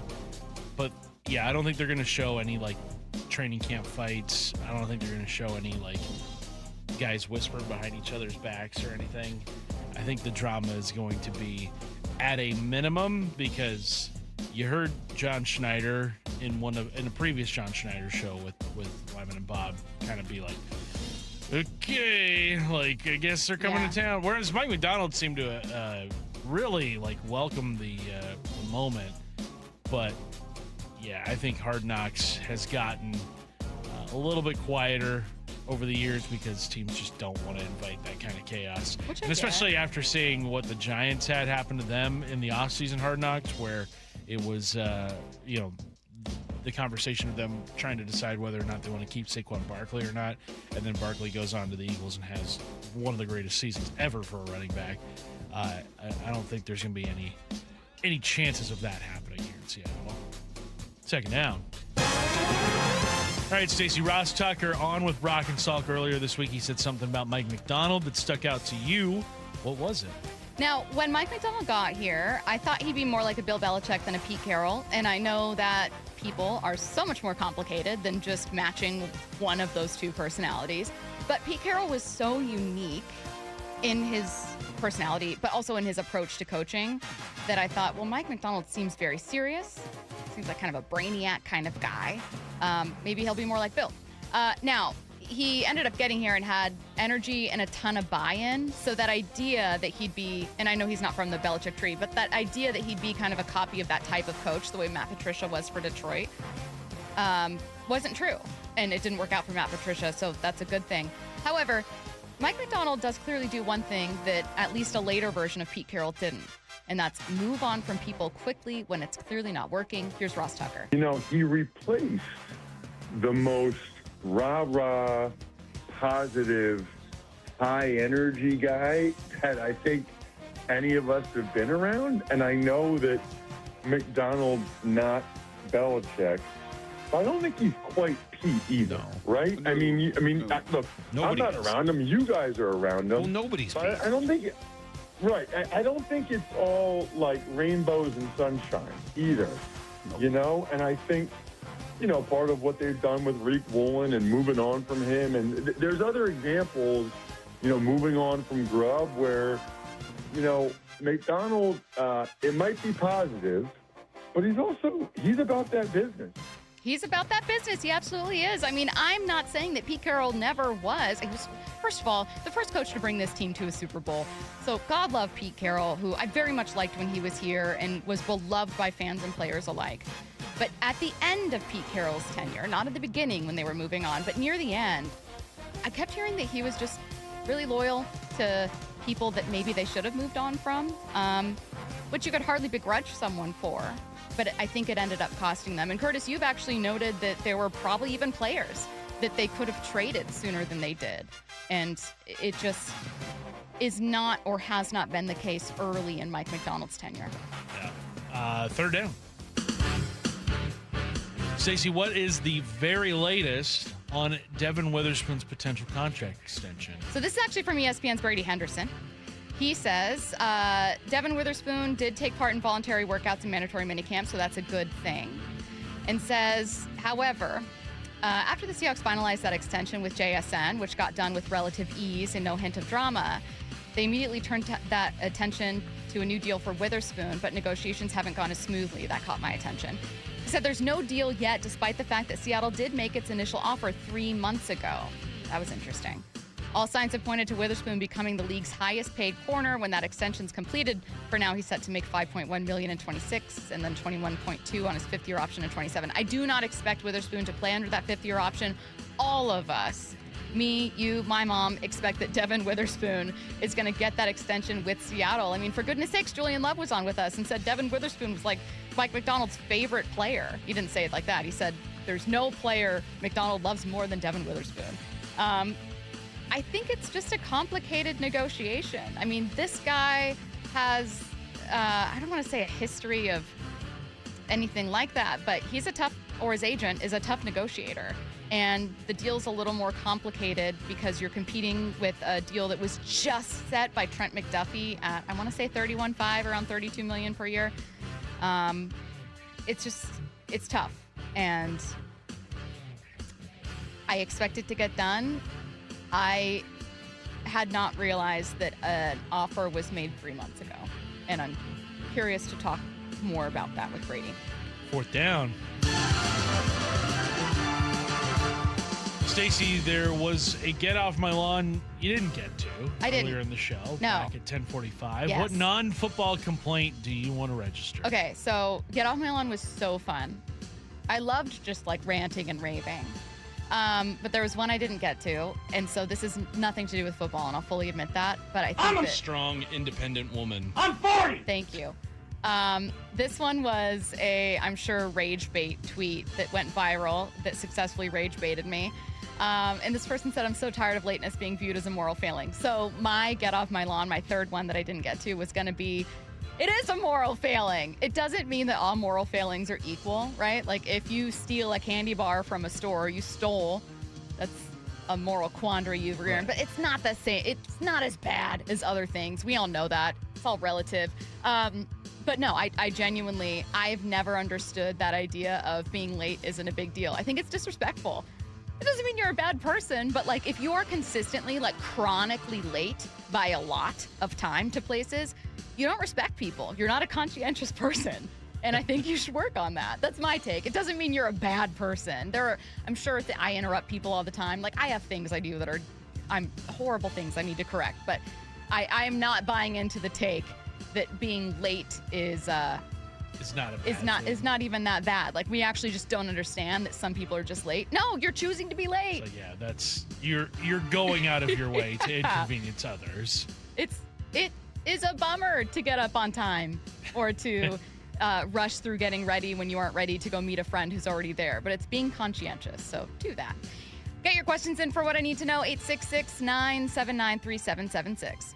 Think you know the Mariners? Not if you aren't subscribed to the Daily Mariners newsletter from Seattle Sports. That's what they've been waiting for. The latest Mariners news and injury updates, exclusives from Mariners insider Shannon Dreyer. You look at the pieces and how it works. Plus the best takes and breakdowns from your favorite Seattle sports hosts and contributors. The Mariners seem to be trying to build something that I think is a little bit more sustainable. The Daily Mariners newsletter. Monster solo home run. Subscribe at seattlesports.com/newsletter. This is for all you guys on Viagra. ED pills are no longer needed. The brutal side effects like 4-hour headaches, blurred vision, and that flush feeling can all be put behind you with our treatment. Here at West Coast Men's Health, we have a better approach to ED. Acoustic wave therapy creates blood flow circulation by safely removing the plaque in your arteries and restoring function naturally. Guys, let me be clear. Pills will never fix your problem. Our equipment is the latest technology, and our medical staff is the best in the industry. So give West Coast Men's Health a call today. Speak with our clinic manager. Ask him any question you like, how it works, the science behind it, and even the cost. If you suffer from ED or Peyronie's disease, give West Coast Men's Health a call today. In addition to treating ED and Peyronie's disease, we now offer testosterone replacement therapy. With clinics in Redmond and Tacoma, call 206-519-6541. 206-519-6541. Online at westcoastmenshealth.com. Emerald Queen Casino Event Center presents the main event, powered by WFC, Saturday night, August 8th. A night of professional boxing, where champions are made and every punch counts. Contenders from the region go toe-to-toe, ready to prove they belong at the top. Tickets at emeraldqueen.com. Don't miss Fight Night, August 8th at Emerald Queen Casino. Always entertaining. 21 and older, need gambling help? Call 800-547-6133 or visit emeraldqueen.com.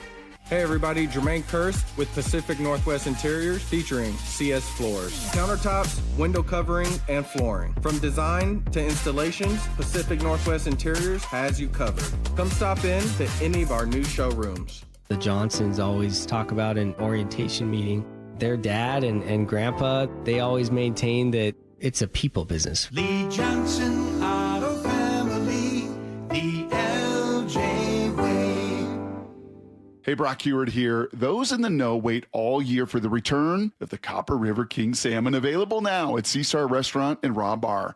Caught in Alaska's legendary Copper River, this wild king salmon is the rarest and most sought after of the run. Chef Howie's team over there, they prepare it simply. Fire grilled, lightly seasoned, really allowing this remarkable fish to speak for itself. Available only when the daily catch allows, and when it's gone, it's gone. So make your reservation at Sea Star before the season slips away. There's a sink at the brink and a drain that's a pain. DayandNight.net. Slow drain? Backed up toilet? Call Day and Night to save $100 off any drain cleaning. Hi, I'm Bruce with Day and Night Plumbing and Heating. From a slow drain to a major backup, no drain is too big or too small. Whether we're your first choice or smart second opinion, I guarantee our experts will solve any drain problem, day or night. Now get $100 off any drain cleaning. DayandNight.net. Protecting workers' rights is the goal! Thousands of workers will help power the excitement of Seattle's Summer of Soccer from June 11th through July 19th. If you're working in hotels, stadiums, restaurants, security, temp jobs, or app-based delivery, you have rights. From wage theft to minimum pay, the Seattle Office of Labor Standards wants you to know that you are protected. Call 206-256-5297 or visit seattle.gov/labor standards. Mariners and Pirates today in Pittsburgh. First pitch at 3:40, 2:30 pregame. Every pitch, every game, one app for free. The Seattle Sports app. Did you really think Pure Talk was just going to sit back and watch America turn 250 years old without doing something awesome to celebrate? Of course not. That's why they're raising $250,000 for America's Warrior Partnership by the end of July. America's Warrior Partnership is on the front line of preventing veteran suicide. They've had extraordinary success, and here's how you can help. When you switch your cell phone service to Pure Talk this month, you'll be invited to round up to support America's Warrior Partnership. No pressure, but if you do, Pure Talk will match your donation dollar for dollar. And to further celebrate 250 years of our extraordinary democratic republic, Pure Talk is offering unlimited talk, text, and data for just $34.99 a month. Dial pound 250, say Mike Rowe. That's pound 250, say Mike Rowe. And happy birthday to us. This is a special alert to all Americans who own a vehicle with less than 200,000 miles with an auto warranty about to expire or with no warranty coverage at all. Due to a decline in the economy, CarShield is announcing a low-cost month-to-month vehicle protection plan that is now available to the public to save any driver out-of-pocket expenses on future auto repairs. Call now to find out how you can pay almost nothing for covered auto repairs. Yes, you heard that correctly. Pay almost nothing for covered auto repairs. An open phone line has been established for all drivers to call for a free quick quote. Call 800-360-0681 now. Drivers who are covered will not have to pay for covered repairs again. This protection plan is at an all-time low. Additionally, drivers who activate this vehicle protection today will also receive free roadside assistance, free towing, and car rental options at no additional cost. Call us for your free quick quote today. 800-360-0681. That's 800-360-0681. What do you have to lose? Call 800-360-0681. Again, 800-360-0681. From the Quantum Fiber Studio. This is Bump Stacy. Weekdays 10 to 2. On Seattle Sports and 97.3 FM HD2. Oh, first question in for what I need to know from the 724. So when is Bump clapping on a plane? He promised us he would. Months ago. He lost a bet. I don't think he's on a plane, though, this week. I think he's, like, driving around the state. Yeah, he's doing a golf tour. But I'm sure, I mean, college football season starts within, 2 months? We better see a video. I'm going to be really upset. I can't believe he didn't do it on a flight that both you and him were on. He claimed that, so this is when we went to the Super Bowl, he claimed that the first one was a little too late, which was fair. We landed around 9:30. I don't know. Everyone's awake. Yeah. It's a good question. I think he's just coming up with an excuse to not do it. 866-979-3776. What I need to know, what's the hurry in signing Witherspoon to an extension? Everyone knows pro athletes play at their top level during a contract year. Why don't we just wait and see what he does throughout this season and keep him hungry? Or is it not worth the risk in perhaps losing him? I think it's that part. Yeah. You don't want to drag this on too long and then feelings get hurt and then all of a sudden now you don't have him around anymore. I think getting him signed is priority number one for this organization. And I think they will get a deal done in training camp. That's what Adam Schefter said months ago to Wyman and Bob. So I'm just kind of operating under that assumption that it'll get done during camp. Sam Darnold contract, says the next listener. Should the Seahawks sign him now or wait until after this season? I think they're going to wait.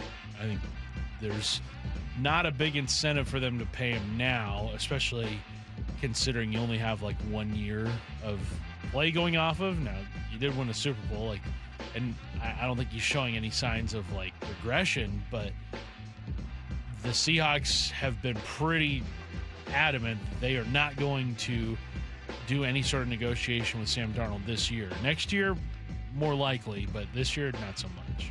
What I need to know, let's see, can Curtis direct me to a game this season where George Kirby did a great job? They say pitched a great job, pitched a great game. I keep watching him when he's not great, and I'm annoyed. I mean, yeah, if you want to go back in, he did throw, it was an 8-inning complete game against the Rangers back on April 7th. Unfortunately, it was a loss. And then he followed that up with a really good start against the Astros, 7 2/3 innings pitched. Got the win in that one on April 13th. Recently, though, I mean, his last start was probably his best one yesterday. 6 innings pitched, just allowed the 1 earned run. But it's been a while since George has looked like good old Jorge there. What I need to know, I'm a teacher on summer break. My kids are out of town. My wife is at work. What do I do with all this free time other than message local radio stations? Sleep in. Yeah. I feel like that's a good way to pass the time, especially because you're a teacher, so you're getting up really early. You're getting up. I mean, if you're a high school teacher, you're probably in your classroom getting ready for the, like 6 a.m.? Do you remember what time your high school started? I think mine like was 7:35, I want to say. Ours was like 7:10 was the first class. I remember back in high school waking up at like 6:30 every morning and thinking like, oh, there's no possible way I could get up earlier than this. Like, this is so early. Why would people do this to themselves? And now every day I'm up at 5:30 and it's just like, yep, here, start of the day. Here we go. What I need to know. You have no responsibilities as a kid. No. Can you please play the, someone wants to know if you can do the new Get Off My Lawn segment when Bump is back without telling him. I'm a strong, independent woman. I'm 40! Yes. Why do you think, this is a real question from a listener, why do you think Donovan's return is taking so long? Brendan Donovan? Yes. I mean, it's like a muscle injury, right? Those are not easily. His was also, now I don't know, but his was following sports hernia surgery, which is tough. I just think that there was a surgery/injury history there that he's also working. Right. through. It's a growing strain following sports hernia surgery, so that is kind of a bad recipe. I don't know. His job kind of involves a lot of his core area, and if that's hurt, then it's going to be tough. Are you team lightly toasted, medium toasted, or dark toasted mallows for s'mores? I'm medium toasted. I like a good golden brownish to it, but I don't want it charred. There are some people that prefer a charred marshmallow, and I'm just not about that. What are you? Lightly toasted? No, medium. Because I don't like when it's. I need it to smush immediately. Matt does enough camping for this entire show. So yeah, Matt, you're a s'more insider here. What's your preferred mallow? Also golden brown, but take your time with it so as much of the inside melts as possible. Yeah, that's the way. I think that's the thing a lot of people lose. Also, something I did a while ago, started using Reese's peanut butter cups instead of chocolate. I've heard that's a move. Let me tell you. And specifically, they make a thin Reese's. Oh, yeah. Which works better because it melts a little bit when you put the marshmallow on it. You got to understand, I take my camping seriously, but really camping is just a vehicle to make s'mores. Fair. I could see that. Fair. I love I feel like s'mores. once you start to see the marshmallow expand a little bit on the stick, that's when you're like, all right, this thing's really cooking now. What I need to know: how long before Ref Snyder's no longer a Mariner? I don't know. A lot of people were hoping it was this past off day. But I wondered if Dom's injury made it tricky, though Dom is back in the lineup now. He is. I just think you don't have enough right-handed bats available. I think what might be throwing a wrench into things is Brennan Davis's injury at the AAA level, because he's a right-handed bat that can hit for power. And I think if he were healthy, then maybe there would have been a move made. But again, we're just kind of in a wait and see period. Mm-hmm. And maybe Rev Snyder gets a couple opportunities. He's not going to get one today unless it's a pinch hitting opportunity, but I don't think he's going to be gone as soon as people are hoping it would be. Someone's calling you out for saying Reese's, but I say it that way too. I know it's Reese's, but that sounds like I don't like that. It's tough. I say Reese's. I say Reese's. Reese's. It is what it is. It's the peanut butter cup. Yeah. You know what I mean. Well, yeah, but it's clear that the label says Reese apostrophe S. label says it differently. This person says Seattle Public High Schools start at 8:55. I don't remember starting that late. 8:55. That has to be a new thing. When I was in high school. And the elementary started at 7:55? King County Public. I was at a King County Public School. It started at 7:10. I remember in elementary school not starting until around like 9 a.m. Yeah. What I need to know is the running game, we were talking Seahawks run game, in question more from unproven players in the room or from a new OC and Brian Fleury? I'm going to say unproven players. Yeah. Yeah. I think that's... Brian Fleury's got a good history there, good track record, run game coordinator for the 49ers, but as intrigued as I am by these players and I want them to do well, I don't think anyone would enter into a season just fully or fairly expecting, oh, he'll give you 1,200 yards. Right. When you've got either a rookie or a guy that's never been a starter. Yeah, there's a lot of questions. It's fair, but it's intriguing too. It is. So hopefully it ends up being a great battle. Thanks, Curtis. We've got a short show tomorrow. Short show tomorrow. If we even have one. Mariners have an early first pitch at 9:35. That's too early. 8:30 pregame? Yeah, but tonight's is 2:30 pregame for a 3:40 p.m. first pitch. Wyman and Bob coming your way next. I'm not pronouncing it correctly, but it's bathed bread. It's a bagnat. Have you downloaded the Seattle Sports app? We're going to have a challenge right here. What are you waiting for? Listen to this. Every pitch. Here comes the 3-2. Every game. Swung on and missed. Got him. One app for free. How about that, folks? The Seattle Sports app. Every game. Julio racing back. Right in the palm of your hands. Makes a leap and makes the catch.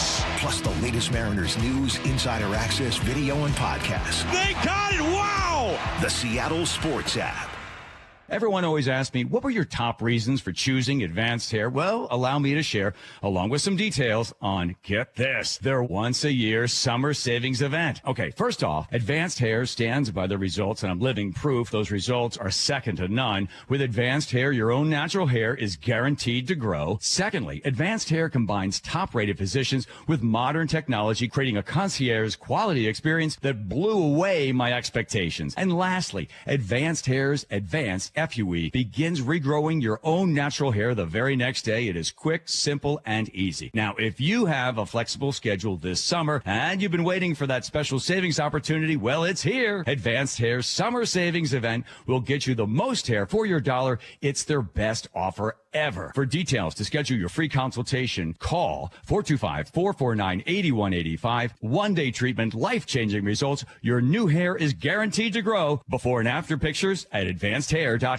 I got to ride in the brand new all-electric Arc Sport, and it was a luxury EV on the water. Stacy here. You hop aboard immediately and feel like you're someone important. Luxury finishes, clean, tech throughout. Driving it is smooth, and it has that impressive kick you expect from an EV. Charging it is really easy, and not paying for gas is a huge plus. Book a free demo and see it for yourself in Lake Union, Lake Washington, and Lake Sammamish. Schedule your demo at arcboats.com/demo. If you can't make it to them in Kirkland, they'll come pick you up. arcboats.com/demo. Endless hours of research, seeking referrals, dozens of calls. Hiring the right attorney can be a challenging process during an already difficult time. JP Pendergast with Pendergast Law explains. In Washington State, Tom, there are thousands of attorneys to choose from. Referrals and online research can be helpful, but discovering the right attorney requires a conversation. It can be hard to identify integrity and authenticity without that interaction. So, what do you recommend? We encourage anyone looking for personal injury representation to call for a free consultation with our team before making a decision simply based on referrals or online research. Accident victims need an attorney that listens, demonstrates honesty, and is genuinely understanding of their unique circumstances. The care, attention, and preparation that our firm provides throughout the case mirrors the effort involved when taking on the insurance companies. Save time and avoid mistakes after an injury. Contact the caring and compassionate team at Pendergast Law. If you or a loved one has been injured in a car accident, call Pendergast Law. We can help. Feeling lucky? Don't miss the Lucky Fall Classic Collector Car Truck and Boat Auction, Saturday, August 29th at Tacoma's LeMay Marymount Event Center. Up to 200 collector, vintage, and classic vehicles, many going to the highest lucky bidder with absolutely no reserve. Get lucky, get local, and get in line. Visit luckyoldcar.com for a list and pictures of auction vehicles. Or call 206-467-6531 for bidding and consignment details. Joe Fallon did something smart. He saved hundreds on auto insurance switching to Progressive. With that money, he commissioned a portrait of himself. Does Joe already know what he looks like? Yes. Do guests know what he looks like? Also yes. But not as art. It's Joe's savings, and if he wants to spend it on a velvet painting of himself with a white tiger at his feet, we say, roar, Joe, roar. Switch and see if you could save with Progressive and treat yourself. Progressive Casualty Insurance Company and Affiliates. Meet Lee Platts, a renter whose possessions fill not only her apartment, but also the darkest corners of a mini storage unit. A land of both truth and fiction. Truth, everything inside is protected by Progressive. Fiction, one day Lee will fit into her clothes from senior year of high school. Renters, discover coverage for what you love and what you can't get rid of in Progressive's Protection Zone. Get a quote at Progressive.com. Progressive Casualty Insurance Company, affiliates, and third-party insurers. Hey, Brock Heward here. Those in the know wait all year for the return of the Copper River King Salmon, available now at Seastar Restaurant and Raw Bar. Caught in Alaska's legendary Copper River, this wild king salmon is the rarest and most sought after of the run. Chef Howie's team over there, they prepare it simply. Fire-grilled, lightly seasoned, really allowing this remarkable fish to speak for itself. Available only when the daily catch allows, and when it's gone, it's gone. So make your reservation at Seastar before the season slips away. Rev up your summer at LeMay, America's Car Museum. The British Bike Exhibition is now open along with the all-new cafe, El Coriano, which is getting rave reviews. Mark your calendar for Tacoma Cars and Coffee or family drive-in movie night. Have friends, family, or soccer fans coming to town? The trip to LeMay, America's Car Museum will be the highlight for kids and adults alike. Plan your visit now at americascarmuseum.org.